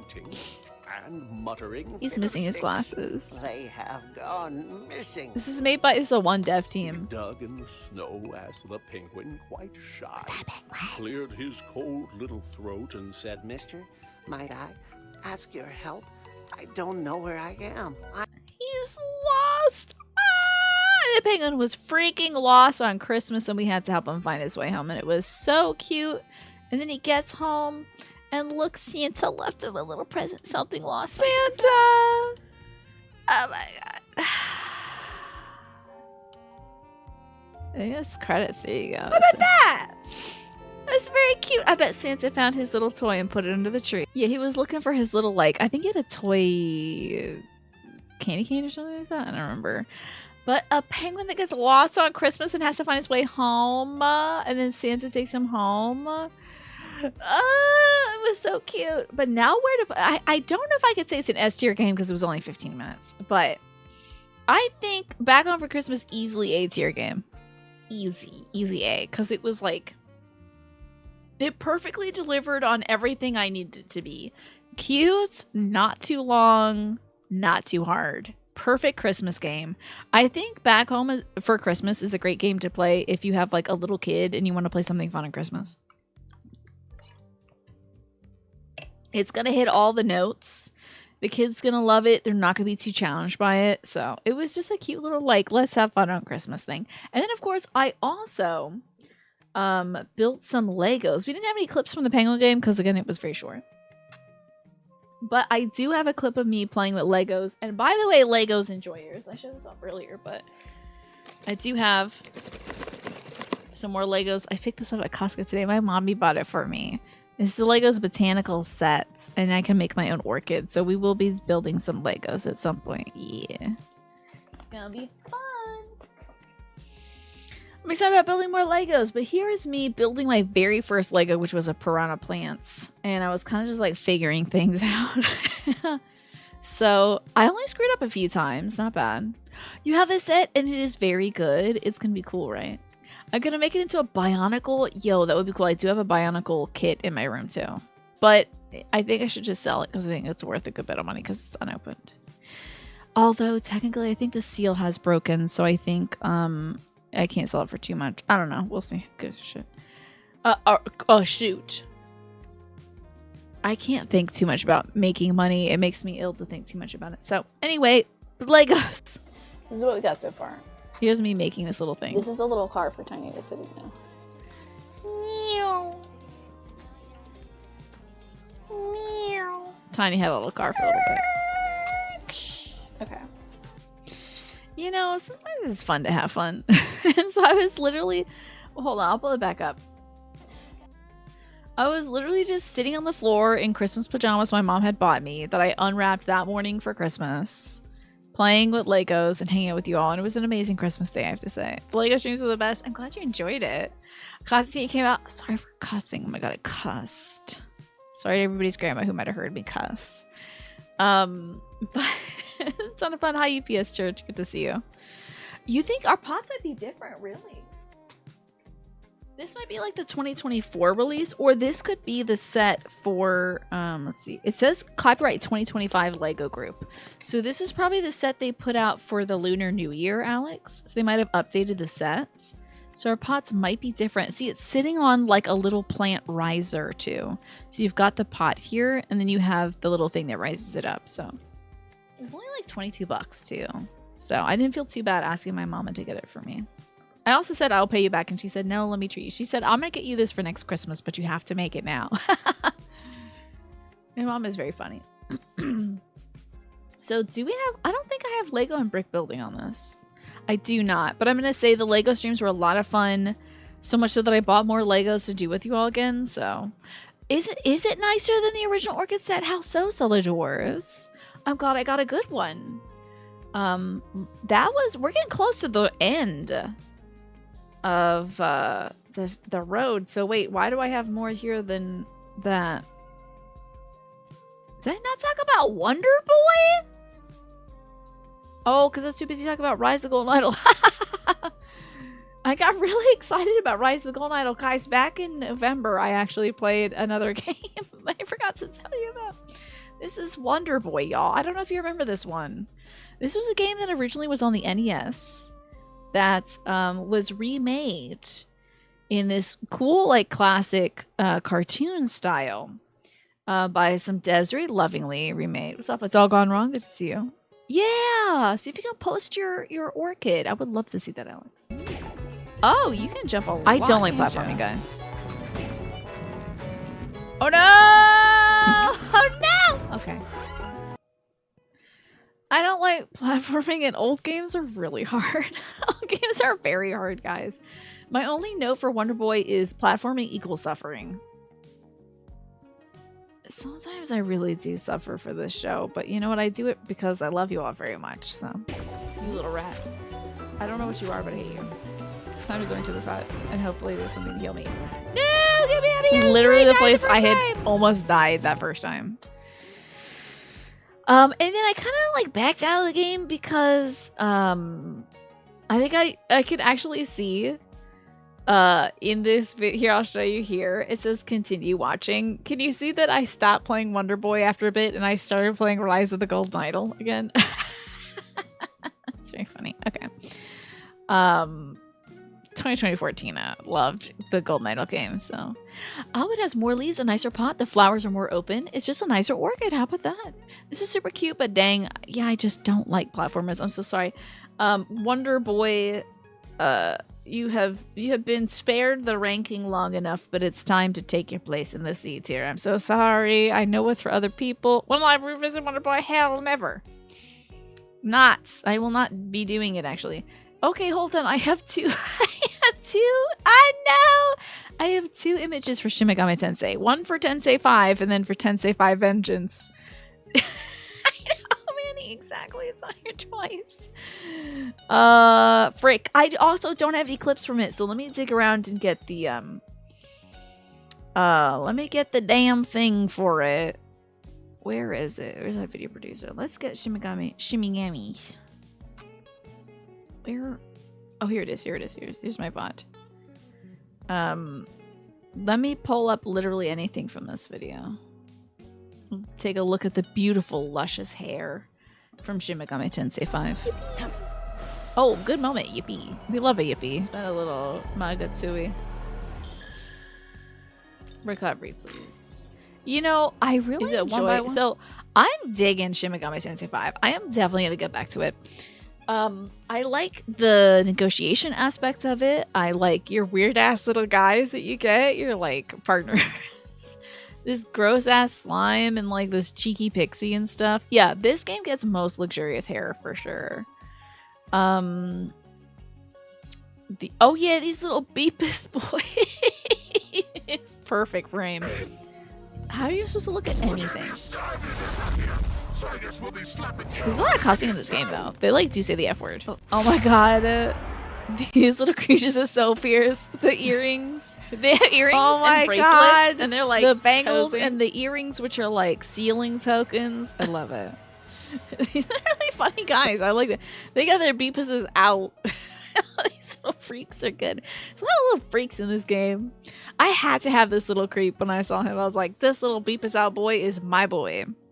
The pattern holds like Dead Space 2 Wonder Boy Revisited stream in 3 years. No, I really don't think so because I don't like platformers. Speaking of platformers, if any of you lovely folks are into that, you would recommend Shovel Knight. Shovel Knight's a classic for sure. But I really enjoyed Shin Megami Tensei. The characters, they show you a lot of characters at the beginning and they're like, okay, they're gone now. It's wild. I'm sure we're gonna get to them later, but unlike in like a Persona where you like build up your friends over time, this was like boom, a bunch of people, now they're gone. You're in some sort of sandy hell version of Tokyo. Sure, yeah, I feel like I have bangs in my eyes. This is a girl I chose to lead the way, save, gender. which is apparently a big choice, but whatever, who cares? I'm gonna save a woman. I don't care if she's gonna bring the end of the world, so could I. Depending on how the narrative unfolds, human characters may accompany you. There you go, and they sure as hell did. This is an easy... honestly...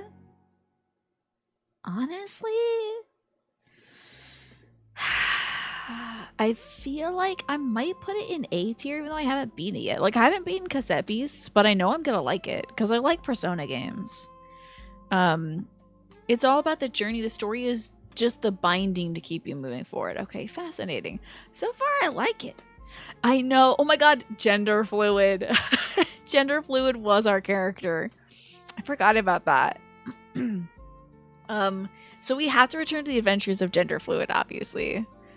I really enjoyed this game. I like the combat. I like Persona combat. So this rings true for me. Unlike platforming, which I will never like, I will always like Shin Megami Tensei combat. So this one's an easy one to get back to, I think. There's so many good games I gotta get back to, though. That's why after this March, I don't know if I'm gonna be able to do new recommendations. It's either gonna be stuff that I'm like, I don't care, I'm playing this. Like, another Case of the Golden Idol or something like that. Or it's gonna be games we started last year that I want to finish, because there's so many games I started last year that are really good that I haven't been able to finish. And then the last new game I started last year, you'll notice a sudden quality drop on my camera, not because this game is really insensitive to play, but because I was using my Lego camera setup with C920s, which are not very good. They're not as good as Tiny. Shoutouts to Tiny. You're doing it, buddy. I'm proud of you. Especially when I turned off your gesture control today. Maybe I'll turn it back on, just for the goofs and the gags. But who knows? Do Throwback Thursday or something to have a day for going back to old games. I'm gonna have to. We're gonna have to do that on Thursdays, or like Tuesdays, or Wednesdays, or every day. You know. Of course, I would like Roller Coaster Tycoon. It's a good ass game. It was a good ass game when I was a kid, and I played it so much I crashed my dad's PC. And it's a good ass game now when I play it for 8 hours in a row, and I forgot to do all my chores. Top 10 life regrets not mispronouncing words intentionally. I think a lot of folks are on their deathbed. All their family gathered around them like, I wish I said spaghettis instead of literally me trying to think of a funny word. Couldn't. It's like, it's okay, Grandpa. It's okay. You can say spaghetti all you want. Good old Gramps mispronouncing words. I'm the reason you tried Persona 5. Good. I'm glad. It's a good game. I really enjoyed it. Undisputed GOAT of 1999, 2000, 2001, 2002. Yeah, they don't make these games anymore. I think honestly they made Roller Coaster 1 and 2 and they're like, yeah, we're done. We don't need to do this. Do I break up the S? Yeah, of course I will. Roller Coaster now I actually think I need to be fair to it because Roller Coaster Tycoon is the Balatro of this year, in which I'm going to be playing it mostly offline. So as much as I think it's an S tier game, I'm a little too locked into it. And I think it's an A tier game. Okay? Now that said, I have had to literally rubber band my Switch into its dock, like put 2 rubber bands around my Switch so I won't take it out of its dock so I don't play that game in my off time. Because I have a life with a lot of responsibilities. I have a lot of caretaking responsibilities to do. I have a lot of hopes and goals and ambitions, like writing a book, reading my 9 library books that I checked out, literally being a sociable human being and interacting with my family. So I am trying not to play more Roller Coaster Tycoon. You think the Switch port brings it down to an A tier because the menuing is weird? It can be a little challenging. And I think, honestly, it would be probably better if I played Open Roller Coaster Tycoon 2, which is a mod for Roller Coaster Tycoon, which includes all the tracks from Roller Coaster Tycoon 1, all the expansions to 2 and 1, and allows you to do some funky little things like making incomplete coasters and stuff like that. Doing coasters that jump between one coaster and the other, doing teleporting pieces, stuff like that. There's some really interesting, funky things you can do in Open Roller Coaster Tycoon 2.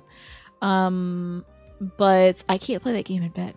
And I can play this game in bed, so...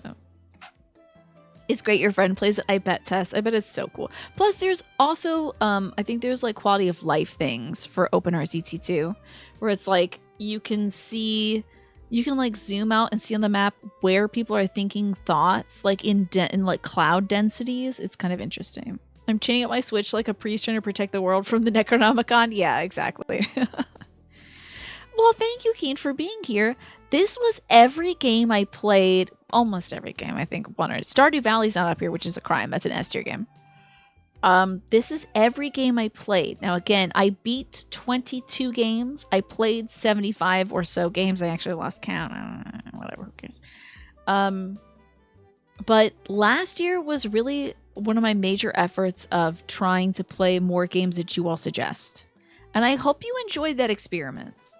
It's gonna continue through freaking March, okay? Because there's still a lot of damn games left. I put on more than 52 games, obviously, as you can tell, because there's 75 games here.